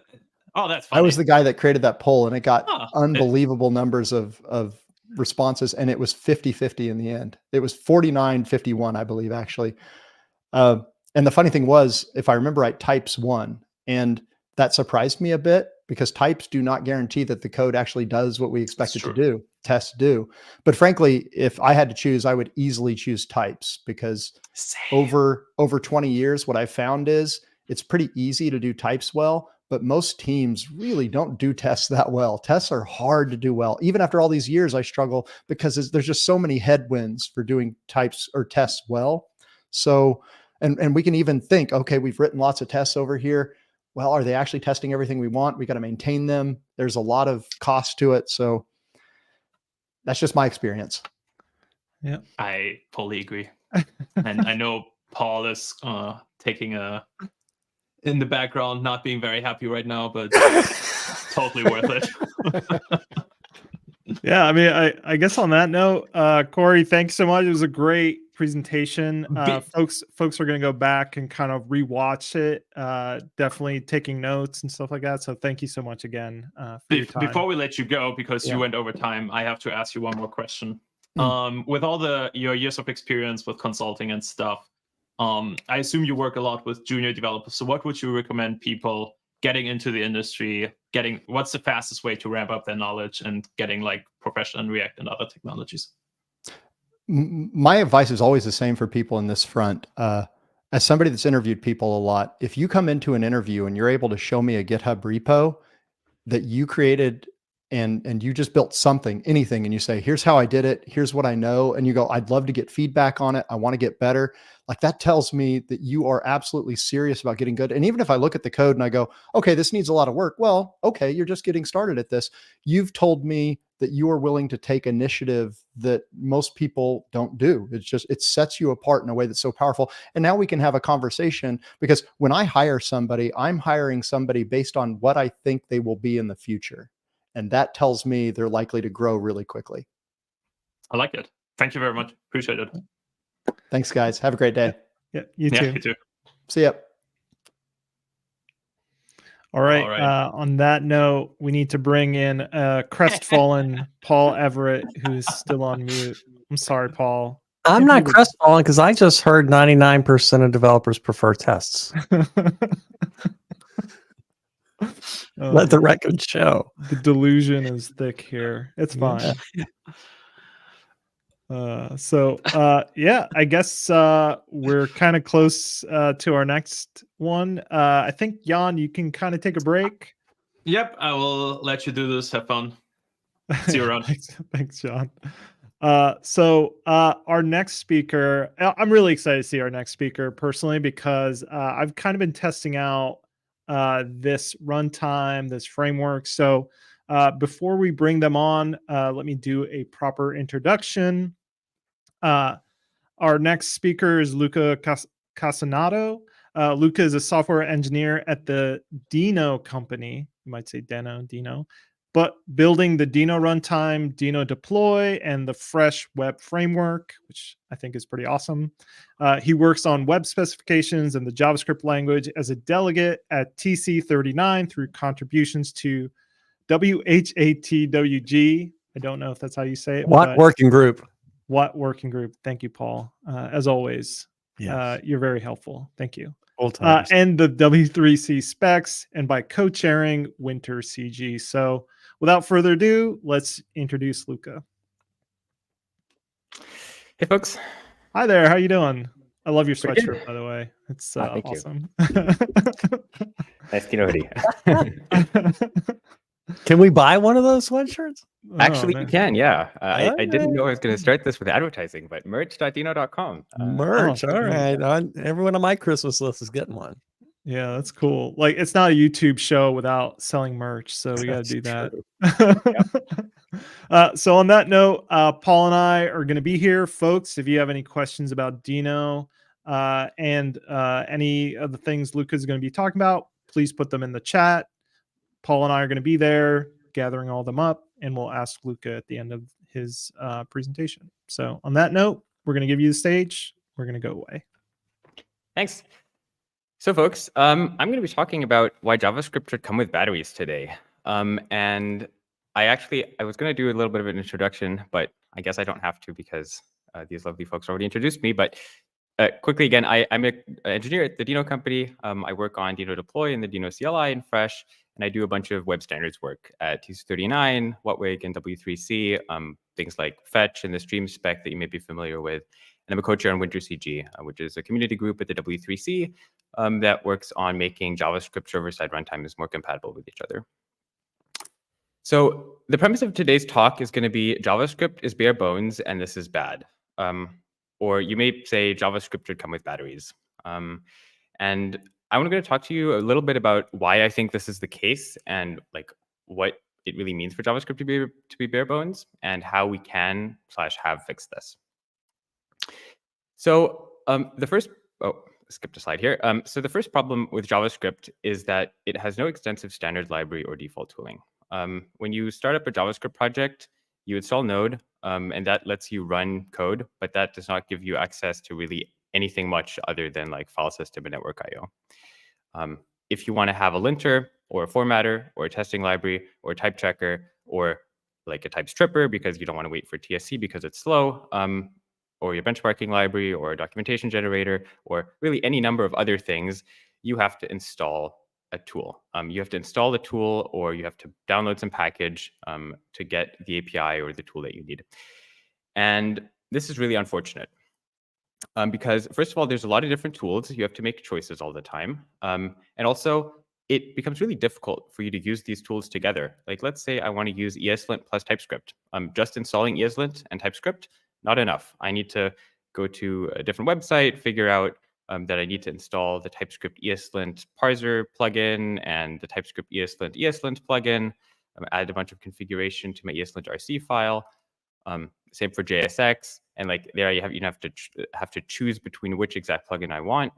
ESM pretty all right with ESLint, but like if you want to use the most popular version of ESLint, you can't use ESM for your config file, so you're falling back to common Jest somewhere.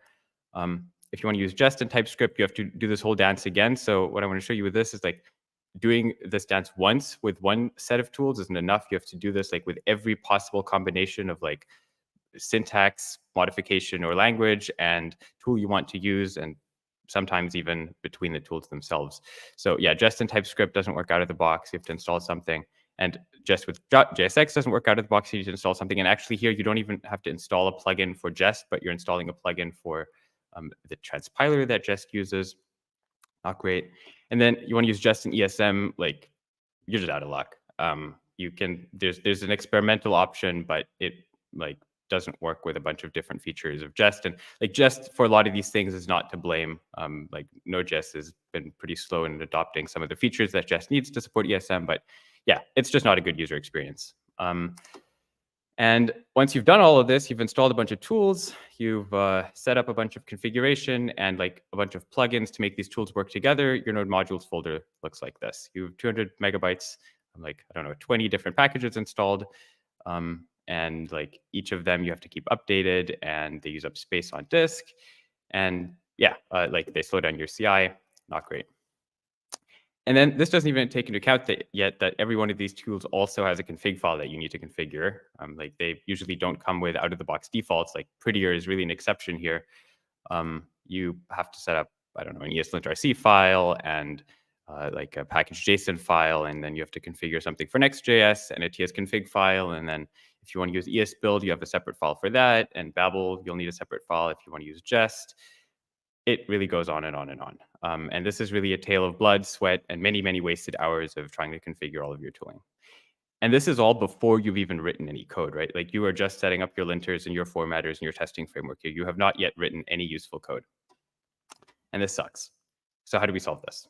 To answer this question, we can take a look at how other ecosystems solve this. So there's two ecosystems I want to focus on real quick here, which is Rust and Go, because those are both ecosystems that are about the same age as Node.js.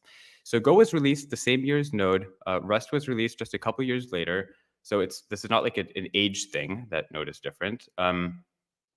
This is yeah, it's a matter of principle. And Rust and Go both have very good integrated tooling for formatting, for linting, for testing, for benchmarking, for documentation generation. They have extensive standard libraries. They have really good API documentation. Something that, yeah, we're really lacking in JavaScript. And why is this great? Because it means you can get started on a project without spending any time on configuration. You don't have to have discussions with your team about using tool X versus tool Y versus tool Z, because everybody's familiar with the same tools and everybody likes the same tools, and there's no large amount of configuration to do, so there's not a lot of choices to make. And this also makes it really easy to switch between teams within companies or even between companies, because it means you don't have to switch out the tooling or the code you write or the linting that you're familiar with or the formatting that you're familiar with or the testing library that you like to use, because guess what? It's the same across all of them. They all use Rust test or Go test or whatever, right? Everybody uses the same thing. This means you go to a different team, you just have to learn the new business logic, but you don't have to learn writing like a new dialect of the language. So let's do something about this. And who is a better person to do something about this than my boss, Ryan Dahl? He released Node.js in 2010. He really pioneered server-side asynchronous I/O in JavaScript. And then he got kind of bored of JavaScript for a bit and went to use Go for a couple of years and realized how nice things could be if everything is batteries included. And then back in 2018, he came back to JavaScript, reflected on what Node had turned into and the state of built-in tooling that it was at, and concluded that this was a problem worth revisiting. And also very actively realized that some of this was probably his own doing. So in May 2020, 10 years after the original release of Node, we released Dino to fix many of these problems that Node had. And that's what I want to talk to you about today. Dino is a next generation JavaScript runtime that's incredibly simple to get started with, that's secure by default, that natively supports TypeScript and JavaScript, or in JSX out of the box, and JavaScript obviously, has built-in tooling for testing, linting, formatting, documentation generation, many other things. I can't list them all now. Builds on a lot of web standard APIs that make it really easy to onboard if you're coming from a browser, or make it really easy to switch between different runtimes because they're APIs that you're already familiar with. And since recently, it's actually completely backwards compatible with Node.js and NPM and allows you to import packages directly from NPM and run them in Dino. And Dino is trusted by a lot of large companies, Slack, Netlify, Supabase. They all have large user-facing offerings built on top of Dino. Dino has, I think on a website, it says 250,000 monthly active users right now. So really quite a user base that is really happy with us. And at Dino, we really think about simplicity as like a whole system, right? Like simplicity in the whole system.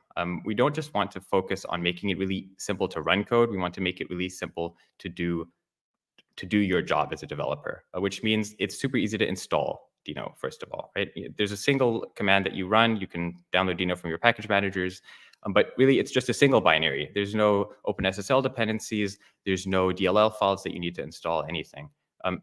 It's just a single binary. And this makes it super easy to get started with Dino, which I'm going to demo to you right now. So I have a VS Code editor here that I have nothing open in.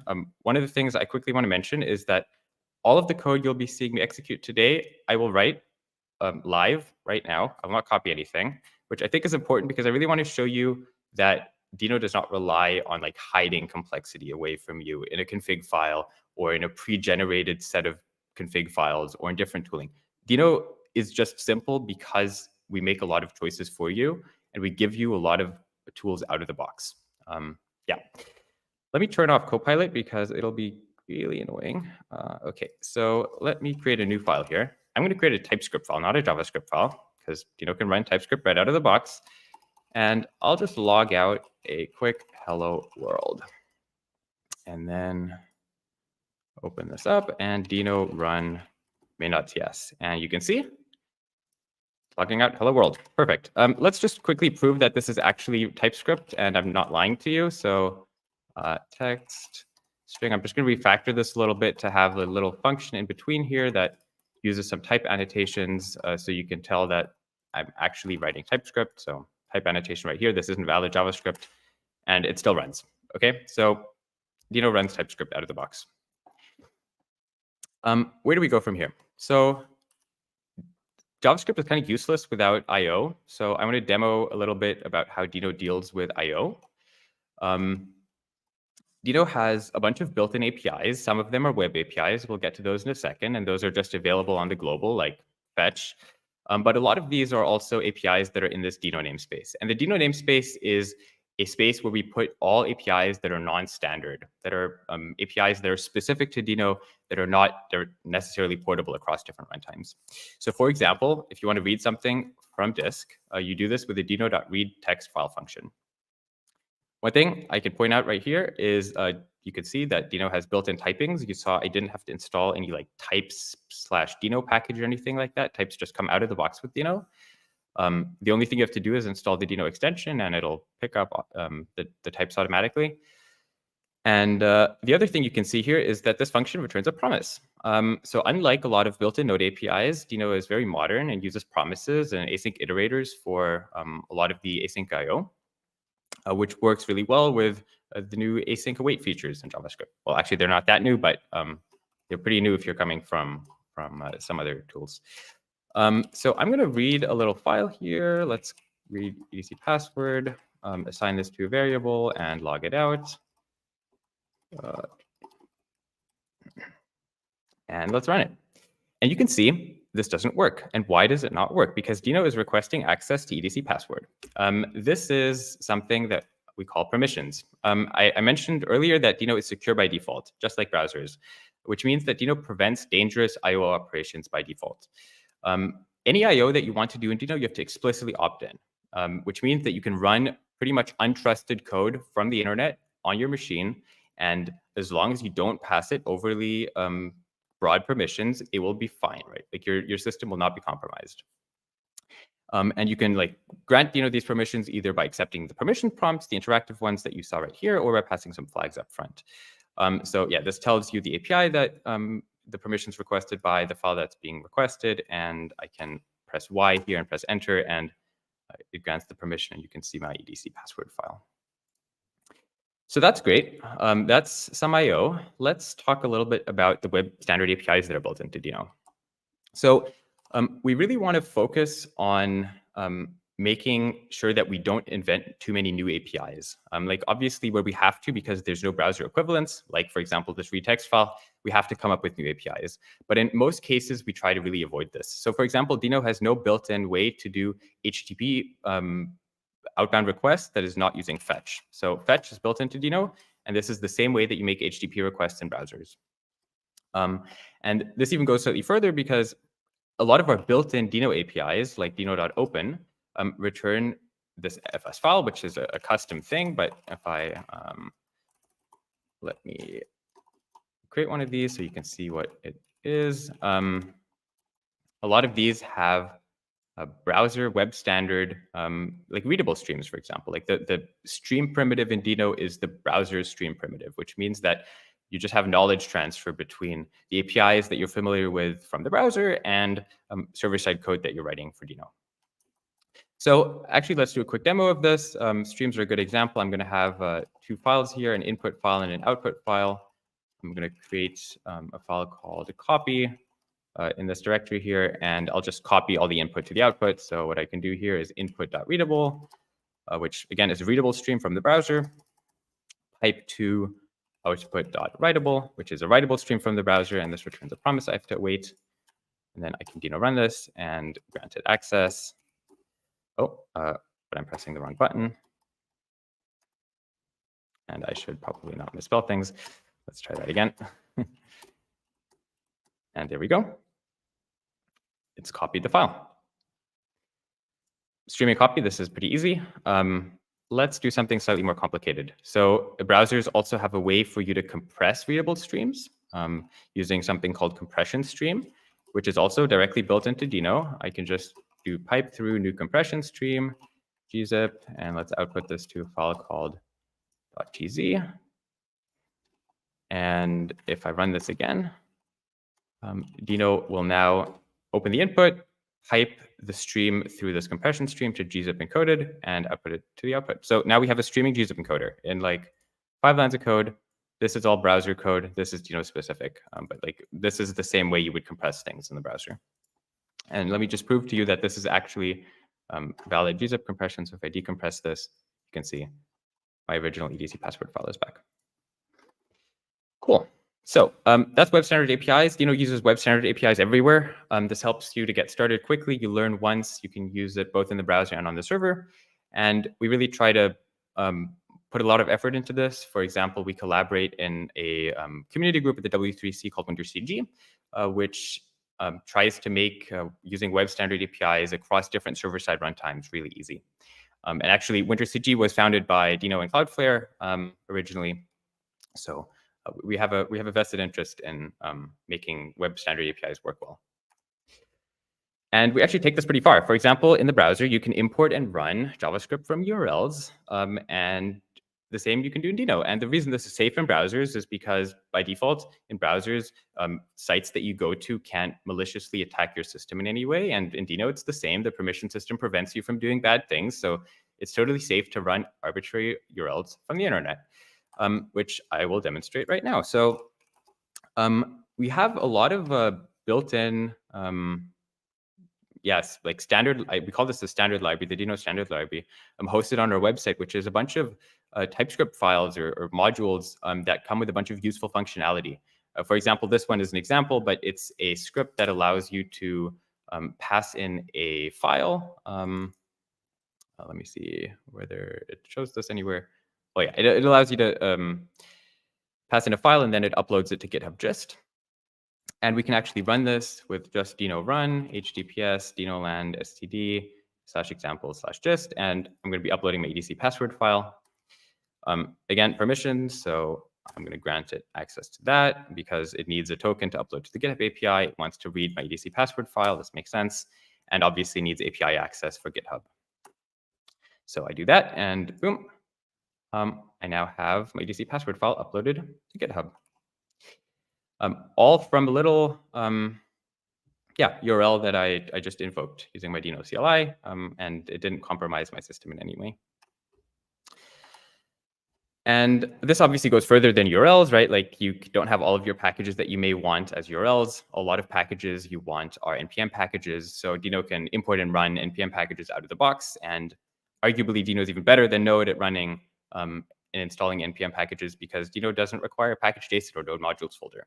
And this is because Dino is a runtime and a package manager in one. So it can do both the task of finding all of your packages to install, installing them, and then actually evaluating them at runtime, all in a single binary, which is really nice. So I'm going to give you a demo of that. The first demo I'm going to give you is like sort of like npx, where you can pass npm modules to Dino run, and then it will download them and execute them like npx would. So Dino run npm:/cowsay. Cowsay is a package that you'll see in a second. Will print out a picture of a cow saying whatever you tell it to say. And one really fun thing about this is that with Dino, you'll see all of the random weird permissions that packages that really don't need them request. For example, npm cowsay requires access to your CWD. Don't ask me why. I don't know. It needs to access some package.json file and a default.cow file. I guess that's a template.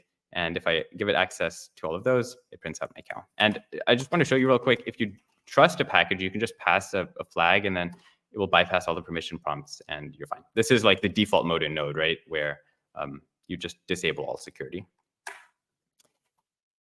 That's cowsay. Let's do something more complicated where we're going to actually use a package at runtime. Express is a pretty popular HTTP server in Node. So why don't we write a little HTTP server in Dino using Express? So the first thing I'm going to do is import npm express. And even though Express is actually written in CommonJS, I can just import it as ESM in Dino. I can even import a specific version if I want to. And then I can just start using this. So const app equals express. And one thing you'll notice immediately is that there's no types. And this is because, actually, if I hover over here, you can see there's no types here. It just says code. This is because NPM doesn't ship with types by default. And as you may know, in Node, you have to sometimes install something from the @types module on NPM. And it's no different in Dino. So if you want to get types for Express, you have to do this @Dino types npm @type/express. And this tells Dino you can fetch your types for Express from here. And then I can do app.get. So if I get the root, then I'm going to get a request and response, and I can do res.send hello world, and then app.listen, listen, and I have to pass a port to listen on, and I'll have it print out console log listening on HTTP localhost 8000. Okay. And let's run this. So Dino run main.ts. I trust Express. I'm just going to pass it permissions. You've seen the prompts enough. And it's now listening on localhost 8000. So if I open up a browser and go to localhost 8000, you can see it prints out hello world. Great. So I can run Express in Dino using npm packages. Nice. Let's head back to my slides. I want to show you some of the built-in tools that Dino has. So I told you earlier that Dino has a built-in linter. And actually, you've already seen this in use. Here, Dino lint is in my editor because I have the Dino extension installed. But actually, if I pull up my terminal here and run Dino lint, you can see it tells me that I have a problem here because I am using this request variable and it's not being used. And it says, if this is intentional, prefix it with underscore. So let me do that, and I can run Dino lint again. And now I don't have linter anymore. And all of this, no config file. I didn't have to install anything separately, just works out of the box. Another tool, Dino format. You've actually already also seen me use that. This is just also directly built into a VS Code extension. So if you do something weird like this or this, and you click on format, it formats it nicely. You can run Dino FMT, obviously, and that works too. And then if you want to run this in CI, you can run Dino FMT -- check, and it'll tell you if your formatting is wrong. All of this built in just comes right out of the box. one last little thing I want to show you, a built-in tool that we have in Dino is Dino KV. It's a key value database that's built right into Dino, ACID compliant. It's really built for serverless applications, has built-in task queue, has support for key watching that's coming very soon. And the best part is no setup, no install, no import. You can just use it. It's just another JavaScript API that you call from your Dino runtime. So why don't we add a little counter to our first example here? I can open up a KV database by just running dino.openkv. And then I can start using this. So kv.atomic.sum. What this is this is creating or adding to a key. So I'm going to specify my key as counter, and I'm going to add 1 to it. So this, just increments the counter key by 1. Let me await that. And actually, this needs to be an async function. And then I can get the value that I just set here with kv get counter. And let me print this out like so. And now I can run this. So Dino run. I'm going to have to run with unstable because Dino KV is still an unstable API. I run this and I go back to my HTTP server. And if I now refresh, you can see it's counting. And actually, it started at 100 because I did this demo earlier already. But yeah, that works. And actually, one really cool thing I want to show you real quick is, so I turned off the server. Obviously, it doesn't work anymore now. But if I then turn on the server again and refresh, it keeps counting from where it last left off. Like this is a persistent database on disk. Yeah, let's head back to my slides. I only have a couple of minutes left, but I think there's enough to give you one more demo and give you one more explanation, which is everything you've seen so far is free, open source, MIT licensed, and you can download it for free from a GitHub repository and like build it yourself, hack, contribute to it, whatever you want. Which poses the question, like I said, I work at the Dino company. How do we actually make money? So Dino has a hosting product called Dino Deploy, which is a serverless JavaScript hosting platform that works great for Dino projects, but you can also run Node projects on there. And it supports NPM modules out of the box, has global edge distribution to reduce latency for your customers, has built-in persistence in the form of Dino KV. You can deploy directly from GitHub and has an offering for enterprises like Netlify, for example, to offer integrations into your own product. And the reason I mention Netlify is because Netlify Edge Functions is actually built on top of Dino Deploy. So let's do a quick demo of how to use deploy also. Before we do that, actually, apparently I'm skipping ahead. One really cool reason why you want to use deploy is because like Dino, it uses all the same runtime and the same APIs as the Dino CLI, but they're backed by systems that are really built to scale, which means that you can develop something locally with local APIs. And if they work on your machine, you can deploy it to Dino Deploy and be confident that it'll work when it's deployed and be backed by something that's really scalable. And an example of this is locally Dino KV is backed by SQLite, which is really robust database implementation. And when deployed, it's backed by FoundationDB, which is the same database that powers iCloud and is able to deliver extremely good scale for us. So back to my last demo here, I'm going to open dash.dino.com, which is the website where you administer your Dino projects on deploy. So I'm going to create a new project. I'll create a blank project. And the name of this project is Real Zebra 44. Let's remember that. And open back VS Code. So I'm not going to modify any of my code. This is exactly the code that I executed locally. I'm just going to run deploy-ctl deploy -- project real zebra 44 main.ts. So the project name and then the entry point, press enter and let me count 1, 2, 3, 4, 5, 6, 7, 8, 9 seconds. And we have a project deployed and running. Let me open this for you. We have a counter here, and actually you all can go to this website too. And if you go there, you'll see the counter increment, and you'll see other people's counters increment. This is a globally distributed counter now with just a single line of code here, or sorry, a single line of shell script.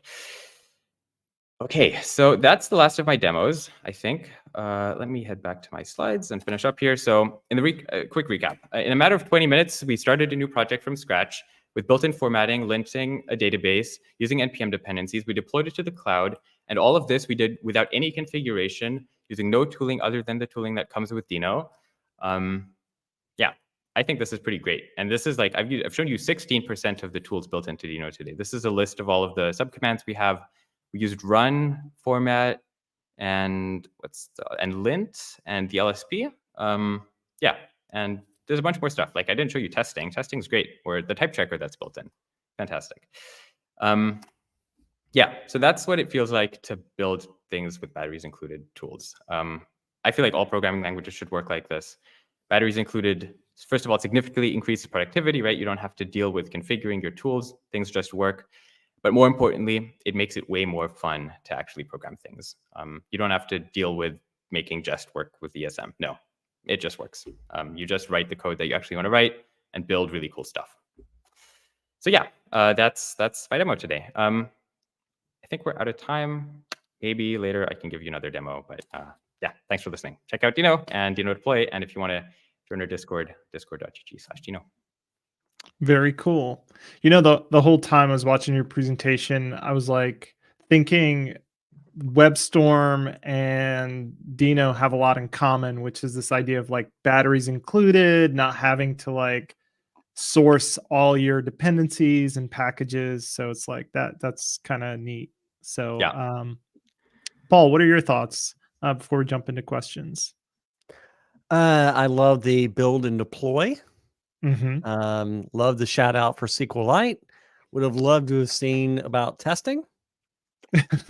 You know, if you've given me another 10 minutes, I could have shown you testing I know, too. But... I know. I was like, let's give you the rest of the afternoon. And I know we have a bunch of questions to go through from the audience. So instead, I'll ask my question, which is just so not fair. Go ahead. Go ahead. Edge as a special case. I believe your company feels strongly about this, that it's different than server side, it's different than browser side. Briefly, make the case for Edge. Sure. Many services like e-commerce sites really work better if there's a lower latency between the server and the customer. And this is not just something I'm saying, but there's like, this has been proven, right? Like Amazon sells more things if they decrease their latency for their loading page. And Edge can help you do this. And Edge by itself is like, you can't just move your compute to the edge. This doesn't help. You need to move your data to the edge too. And you really need to have something that is set up to build Edge first. And that's something we're trying to build with Dino. And obviously, if you're building, like, I don't know, a site for some municipal government in Arkansas, then whatever. That doesn't need to be fast in Japan. But yeah, those Arkansas people. No. Like obviously it's great if it's hosted close to Arkansas, but like it doesn't have to be hosted close to Tokyo, you know. Sure. I wonder if there are any people from Arkansas in the chat. Raise your hands if you're out there. Yeah. Please let us know. From Arkansas. In fact, this will be a nice segue to the first audience question. Mm-hmm. Yeah. What's the single biggest reason to use Dino? Because you get all the stuff that you get with Node, except you get a lot more stuff and you don't have to think about it. It just comes out of the box. If you don't want to use it, you don't have to, but you have the option to use it. Yeah, that's here's one that you should be able to give a quick answer on. Well, I was going to say that person feels so incredulous in this. So when I read it, they can't believe what they're seeing. So. Yes, Dino does support async await in the top level. I use it in the first two demos. You saw the await in my Dino.read text file demo. Yeah, we support top level await. Excellent. This next one should be pretty easy. Where can I host the Dino code? Only on Dino Deploy? No, Dino is totally open source, MIT licensed. We provide Docker images for you to deploy with, so you can host it anywhere. You can host Docker images. You can run on AWS Lambda, on Cloud Run, on Fly.io, on your own VPS, wherever you want. It's like any other server at runtime. Run it wherever you want. Dino Deploy is really nice. Thank you for preempting my question about is they got any pre-bundles for AWS or Google Cloud or anything like that. So cool. Yeah. Here we go. Can you customize not really able to show it, but maybe you could talk about it a little bit? Yeah, so linting, we have a few customization options like prettier, like you can change the quotes that you want to use, but really try to keep it very minimal to make sure that you don't have to have a bunch of conversations with your team about like, do you want to use quotes or no quote, or like single quotes or double quotes? Because ultimately, who cares? You care? Okay, well. No, I don't care. I'm glad you said that. For me, it's like, yeah, I don't care about this conversation.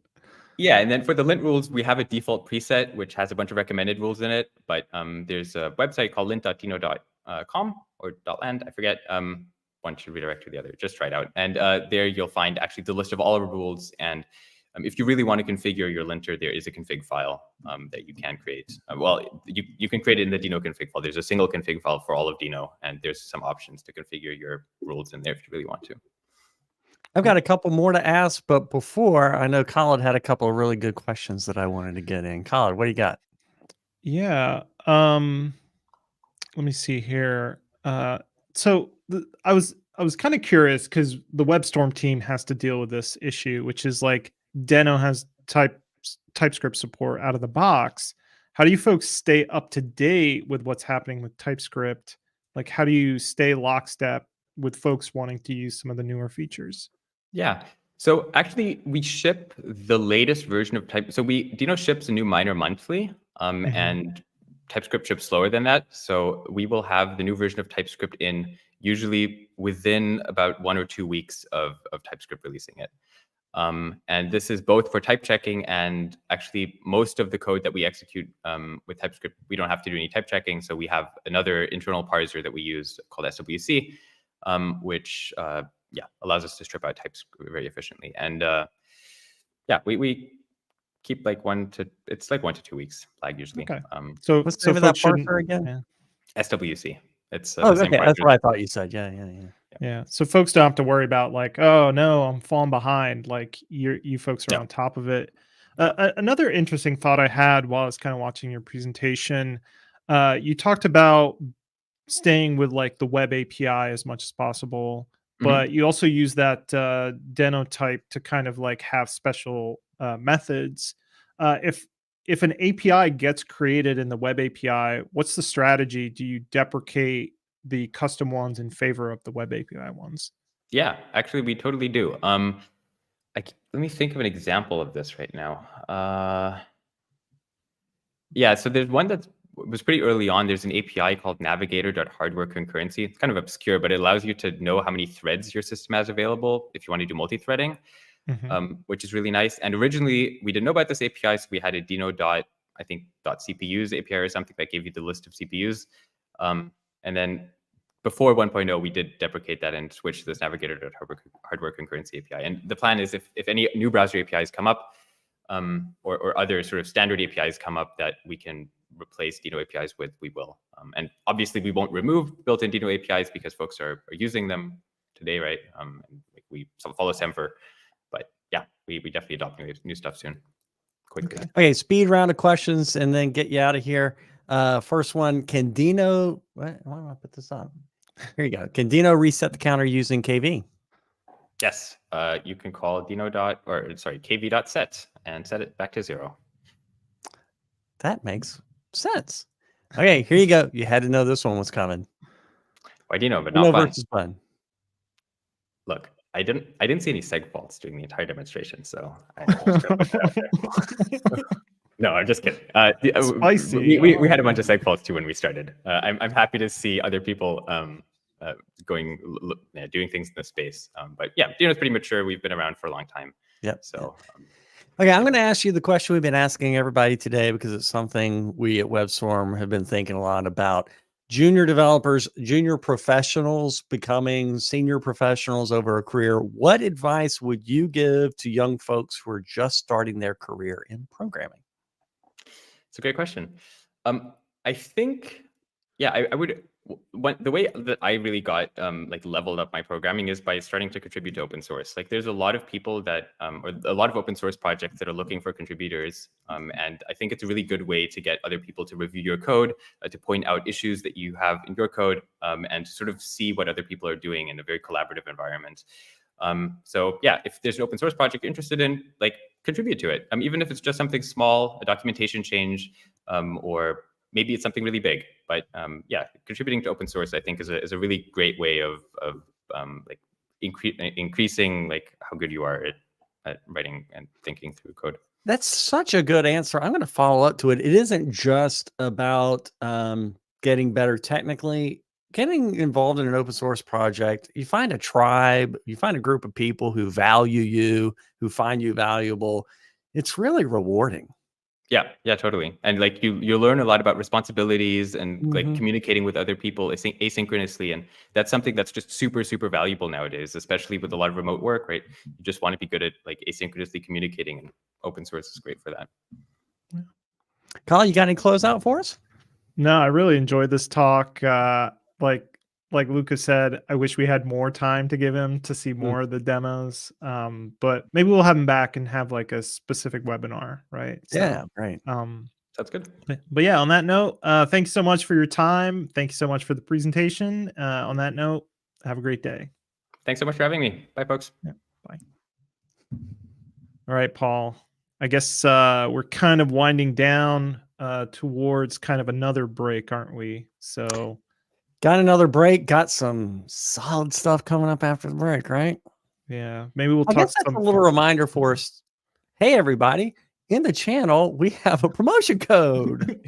And my colleague Colin's here to tell you all about it. Oh yeah, let's sell some promo codes here. Yeah, if you folks are really interested in WebStorm and kind of upgrading your JavaScript IDE, we have a special promotion going on today. Use the promo code JSDay2023 and you'll get 3 months of WebStorm on us for you, because we love you and our community. So be sure to check that out. Definitely, we think WebStorm is one of the best JavaScript experiences you can have. So give that a try.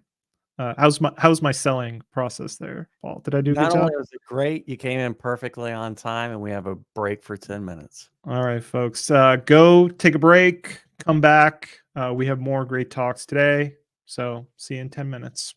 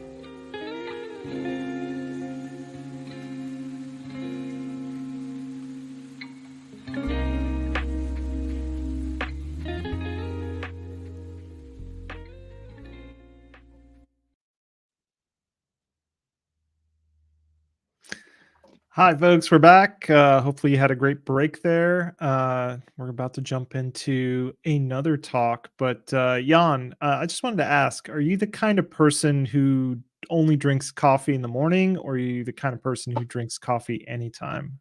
Literally all day. Okay, that's good. Particularly like an espresso after a heavy dinner is the best thing you can do. Yeah, I know there's some people out there who can only drink coffee like before noon, or else it keeps them up all night. So, but I'm we're trying to past keep. that, I know. Yeah, but yeah, let's hop into the next talk. So before we introduce our next guest, let me do a little introduction for them. Our next talk is titled "It's Not Just Node.js Anymore." And our speaker is James M. Snell. James is a longtime contributor to open source and open standards. He sits on the Node.js Technical Steering Committee and has contributed to Node.js for the past 8 years. He's also one of the lead maintainers of Cloudflare workers and the open sourced Workerd runtime. So on that note, let's introduce our guest, James. Hopefully you'll be on here. Hi there, James. Hello. How you doing? How's it going? Doing well. And I gotta say, the only correct answer is coffee all day long. That's what I'm saying. That's what I'm saying. We get along very well. Yeah, my poor wife, if she smells coffee past noon, she'll be up all night. So just gotta be careful. So on that note, let's just we'll give you the stage. Again, folks, if you're watching in chat, please feel free to ask any questions. We'll save them till after the talk when we come back. But on that note, if you need us, we'll be back here. But the stage is yours. Good luck. Fantastic. Thank you. All right. Hello, everyone. I am James Snell. Here to talk a little bit about, kind of what's going on in the Node ecosystem, the JavaScript ecosystem, now the Dino and Bun and workers and all kinds of things ecosystem. It's important for us to understand kind of, where this, where all of this is going. So, a little bit of background on me. Appreciate the guys giving a little bit there, but I have been involved with Node since about 2015. I'm responsible for a few things that have been added to Node, things like the standard URL parser, web streams, web crypto, blah that kind of stuff.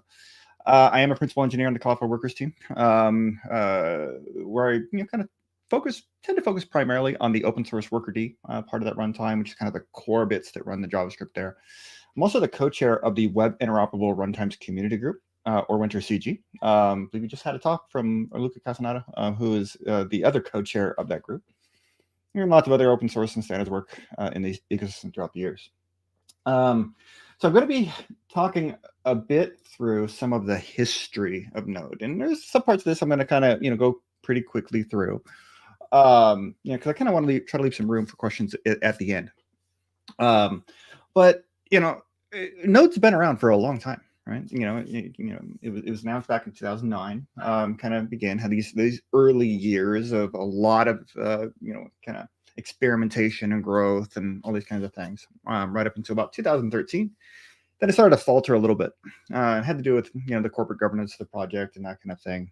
So we ended up with the IOJS fork. That was kind of the first branch in the ecosystem that emerged. And it was a pretty tumultuous time for Node. There was a lot of kind of infighting with the project. It didn't really, it was kind of losing its feet and kind of where it wanted to go. And when I got involved with Node in 2015, I was actually told by active maintainers at that time that Node was done.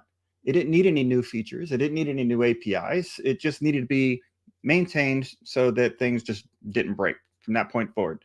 It did not need to act like a browser. It didn't need new APIs, anything. The mantra there consistently was small core, small core, small core, right? Well, we kind of worked through that community drama. IOJS was renamed Node. We merged all the stuff that was happening in the main Node branch at that time into IOJS, renamed IOJS Node, and just kind of kept moving forward from there. Now, it still took several years, though, before we started seeing other things like Dino and Bun come out. During that time, we had things like WG URL parser. We had performance API, ESM, promise-based APIs. A bunch of these standard APIs really started to come out in the runtime itself. And it was really only after we were able to deal with that community drama that we got to that point. But you see here, like in the middle, Dino comes out, right? Almost 9 years after Node had already been there. And with Dino brought a whole other set of considerations, right? And if we start taking a look at this, we have this challenger, right? 2018. We'll talk a little bit kind of what Dino brought to the table in a few minutes. But then, now we're in 2023, and we have another challenger, and there's another thing there that developers can use. And we have even others, like Cloudflare Workers, right? There's Winter.js, which is another runtime that was just announced last week. What we start seeing, these aren't forks of Node, right? These are completely, wholly different runtimes, also running JavaScript code that have their own sets of features, their own benefits and pros and cons relative to each other.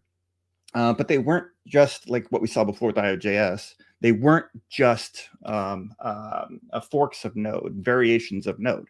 It's a completely different thing, right? So more non-browser JavaScript runtimes means more choice for developers. And this is just what it comes down to. I've had lots of people ask, over the past few years, is Node doomed because of Dino? Is Node doomed because of Bun? And there's been some back and forth, the typical Twitter drama on this stuff. But the answer is absolutely not. This isn't a zero-sum game. All of this competition, these additional runtimes, just mean that developers have more options. It means they have a choice of features. They can find the platform that works the best for them. If you need something that goes really, really fast, hey, Bun's there. If you need something that is long-term stable, you still have Node, right? So it just means more choice. And this is just better for everyone going forward. But if you're looking back on it, there's another benefit here.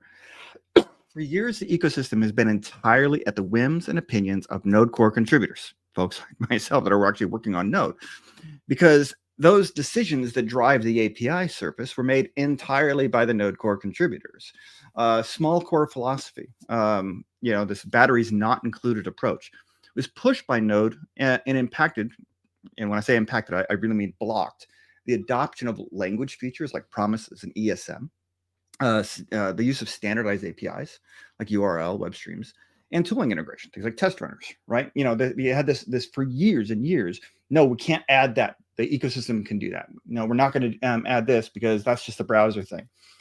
And I know that myself and others that are active in the project the past few years have been fighting this against this mantra for years, just to try to get the project to understand it's not done.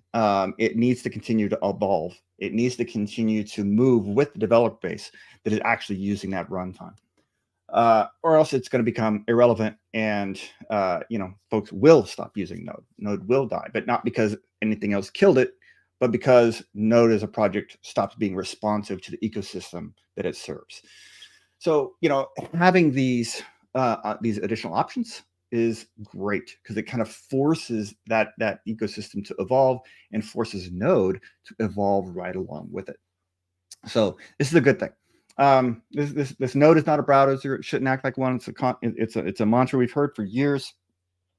Personally, I think it's a bit BS. No, it's not a browser, but it still does a lot of the same things a browser does, and there's no reason for it to do those things differently. So let's talk about, when Dino came in, what did it bring to the table, right? Dino initially comes out the door, looks at Node and says, we don't want to be like that. We want to be standards based. We actually want to act more like a browser. We want to have these standards built in from day one. Okay. But that's not all, right? It also said, it looked at all that ecosystem of tooling, all the things that Node rejected initially and says, no, we don't want to do that in the core project. That should be the ecosystem thing. Dino looked at that and said, well, that's really complicated. That's hard to get all those pieces correct. So let's just build them all in, get much more opinionated on how these things should work, simplify how all this should work. And what we end up seeing is that the ecosystem improved, right? Ecosystem was like, wow, this actually does help. Going back to thing, Node, Dino, and Bun, none of these are going to kill Node. It's never. But the impact that Dino did have in the ecosystem, and this is very important, is it proved that the small core mindset, runtime specific APIs, and a batteries not included approach was not what the ecosystem wanted or needed, right? And Node, if it wants to continue to be relevant, has to embrace this this philosophy as well. It really needs to start opening itself up to bundling these tools or making things faster and that kind of thing, right? And I'm just going to point. There's a comment in there talking about whether the pronunciation is Deno or Dino. Originally it was Deno, then later the company changed it to Dino officially, so it is Dino. So, all right. So now we also have Bun, pronounced Bun.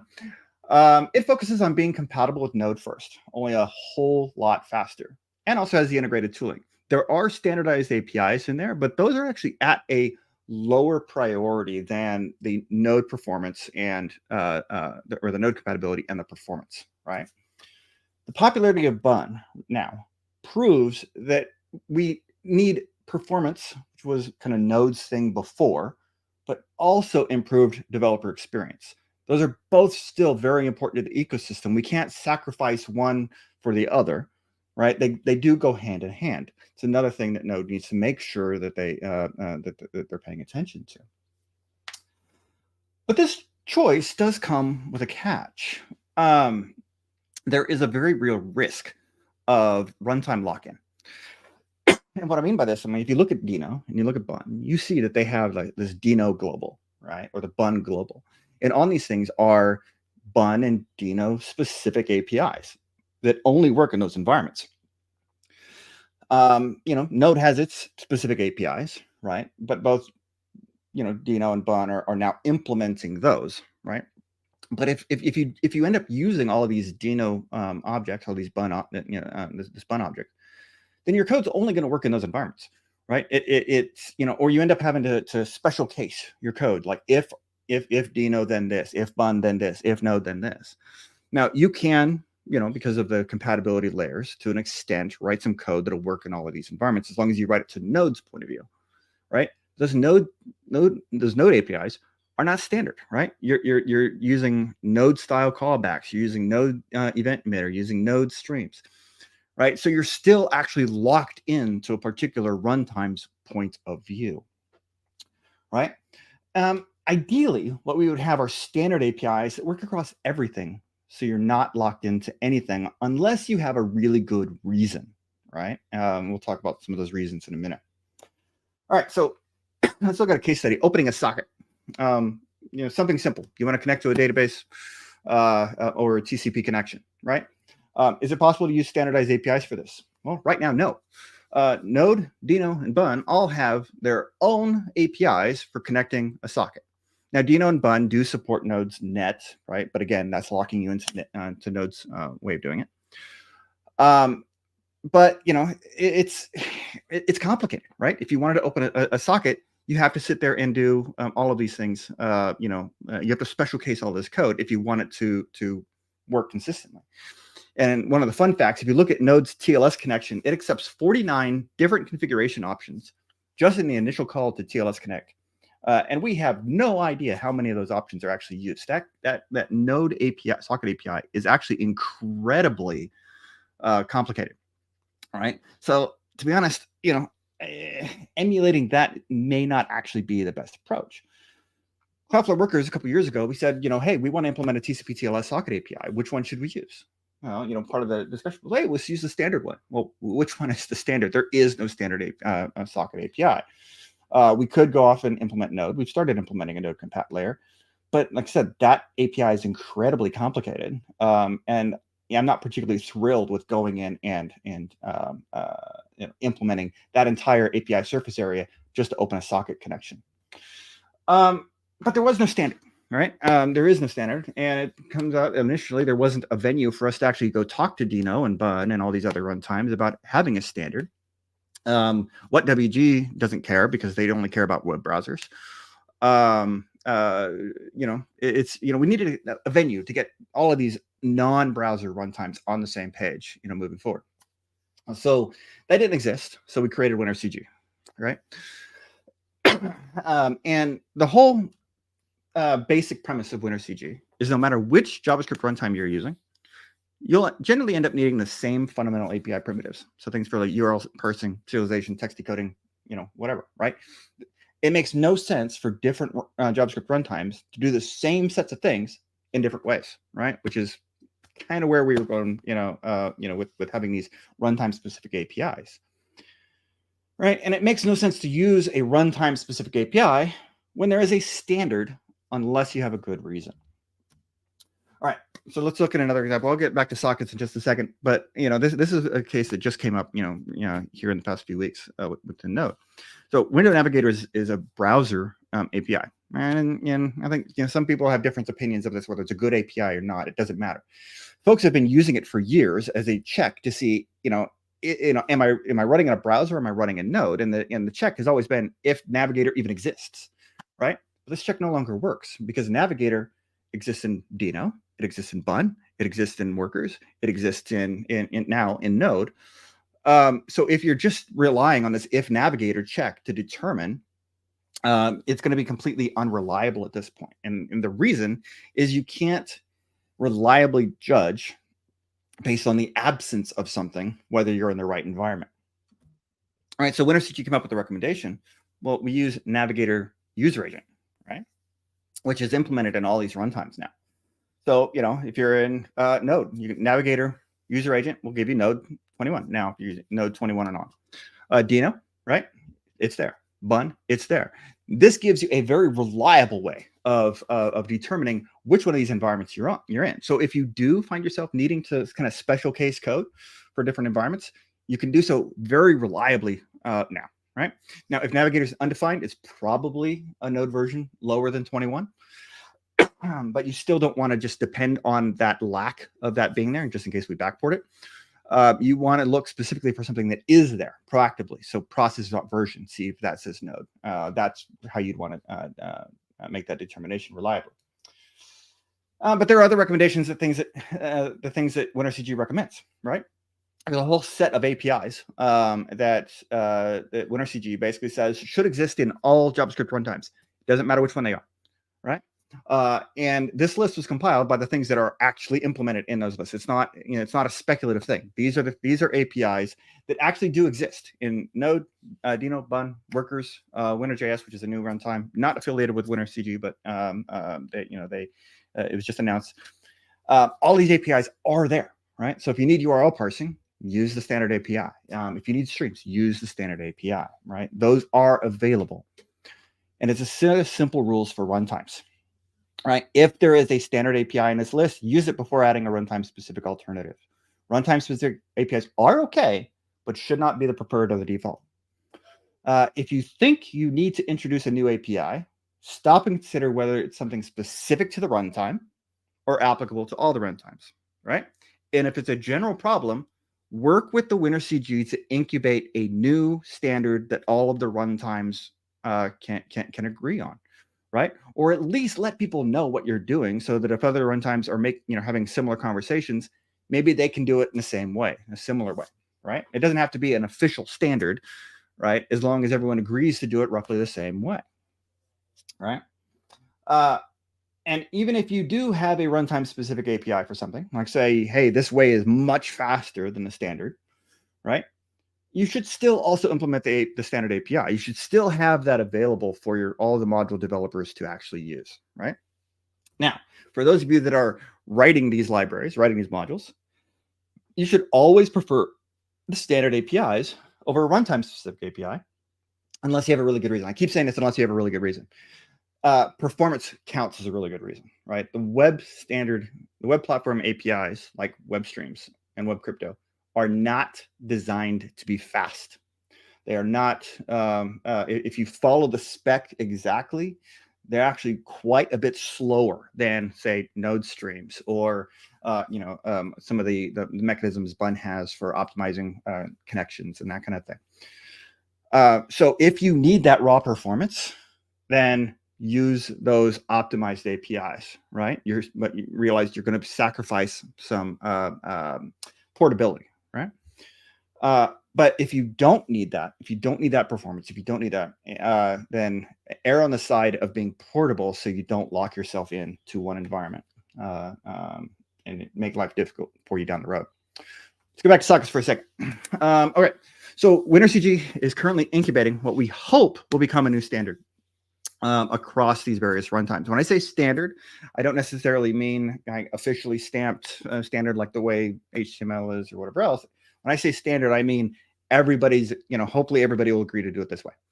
And we have a spec draft up there. It's draft. It's continuing to evolve. And it's a very simple API. And instead of having Bun Connect or Dino Connect or Net Connect, we just have a global connect, similar to what we have. We're having global fetch. It would accept an options object there, but for now that's pretty minimal. I decided to skip it here. It's not the 49 different options that Node allows. We're talking like maybe 4 or 5 options. Uses web streams for the reading and writing side, and it's promise based. This is essentially the whole functional API right here. Very, very simple, very intentionally simple. But again, if you need raw performance, it's actually better to use runtime specific APIs, because web streams themselves, some implementations of them are faster than others, but as a whole, web streams are slower than things like a Node stream. Right. It has just to do with the way that the standard uses the microtask queue and promises and that kind of thing. Right. But if you need portability, use this new, hopefully to be standardized API. We do have an implementation of this natively in Cloudflare Workers. There is a polyfill implementation for Node, Bun, and Dino that is actively being developed. I'm actually going to be talking about this at NodeConf next week, and it'll be a recorded talk. So, you can look at the talk if you want to learn more about this API and the polyfill and see a demo of it working. But we do have it working across these runtimes. It's the same API. So very excited about that. So to sum up, I'm going to do a quick time check on myself. Giving plenty of time for questions on here. And I really hope to get some good questions. If not, I'll just keep talking for the rest of the time. To sum up, using the WinterCG minimum common web platform, I know it's a mouthful, just just the common minimum. When use that whenever you want to write portable code. Don't let yourself get locked in to just doing things the Node way. Don't get yourself locked into just doing things with Dino specific APIs. Seek out opportunities to use these standards, and it's more than it's not a purity thought. It's a, hey, if I want to move this code base from Node to Bun someday, right? What's kind of am I going to have an easier time doing that using standard APIs that are not specific to one runtime, or am I going to have an easier time if I'm just writing to a standard API that works consistently across both? Right, and without worrying about actually what runtime I'm actually in. Okay, use it if you do have to special case code, Navigator user agent. Right, now in Node, adding Navigator in Node 21, it as a global right at the start kind of broke some code. We're kind of evaluating. We might for Node 21 we might put that behind a flag and make it a default global in Node 22. It's a conversation that's still happening. But Node being kind of resistant to breaking things, we're being a little cautious. But just in general, use Navigator user agent if you want to know which environment that you're in. One topic I didn't touch just because of lack of time, use ESM. I didn't talk about this. It's time to do it. Start migrating away from CommonJS. You may love CommonJS. Again, it doesn't really matter. ESM is the standard that's going to work across all the runtimes, right? It goes back to this thought of not locking yourself into one model, right? ESM is the one that is, pretty much guaranteed to exist in all these other environments in a consistent way. There's lots of problems with Node ESM still. I get it. I understand lots of people, how that process has gone, but it is time to start making that migration. And then resist runtime lock-in. Avoid using these runtime specific APIs when there is a standard alternative. This is a mantra that I'll be like just chanting this whenever I get the opportunity. If there's not a standard API and there should be one, ask for it. Again, unless you need your code to be really fast or you need some feature that the standard doesn't have. But if that's the case, maybe go and request that it's added to the standard. So that is it. I mean, I know I went through that really fast. Like I said, I wanted to give time for questions. If folks have specific questions around Winter CG or kind of what's happening with Node, or any other directions that we have. Okay, that was a really cool talk, and I actually asked Paul to join as well because we come from ecosystems that potentially, like I come from the .NET ecosystem, which the concept of multiple runtimes really is kind of foreign to us. We do have things like WebAssembly and Mono to some degree, but generally when we think .NET, we just think .NET, right? Like Paul, Python, does it have multiple runtimes? Like, what's your experience there? Yeah, this was a part that really perked up for me in watching this. Python's old. And over the years, it's had small, medium, and big attempts at other runtimes. There is what's called CPython, which is the first among equals. But there was a Java implementation called Jython, which got a lot of work and had some really interesting features in it, like a solution to the #1 migraine in the world of Python. And it didn't get a lot of uptake. There was Iron Python, and maybe I say there was, and then there wasn't, and then there was again. And it was a CLR implementation. Didn't get a lot of uptake. There is a Python written in Python called PyPy, which is like just in time, all that stuff. Right. And once it's warmed up, it's a good bit faster. It uses a lot more memory. And then, I can name some other things as well. There's MicroPython that's intended to run on teeny tiny little devices, kind of like TinyGo. Maybe in the world of WebAssembly, there will be some other Pythons that are boutique-y, but nobody ever displaced the king. Yeah. So, I guess like the question out of just hearing Paul and me coming from kind of the .NET world, like, how do you think all these runtimes balance? There's obviously competition between all these runtimes for various reasons, right? Whether it's like they're VC funded, there's community credibility on the line, there's a business model like Cloudflare Workers obviously is offering a great service for people on the edge.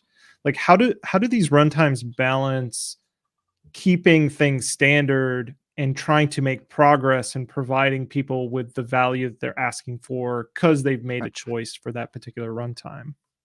Yeah, it's a great question. So a lot of times, rightfully so, standards like the official standards approach tends to take way too freaking long for us to actually innovate. And the cycle is like, hey, let's go, work for 3 years on a standard and then implement the damn thing. And, by then it's too late and overly complicated and designed by committee and all that kind of stuff.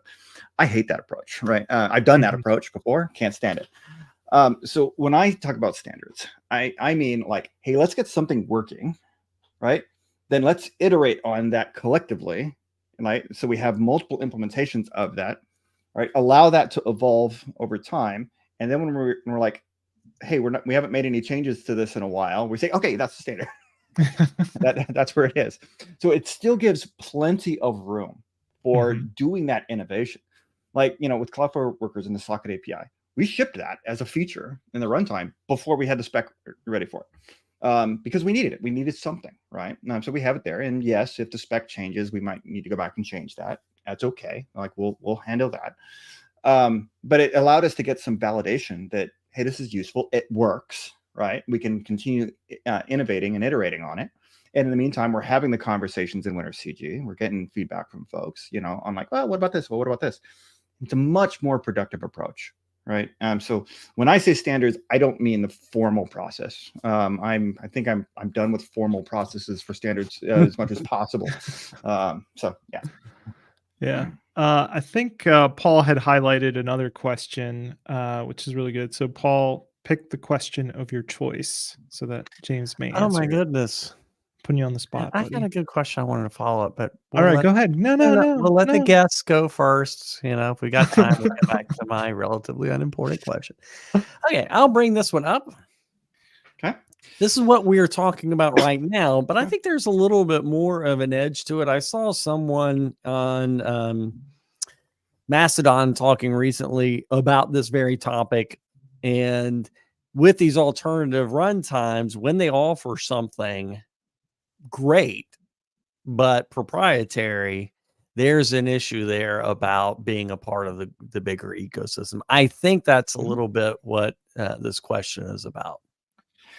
Yeah, and to be honest, I mean, I have no problem with runtimes innovating on a particular feature and saying, hey, here's something that only works here, right? That is so much faster, so much more, offers so much more capability than we can do anywhere else. And we start competing on what those features are. That's fantastic. That's a great approach. But if it's a general problem, if you know that people are going to be connecting to a socket, in every runtime, why not? Right? Why not at least coordinate around it so you don't make lives for developers more difficult down the road? So this, what's the reason for working on standardization? It is, for me at least, it is specifically just to avoid headaches later, to improve the developer experience later. Because we've all experienced code like, if on this environment, do this, or like if on this, and it's messy, hard to maintain. It's just a horrible experience for a developer overall, having to maintain all these different branches depending on what environment you're in. So if it's not something that is a specific capability for this runtime that differentiates it, but a general problem, standardize. If it's a specific capability, go for it. Do whatever you want. I'd say a place where we saw this pattern also is in NPM versus Yarn. Oh yeah. And here's a chance to go innovate, be faster, have workspaces. Your lock files don't work with each other, and if one is present and the other one, and so there's such a thin line between swappability. It's like if you write your project and it only runs on AWS, then you have a barrier to exit, even though it's written in JavaScript. Yep, absolutely. And this goes back to one of the original, the problem I mentioned. Is like if you work on a standard for years and then try to get everybody to do it, you've completely missed the boat. If you can iterate on that, iterate fast, and then come to a consensus over time, right? You're delivering far more value for everyone, including yourselves, right? Now, it may be a bit more work going through that iteration, for the actual runtimes. Could get a little messy depending on what your backwards compatibility requirements are. But overall, it's just a better approach. Okay, on to the next one. Oh, where is it? Let's see. For a new project, what could be the decision process to pick up a runtime? Really depends what you want to accomplish. For server, like really server heavy workloads, I'm talking like Origin server, not Edge or anything like that. Origin server, you're probably, in enterprise business, you probably still want to stick with Node right now. The reason are all the tooling that's there, the kind of the years of hardening and the security process and the LTS and the observability, all of that stuff that comes along with that Node runtime. That should really still be your choice. Now, the other ones are coming along. They're getting there. I think kind of the key determining factor for me would be the level of observability and debuggability that are in there when the application is deployed to the server. But if you're talking like client side, client side tooling, CLIs, that kind of thing, Bun and Dino are fantastic for these. I mean, absolutely great choices. I'm just gonna say, if you want raw performance, nothing's beating Bun right now. Bun is just so much faster. So it really depends on kind of what your specific use case is, right?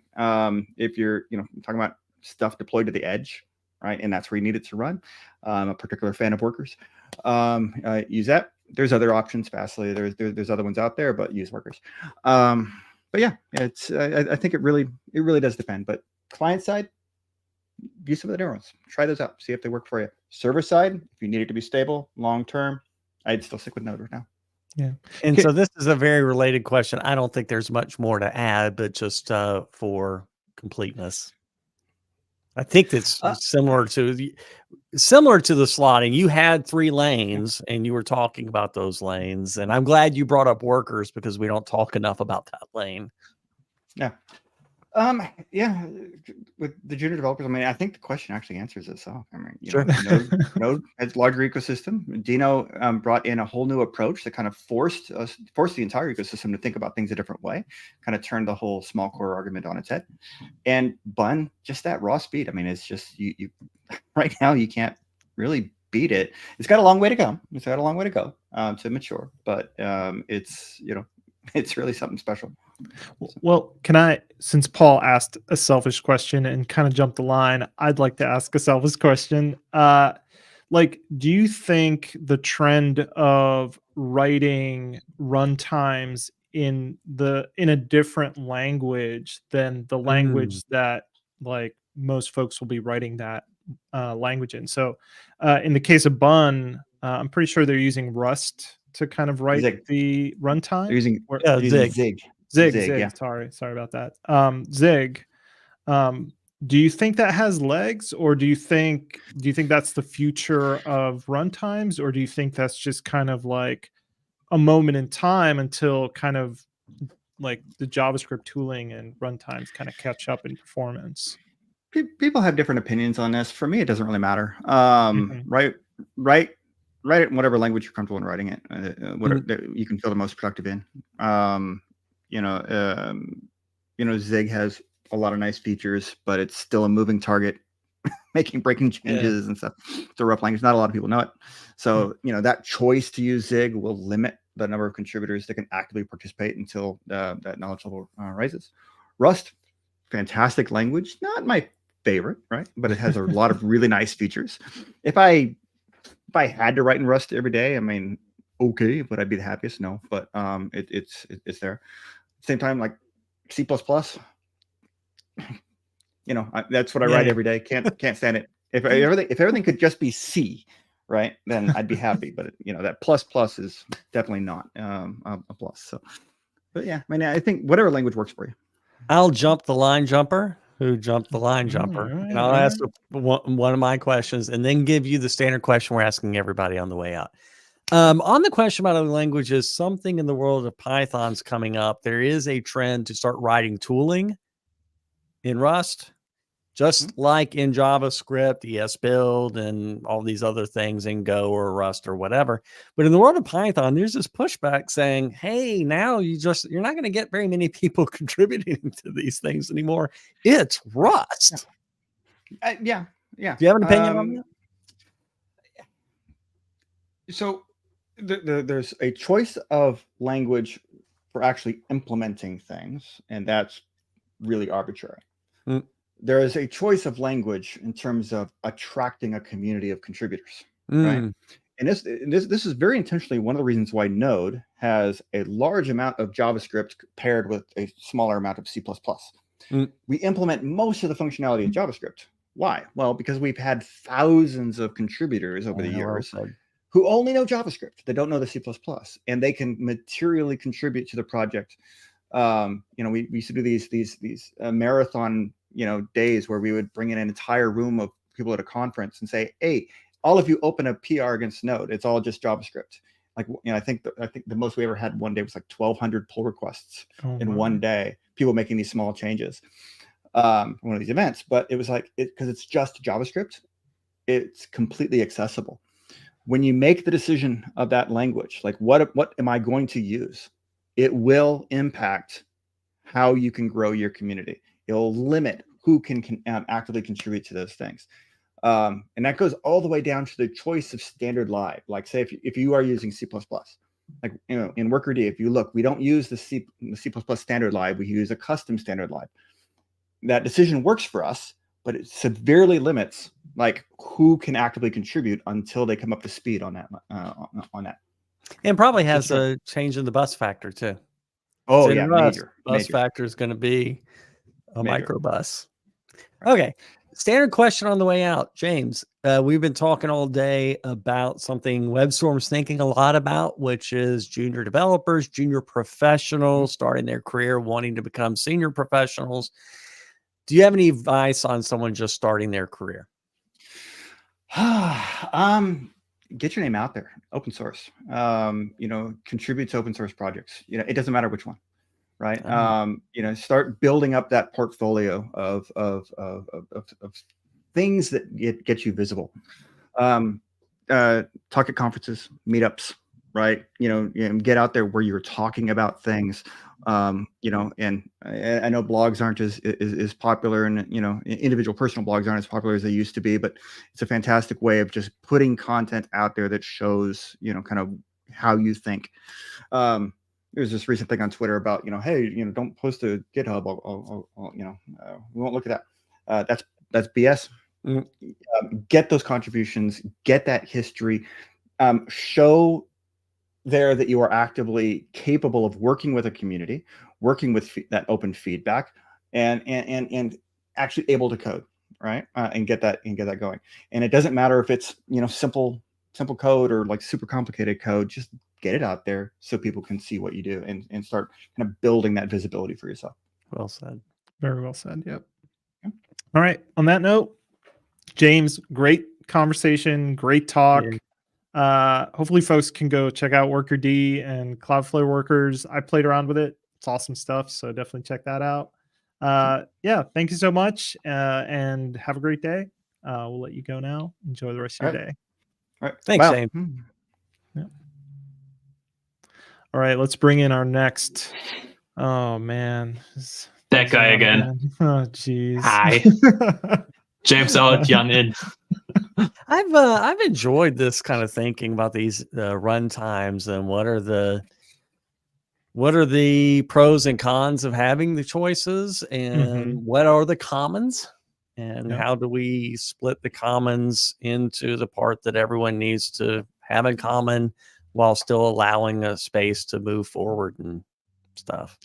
Well, you know, it's interesting. James kind of hinted at it a little bit in his comments, which is like, you want a pool of contributors. And once you've kind of created that pool of folks that you can kind of rely on and communicate with, like, you don't want to upset that by kind of taking a crazy turn into, you know, something else. But creating these new runtimes gives new communities opportunities to flourish and try something new. And I think he was really adamant about more runtimes is a good thing, because they're not trying all to kind of kill each other off or secede each other. They're just kind of trying something different. And I think that's okay.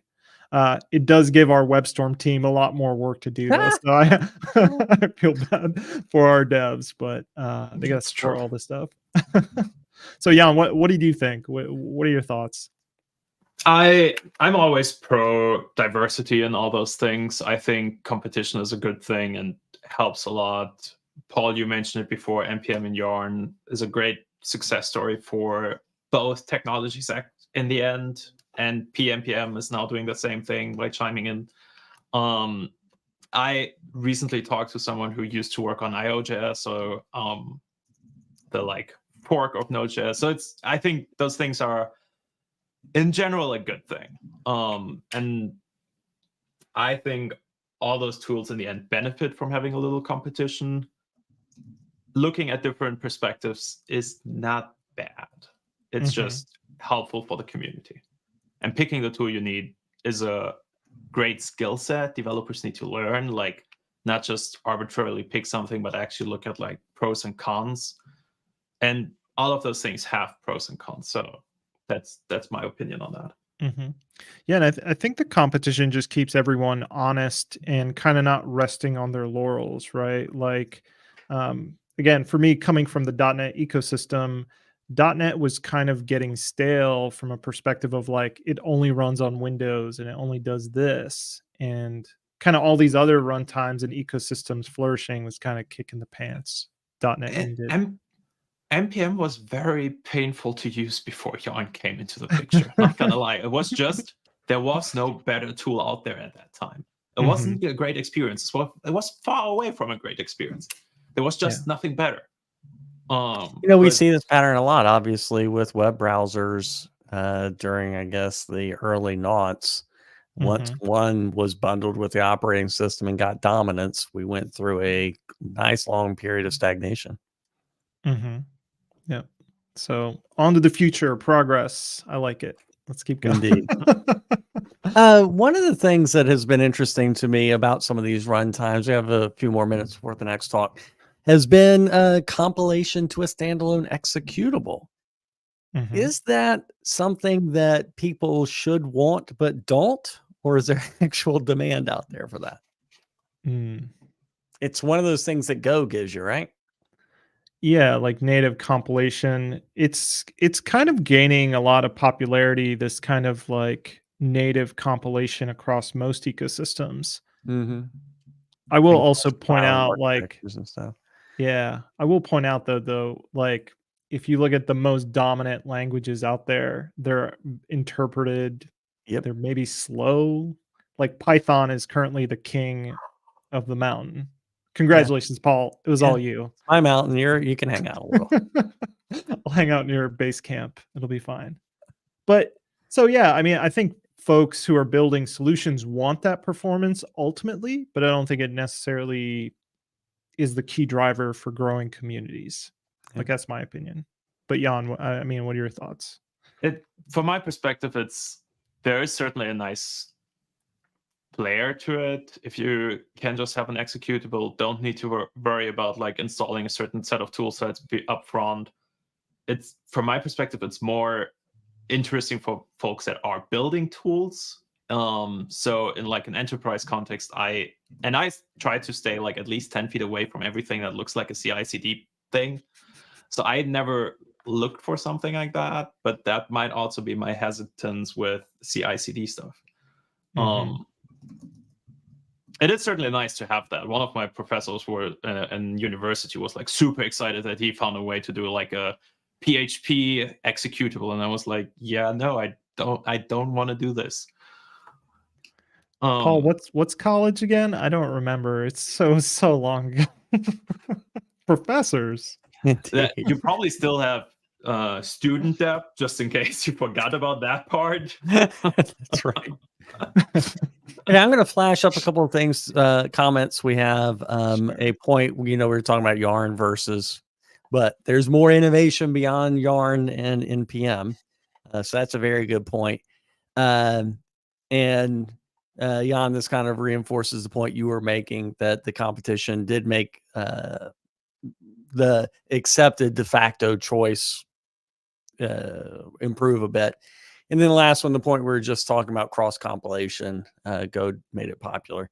And so some of these ideas you see as something that started out as, replacing an alert button with 4 lines and HTML is now turning into, hey, we got to do what Go does for systems programming. Come on. Wow. That'll be interesting to see. Hey, Jan, we're going to go ahead and go on to the next one. So we'll drop you off and then bring you back for the wrap up. But you're going to hang around because this next topic's awesome, right? I will watch it. Yeah. All right. Okay, here we go.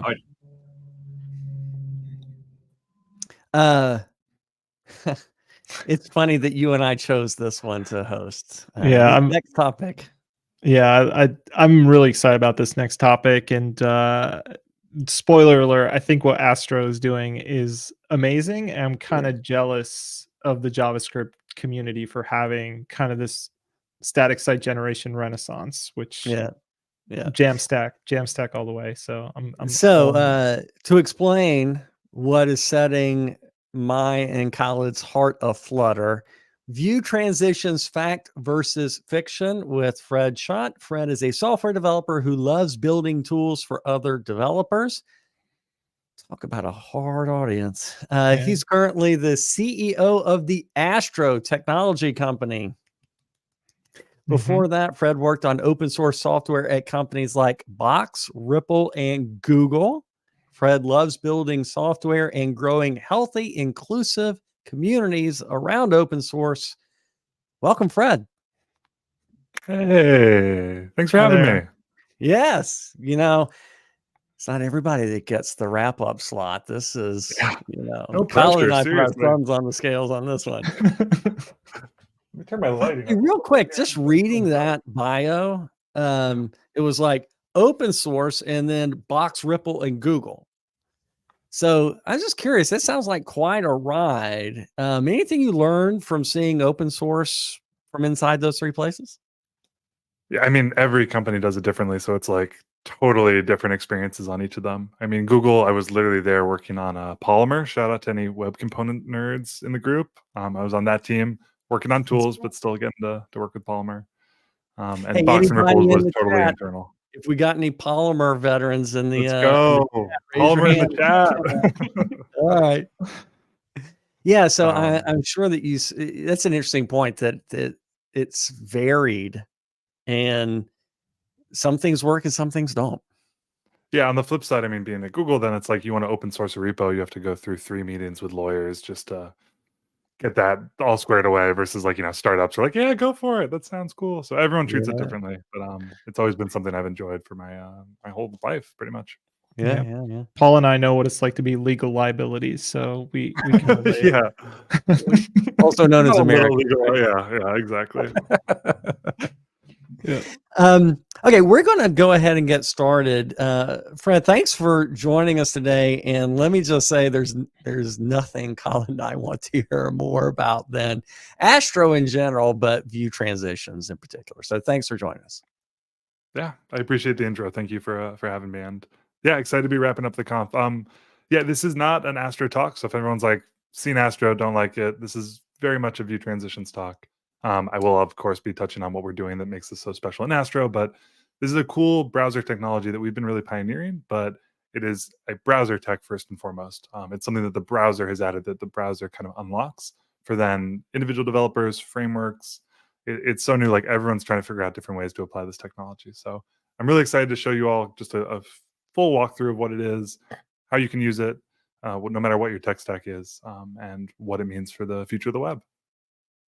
I'll start this off. Yeah, they tackle my intro. I'm Fred. I co-created Astro with a couple other smart people, and I'm currently acting as a project steward. This is an Astro demo, and if you know Astro, you're thinking like static sites, content sites. What's this app doing? This must have been like a ton of front-end JavaScript. This must be like a full spa, right? To be supposed to be taking a team of developers at Spotify working months, midnights, long weeks just to build. But the reality is that this is actually mostly powered by the browser with HTML, CSS, and a little bit of JavaScript. So HTML, this is server rendered HTML. Every transition you see in this demo is the page responding with a full page of HTML, and the browser animating that transition. CSS is actually telling the browser how to animate it. So you see some fades, some cool pop-ups, some cool navigation. Everything has different control, all under the full flexibility of CSS. So a ton of flexibility and expressiveness there. And then a little bit of JavaScript to wire it all together. So again, this isn't like, oh, what megabyte large animation library are you bringing in? Instead, it's actually how are you hooking up the browser to handle this for you with the CSS styling and the HTML. All that brings together this demo, which was built by a single Astro community member, just to showcase how easy some of this tech is to use and how quickly you can get really, really beautiful experiences built together. Again, regardless of framework that you choose to use this view transition tech in. This is just a whole, I have no idea how well this is going to work on screen share. So Just bear with me, but hopefully this is beautiful as it is on my screen. We have people Brad, building. sorry to interrupt you. I believe your Yeah, please. slides froze. Oh no! Oh no! There Is we that go. I Yeah, had two windows open. Oh, thank you for saying something. Oh my yeah, god. sure. Okay, so pretend everything I just said. You were looking at this beautiful Spotify demo. It's beautiful. Thank you for jumping in. Yeah, sure. Yeah, to recap, this is server rendered HTML that's presenting the page, CSS, which is styling the animations, and the only bit of JavaScript is wiring up the browser to actually run the animation logic for you. So you're telling the before and after state, the browser's doing the heavy lifting of animation. Super cool, super powerful. This is not a SPA. This is server rendered HTML with CSS and a little bit of JavaScript. Build in Astro, but again, anyone could be building this with view transitions today. All right, now hopefully this also, not only is this beautiful on your screen, it also is actually visible on your screen. This is just a collection of different ways that people have been applying this across the Astro community. You have a blog in the top left showing these really nice transitions across posts and across pages. An actual audio player, which we're actually going to dig into later on. Another blog that's showing a kind of more slide transition, so a little bit lower powered. And of course, a kind of like e-commerce catalog, cool sticker navigator built by Addy over at Google. So super, super cool tech that people are using in all sorts of interesting ways to kind of push the boundary of this. Because again, very new, very new in the browser. And so there's just so much unexplored space here that people are starting to play around with. I've kind of tipped my hand a little bit. I've been talking about how this is just HTML, CSS, a little bit of JavaScript. But to really hit this home, this is all possible with a single line of HTML, a new meta tag called view transition with this content tag. If you add this to your site, you're going to get view transitions enabled automatically. I say, wait, really? Okay, you're going to get view transitions. It might not look like that Spotify demo, but they are going to be enabled and fully powered by the browser. That's the future that the browsers are working towards. And the rest of this talk is essentially describing how you can move there with them and how kind of the current state of things is. But the end goal that everyone is working towards is that you can do something this simple to enable simple view transitions on your site. So the simplicity that the browser provides us versus a super low level, super complex, this is the goal that browsers are working towards and that we're trying to align ourselves with. This is where we get into the well, kinda, the wait really part of it. Obviously, in anything on the web stack and the platform of the web, you have to worry about browser support. What framework does React support this better than Svelte supports this? Accessibility is something we hear all the time that I'm going to touch on. And then also, what kind of transitions do you want to build? Like default fades, there's some cool morphing stuff, slides, custom transitions. Persistent transitions is a really interesting one that Astro is actually pioneering, the idea of an element like an audio player moving across pages without being reset. There's some really cool stuff here. It's all exactly what I'm kind of touching on this as a kind of wild west of figuring this out right now. But you can see this support is shipped natively in Chrome. It's in Edge. It's in Opera. And a lot of what I'm going to talk about of Astro's approach is actually to polyfill the remaining browsers. So you can use this in Astro today with support across all of these browsers, not just the ones that support it. So that brings us to Astro, the kind of how we got here part of the story. Astro is a web framework for building content sites, first and foremost mostly. So anything that is traditionally about getting content in front of the user, whether it's a marketing page, a blog, an e-commerce shop even, if the job is to get something quickly to a user, where any kind of content at all, Astro is really designed for that use case. We kind of see that in opposition to maybe a more app-like, if you're trying to build the next Facebook, that's not really what Astro is designed for. We're really focused on that content story. And recently had our Astro 3.0 launch, which really, really brought this view transition API into the stable release. So it's stable, it's released, it's a part of Astro. I think we're on Astro 3.6 now, so this has been well baked into Astro at this point, with a lot of nice improvements along the way. I have a video here. I'm going to actually be watching chat with the backstage people, so you don't have to jump on that. Let me know if this audio is working through the stream. Not required, but it's cool. This is a video of Theo. Look at that. The audio works just like fantastic. Theo's a live streamer. My website was laid out differently. Okay, I haven't checked it for a while. Walk over it. Theo has been a long-time user of Astro. He used it back in like the O.X days when it was just O.X software. But this is just a good example of how easy this is to use in Astro. I'm going to hit home his migration story of how this works in adding it to an Astro site today. Look at that. I also thought my website was laid out differently. I haven't checked it for a while, but I want to try these view transitions. So let's do it. Add it inside any page's head element. Index. Import. YOLO. Oh, that's really nice. Now I need to add that to everything. Cool.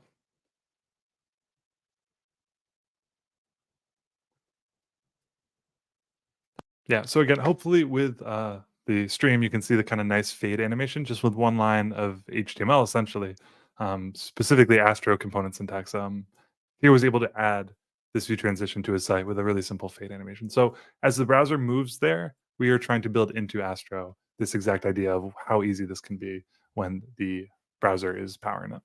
So we weren't able to hit one line, but we did get it into. You have to import this component from the Astro transitions identifier, and then you can use it anywhere on your site. So if we see this on your page, we're going to enable view transitions across any browser, not just the ones that natively support it, but we'll polyfill it in the old ones as well. And this is where we see frameworks, not just Astro, but any framework really stepping in to help. Like with anything, the browser is a multifaceted, some browsers support one thing, some support another. And really frameworks have always taken this role of filling in the gaps and easing out the gaps. So all the way back to jQuery, right? That is a long history of that goal for good frameworks. So that's our goal with view transitions in Astro 3, having good browser fallbacks, having really good accessibility by default, and having some really cool built-in animations. So we'll get into the CSS of it, but you don't even have to write your own CSS if you want to. We'll have a couple out of the box for you to use as soon as you try it out. I'll go into the just nitty-gritty details. Again, this is purely if you're just curious how it works, because it is really wild tech. The browser essentially gives you this API called Start View Transition, which lets you navigate from the start to the end state. So the browser really thinks about the old and the new.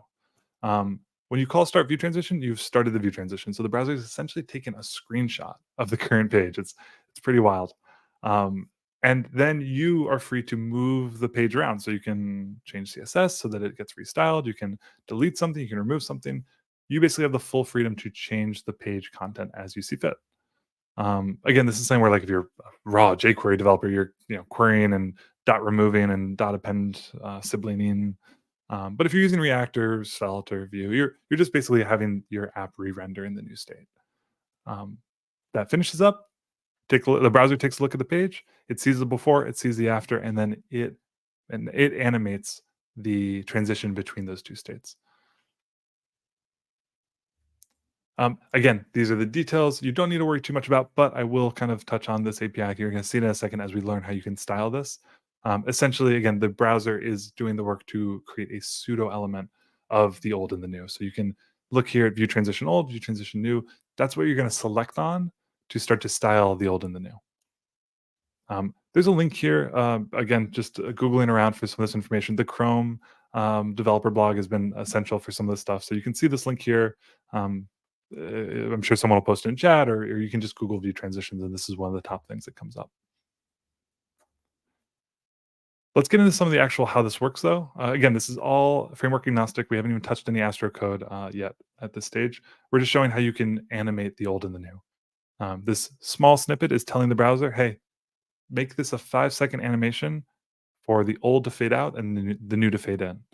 So you're styling them both equally slow, in my opinion. But no matter how bad this the stream quality might be, you probably see this transition just kind of eking along at 5 seconds. That's pretty brutal. So yeah, this is literally as simple as it is. There's an animation that is the default the browser gives you, which is that fade I mentioned, and now we're not even touching it. We're just changing it and tweaking it, making it a little bit slower. This shows kind of the ends of where you could go, and you could probably even go way further than this, but this is actually a more advanced use of it. You can see them not just creating a slide animation, but a pretty snappy little slide animation. There's like a pop, slide, fade thing going on that's pretty cool. But again, we haven't left CSS at this point. We are transitioning the old out and the new in. We aren't even touching HTML or JS. This is just CSS on the pseudo elements that the browser is giving us. In this case, we are animating the fade out and the slide to the left animations, which are defined up here in these keyframes. So really cool to see this. Just all CSS, full animations, not a line of JavaScript to be seen is really cool. Given the history of, again, I mentioned jQuery. Animations used to be pretty wild before CSS even had animation support. The browser has come such a long way to now be able to actually orchestrate the animation, not just animate it beautifully. The last thing I'll touch on here, which is a little bit of just a little tangent we're going to take, this is not just for page transitions. A lot of what Astro does is creating a really smooth page transition, because that's what we see our users. It's like kind of the most common use case we see for transitions on the web. But here's a couple of just examples of how this is an API that is as low level as you want it to be. These are different actual experiences on a page that are not related to animation, that are not related to page transitions, that are powered by view transitions. So again, this is that heavy lifting that you might have had to have done yourself in JavaScript, or have relied on a SPA application architecture. Instead, you just have this all powered by the browser, no library needed.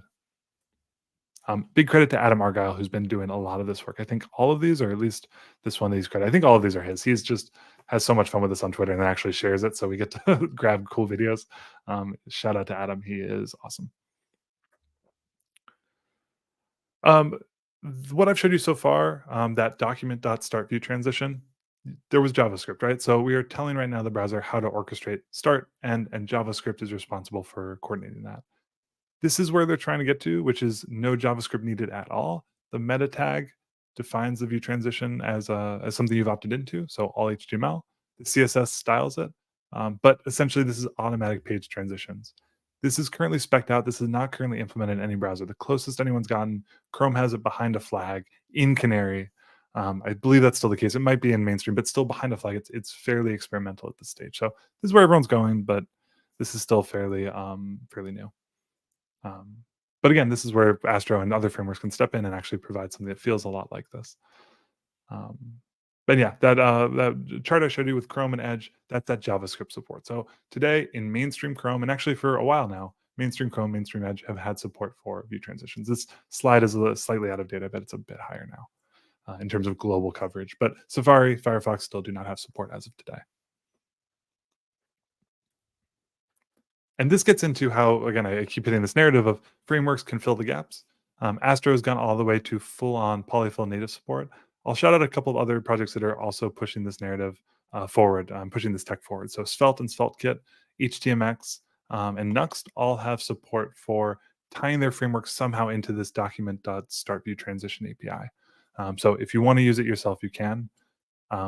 Nuxt is experimental, Svelte has landed, and HTMX has actually had it longer than any of us. So shout out to the meme lords over at HTMX for seeing the future before any of us did. Nuxt as well, to be fair, has had experimental support for a long time now. The big thing, again, that I'll keep hitting on is where everyone else has gone so far is letting you use these APIs if you choose to. And where Astro is unique is in actually building it into the framework. Yeah, let's talk about this, because I think it's really important. Like, why would we do this when no one else would? It's not that we're like weirdos we are weirdos who love view transitions, but more to the point, this is actually solving a real big need for us. So if you know anything about Astro, that content site focus led us to an architecture that actually moved us away from the SPA architecture that I would say most other JavaScript frameworks fall under. Next.js, SvelteKit, Nuxt, what they all do, the way that they architect your site, is that there's essentially an application running on the front end that is responsible for rendering your page. And the server exists to basically server render that logic to maybe make it a bit faster. But at the end of the day, what you're shipping is a JavaScript app. You can speed it up and you can pull a couple of cool tricks, but at the end of the day, your site is a JavaScript app. Really cool for apps, pretty terrible user experience for anyone trying to ship a lot of content to the user quickly. So coming from Google, you got to see that content and you got to maybe interact with it. That can mean a lot of server rendering complexity, front-end application complexity, and then how are you hydrating that and getting that interactive when what you really have is an application. Astro's architecture went the other route, which is the more traditional, what people kind of call the MPA, which is really just trying to say there isn't a JavaScript app. The server is responsible for the HTML you get back. In contrast, this means that the server is sending HTML, and the user coming from Google essentially just has to load that HTML, CSS, and any JavaScript that's needed, but you haven't baked in the concept of an application. It's a page, not an application. This is really cool for our use cases. Anyone building marketing pages, home pages, blogs, and e-commerce. It really makes a lot of sense for that. But you still do need some interactive content. So that's where we had this idea of starting from there and letting you build these interactive components, these JavaScript-enabled components on the page, using this islands architecture as more like widgets or pieces of the page versus the full thing being a JavaScript app. The trade-off, the thing we intentionally made there is that we did not have nice page transitions. When you clicked a page, a new link, the browser asked the server for HTML, and then the browser took that request, that response, the browser was in charge of everything, and the browser was a pretty blunt instrument. So you move across pages, you have no control other than, that you end up on the right location, kind of throwing someone over a wall from page to page. This is how the web has always worked, but SPAs have had this really cool idea of, because they're a JavaScript app, there's not actually a browser navigation happening. It's kind of all faked. It's the JavaScript app that is re-rendering a new part of the page. So SPAs can do some really cool transition stuff and have been able to for a while now, because it isn't actually a browser navigation. It's a client-side kind of faux navigation. So long story short, we never had this ability. We were super jelly all the time. And what view transitions gave us was a way to, within our model of a browser-enabled page transition, we didn't have to sacrifice that power of being able to actually animate or kind of just improve that animation, so that transition experience from just being thrown over a wall. So what started as a weakness of us, Astro versus SPAs, is now one of our biggest strengths. We have page transitions, and they're actually as lightweight as possible because the browser is doing all the work. That's why we ultimately had the incentive to go after this, where others, if you already have this feature, why would you go and re-architect it? What you have is already good. But for us, this was actually a totally new thing. The last thing I'll kind of touch on in comparison of how Astro's approached this is, again, we see our role as making this as easy to use as possible, as baked into the Astro experience. Whereas other frameworks right now, they're, again, because they don't have that need, they're more letting you use it for what you want. So unnamed framework X on the right is a really good example where most other frameworks are today. They want to expose this API, but ultimately it's on you to use it. So this is not a judgment call or a moral call. This is a totally fine approach, but I think it really hits home our approach to view transitions, which is much more a baked in feature of Astro versus just giving you an API and letting you do with it what you will. So two totally different approaches, both valid. And yeah, we're really happy with ours. And I think Framework X is pretty happy with theirs as well.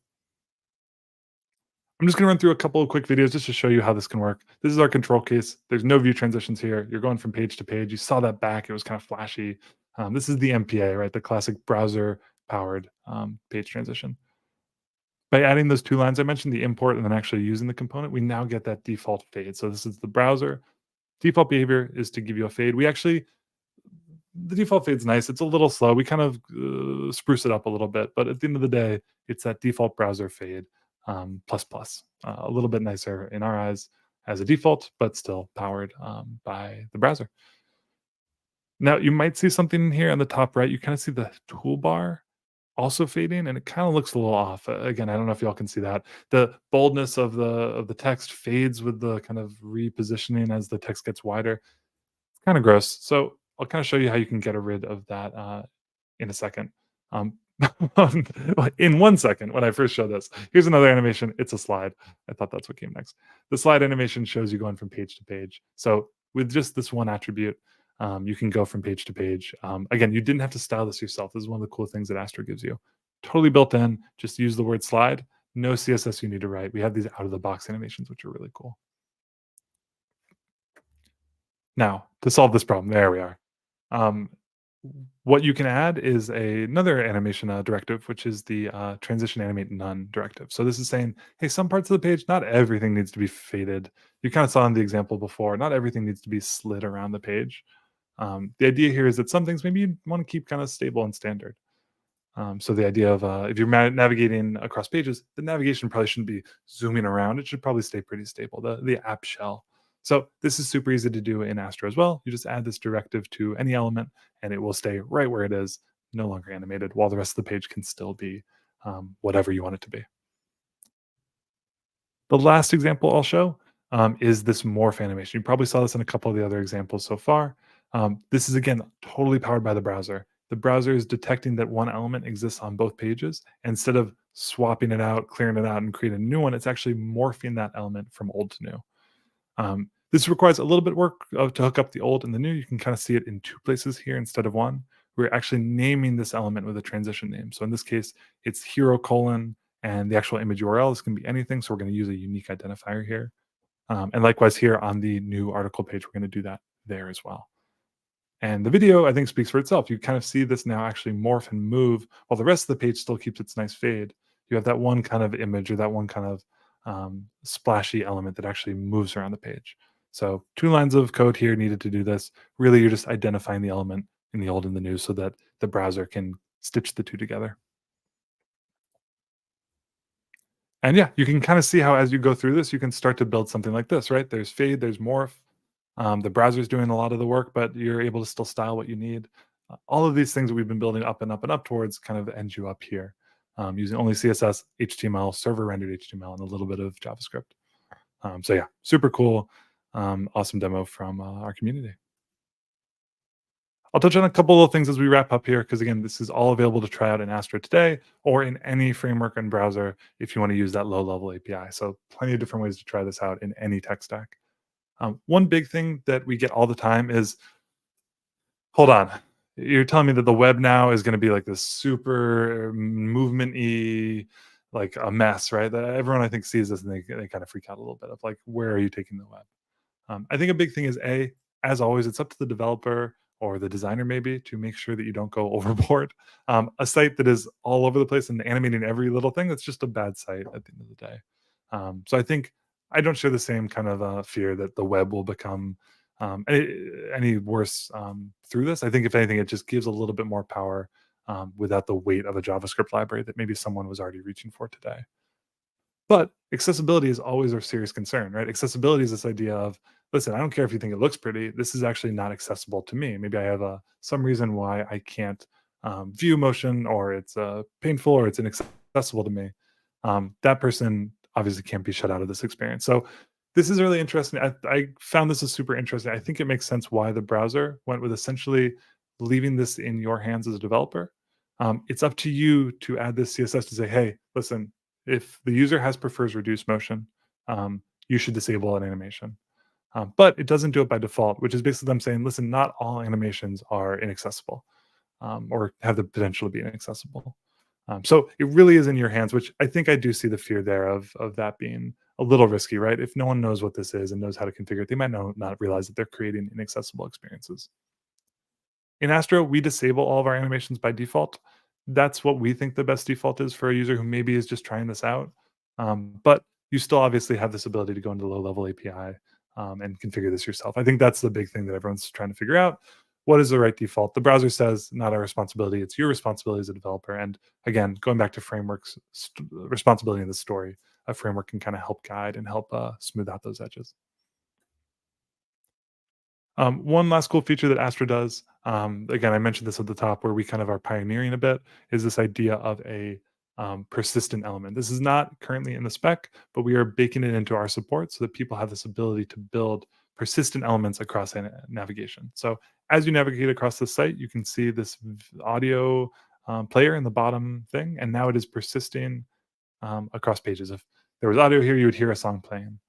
This is a really, really cool feature of Astro's transition support, because it actually is keeping that element across full page navigations with all the powers of view transition. So super, super cool. I'll just jump to the next one where you can see how this all comes together. You have an e-commerce site here, which is using that feature to power a chat widget. So, and a shopping cart, I believe. So again, seeing how all this comes together, you can build really, really powerful things that are really great looking without a ton of work. And not just this looks pretty, but it actually gives you something that wasn't possible before. Stuff like persistent elements across pages, so that you have this nice chat widget, or again, a shopping cart. So yeah, another great demo coming out of our community, just showcasing how powerful view transitions are and how powerful they are in Astro specifically. So check out Baptiste's Twitter if you want to see more of this cool stuff. All right, we're wrapping up here. That's view transitions. That's view transitions with Astro 3. All that great stuff. If you want this API but are worried about browser support, having good defaults, styling a bunch of stuff yourself, Astro gives you all of these things out of the box for you to try and play around with it. If you love it in Astro, bring it into your current site, build something new with Astro. All of these options are available to you. It's a tech that we're just super excited about because it opens up this door, not just for Astro, but for any MPA style site where a server is powering the page. You can now style that navigation without shipping a full JavaScript application to do so. So really cool tech. Please check it out. View transitions, Google it, check out Chrome's writing. And again, astro.build is the site to go to if you want to try this out in Astro. All right, that's my talk. Thank you so much for having me and for having me at the end of the conference. Whoa, you all made it. Yeah. I was just joking with Paul in our private chat. I said, we tricked them, Paul. They thought they were here for JavaScript and we gave them some CSS. We got There you them. go. Got them. There you go. Fred, I got two things for you. First, wow. From the bottom of my heart, thank you for carrying the flag for the web, because this is great stuff. And second, screw you, because now I'm going to stare at my wall for 2 hours tonight thinking about the implications of what you said. It's fantastic. Yeah. Colin, you got any hot takes, quick reactions? Well, I see a lot of people snarkily saying things like, oh, Flash is gonna come back and doing this kind of stuff. But like, to your point, it's like everything within reason, right? Like this is a powerful tool, but don't go crazy with it. Don't throw animations everywhere, right? Like God. Real quick, I want to shout out a couple of people on the team, because Nate Moore started this exploration on our team, and Matthew Phillips, who's been leading the Astro project actually for a while now. He really kind of spearheaded this. So any credit really goes to them. They did an awesome job with this. Nate specifically actually went back and found old Snark when CSS animations were first launched. So a tech that's been in the browser for years now. And the exact same thing. This is going to ruin the web. I like my jQuery changing the width or the height actual attribute every X milliseconds. That's better than this animation monstrosity. And now obviously that's not the case. So I think the web will find a way. Good sites, beautiful sites succeed. Obviously ugly sites people can't the use. demo that kind of blew my mind when you were giving your presentation was reordering that list of items. Like, how often have people built reordering UIs? Yeah. And now you're telling 100%. me I don't have to write JavaScript to get DHTML. There's an O'Reilly DHTML book. It's got 3 chapters on this. 3 chapters, exactly. Yeah, exactly. That's like a whole class of problem. You still have to wire it up, but you're now wiring up with the browser. It's kind of like your platform, your partner in it. Look, Okay, I can Colin, learn this stuff in 24 Colin, you and I got hours. to show. Okay? We got to show a little discipline and do some audience questions, and then we'll All get right. to our 4 hours of comments. Well, okay, here I'm gonna pick one. I'm picking one, Paul. Here we go. So I guess people are like concerned about performance, and kind of like, here's a mention of someone saying like, how's this gonna affect my CPU and all that kind of stuff. So can you maybe get into the details of like what the browser is doing from a technical standpoint when these animations are firing? Yeah, I mean, at the end of the day, it's a bit of I'd say again, a collaboration between the site builder and then the browser platform doing the right thing. So site builder, yeah, the more animations, this is a thing that your browser has to do. If things are flying around, it's gonna tax your GPU. Having said that, I do believe browsers are smart enough to not clip or freeze. Like, you'll probably get a reduced, and again, this really comes down to each browser's implementation, but my understanding is you get much more of a reduced fidelity. So maybe it'll jump instead of the smooth transition. At the end of the day, it shouldn't slow your site down. And at the end of the day, if that's something that really matters, the site builder should have that awareness that the more they lean into this, the more there is a potential for that. So yeah, I think it's a valid concern, but I think it's one where the end state is not any worse than the web is today when you use animations. Yeah, and I think folks should remember too, like a lot of the Chromium engines, they have GPU support. So, like if your iPhone's playing Resident Evil 4 remake or whatever right now, I think some animations are going to be okay. And which one is going to run on your GPU, your JavaScript or your CSS? Yeah. Okay, exactly. next one. This is kind of reinforcing the points that we were making about the Flash and the stuff like that and the DHTML. I think there's just a huge audience for this. And I think that there's an audience that has been forced to go to obscure API.js in order to scratch this itch. And I think that the thing that really struck me about what you're showing is this is declarative. This isn't imperative. And when we get back over to the declarative land, good things start happening over there. Yeah. Yeah. And I'd shout out, I mean, like Swap is a good example that comes to mind. Like people have built this. It's just always been, especially as we were looking at Astro, how do you do an animation when essentially the browser is changing from page to page? Like you essentially have to build in that SPA model of like, all right, browser, you're not actually navigating, like cut that out. We're going to somehow, and now take on the responsibility of page navigation, which it's easier actually if you go into the full application model, because now it's just it's a different code path. But to live in between the two without the browser kind of helping you out has always been really difficult. We tried turbo links built in Astro. We tried Swap.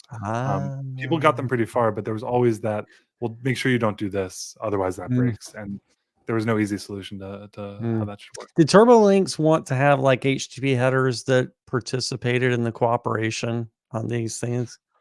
Ooh, I don't remember that exact use case. I mean, at the end of the day, TurboLinks was such a Rails project. It really was pretty baked into Rails. But even for us, it was like, well, if the script is meant to rerun, it should live in the body when you navigate. But if it was only meant to run once, it should live in the head. And like Astro was never like, oh, like tell us where you want your scripts to live. It's just like, that is so not something we're built for. So there was always some like, oh, make sure ... that was really tough for us to either give our users or even just difficult for us to manage ourselves. All right, we've got 5 minutes for some serious fanboy questions. So, Kyle, you let me take my one first. Wait. I appreciate it. Well, I want to ask another web transitions because we got them. We got to ask them. Gotta do it. I legally can't leave, but we should be clear with the audience. I legally am not allowed to leave. Yes, our JetBrains ninjas are descending to your location right now. You're going to be here for a while. No, but something interesting when you were going through the demos, which kind of blew my mind, is you click something, an animation happened, but then you navigated backwards and that navigation reversed itself. So it's like, are people getting 2 animations for the price of 1 amount of work put in? Yeah, that's kudos for you catching that. That is actually something that kind of surprised us. Like the slide animation, you're like, oh, cool, slide. And then you hit the back button and it's like sliding the wrong way. It's like, oh, that's not at all that's really bad. Like no user expects that. You have to handle that yourself. But again, there is that kind of like ability. I can't remember if that's fully CSS. There's probably a little bit of JavaScript. I'd have to check. It's unrelated to the state and the history API. I really have to check. I don't remember how it's implemented, but it is clearly possible. But not the default, which surprised everyone on the team when we first shipped that. Yeah. Let me zoom way out on this. You showed the can I use on this, and Firefox isn't there yet. Shockingly, Safari isn't there yet. This is my shocked face. But has there been any like vendor intent to implement? Has there been any signals in the mailing list that we disagree with this fundamentally? We'll never do it, like Web SQL? I think everyone has expressed interest. And that's usually the kind of like hardest part to get over. If anyone in chat corrects me, please correct me if I'm wrong. But yeah, I think everyone is like on board with it. Maybe not all the way to the meta tag. I think that's still where that just feels really kind of exploratory at this stage. But this start view transition, yeah, as you all saw, there's like clear use cases, not just in the page transition, but just in like, hey, move this tab or move this this drop down. All the browsers, I believe, are aligned on that at the very least. Colin, I had 2 more questions. Do you want to pipe in first? No, I just kind of wanted to comment. I've noticed throughout the day people saying like traditional MPAs. And it's like, you know what? We were here first. We built websites this way. Why are you saying traditional MPAs? This is an argument that no one is ever going to like. It's the most niche argument, but I totally agree. Yeah, come on, people. This is how we have a word for that. We have a word for that. It's called the web. Anyways. So Fred, as someone who has a framework that is conceiving of these things kind of at the same time that the platform is doing something, what are some ways that frameworks can help glue things together? You mentioned the magic word app shell.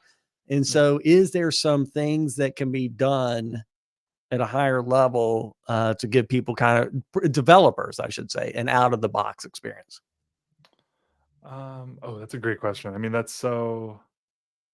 I like that everyone's kind of taking a different path here. I think with something new like this, I'd rather see everyone try something new, we figure it out, and then kind of bring it back. So, yeah, I mentioned I won't even be able to kind of recap all of them, but I think the biggest things are that framework I showed earlier. Like most people right now are saying, if you want to use this API directly, you can. And I think that's kind of with an eye for like the smaller use case, the individual experience versus the full page.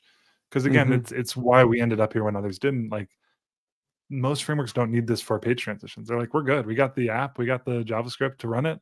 We'll just build it ourselves. Like this hasn't been blocked for us the same way it was for Astro. So I think if anyone was going to explore the page transition use case, it would be us and HTMX, because again, there isn't that SPA powering the thing. Whereas SvelteKit and Nuxt are more, I think, about, listen, this API has multiple uses, and we want to make sure you have direct usage of that API in your component specifically. We'll start to wind up a little bit, so I will give you the serious fanboying now before asking you the final question. But thank you for carrying the flag on MPAs. Thank you for giving a shout out to Carson and HTMX. Thank you for talking about a declarative, accessible web architecture. I think it's just fantastic. This is just great stuff. So I will close with the question we've been asking everybody all day. We at WebStorm care a lot about developers on their journey from junior professionals to senior professionals. Do you have any advice for developers just getting started on their journey as someone who's gone through quite a journey? Oh, that's a great question. I'm obviously biased, but I think one of the best things I ever did was get involved in open source. I think, yeah, I was, a junior developer at my first company I was ever working with as a developer. And I was not able to do much. I was very much on my training wheels, rightfully so. But I just luckily, through using some JavaScript libraries at work, getting involved with them and needing to fix them at work, I ended up getting involved with actual libraries themselves, learned from some really, really great people, like learned how real GitHub works, not just, company GitHub. Learned a ton about working with large groups of projects and essentially volunteer efforts at the end of the day.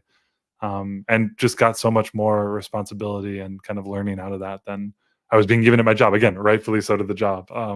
So yeah, I think if you're someone who's looking for more, as I kind of was at the time, open source can just be a great place where there's so many projects just hungry for your attention, your time, and willing to kind of give you mentorship and learning in response, even just by the virtue of working on something new and outside of your comfort zone. So this is not a pitch for Astro. We have a great open source community. It's really just a pitch for any project that you are using at work, that you're using in your free time. Chances are, if there's an open source component, people are in need of some sort of help that you could be able to provide and grow from.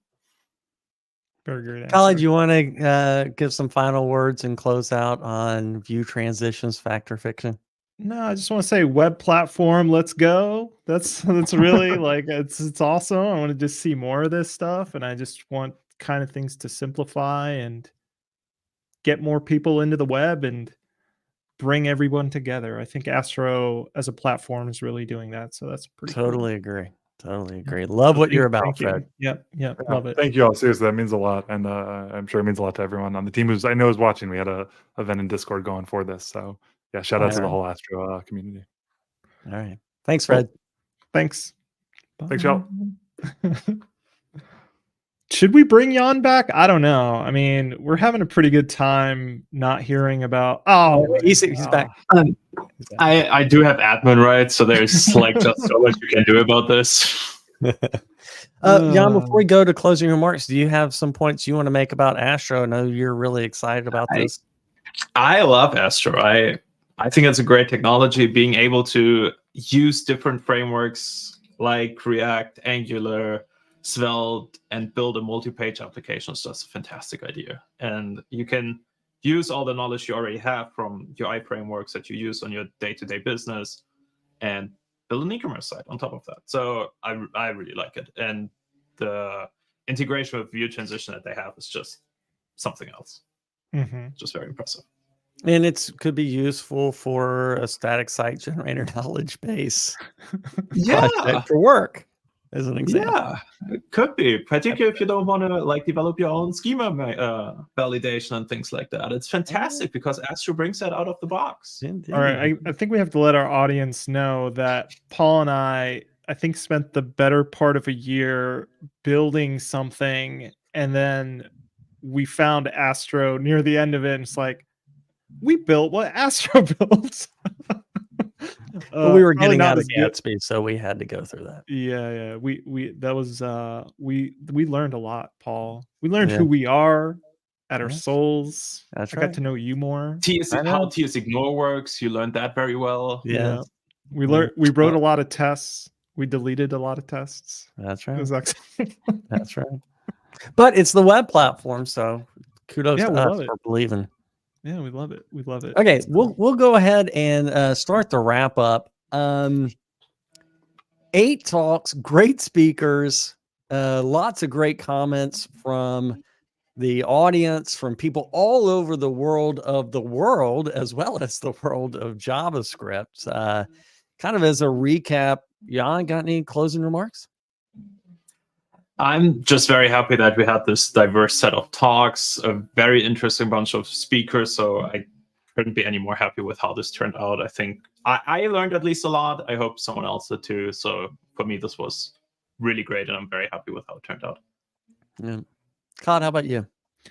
Yeah, I'm just curious, like how many people out there have stayed with us through all of today. So like if chat is still there and you're awake, you've had your 10 cups of coffee, please put an emoji in there so we can see who stayed with us throughout the whole day. But yeah, I kind of echo what Jan said. Like this has been a fantastic day, a lot of great talks, all great talks actually, and great speakers. And thank you guys. Thank you guys for having me here. Like that was pretty awesome. So thank you.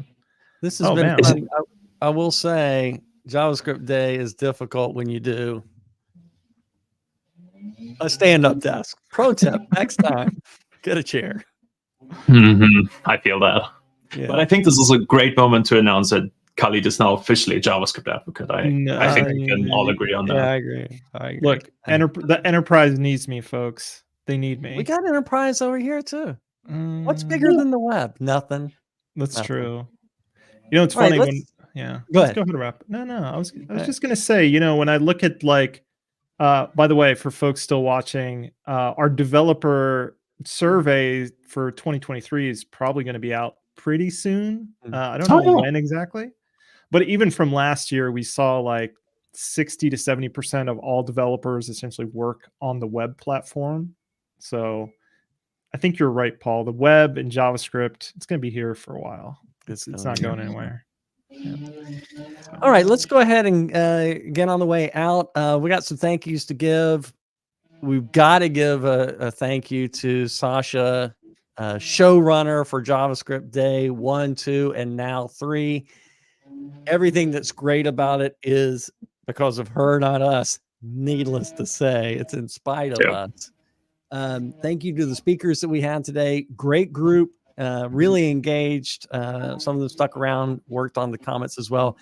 And of course, thank you to you, the audience, for all of you that stuck through, that are watching later as well, that did comments in chat, that helped each other, as well as just asking questions. We had a lot of good feedback between people in chat.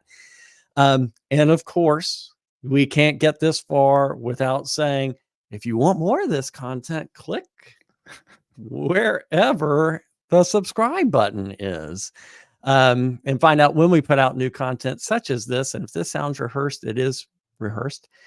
And finally, if you have any ideas for JavaScript Day 2024, it's never too soon to let us know about it.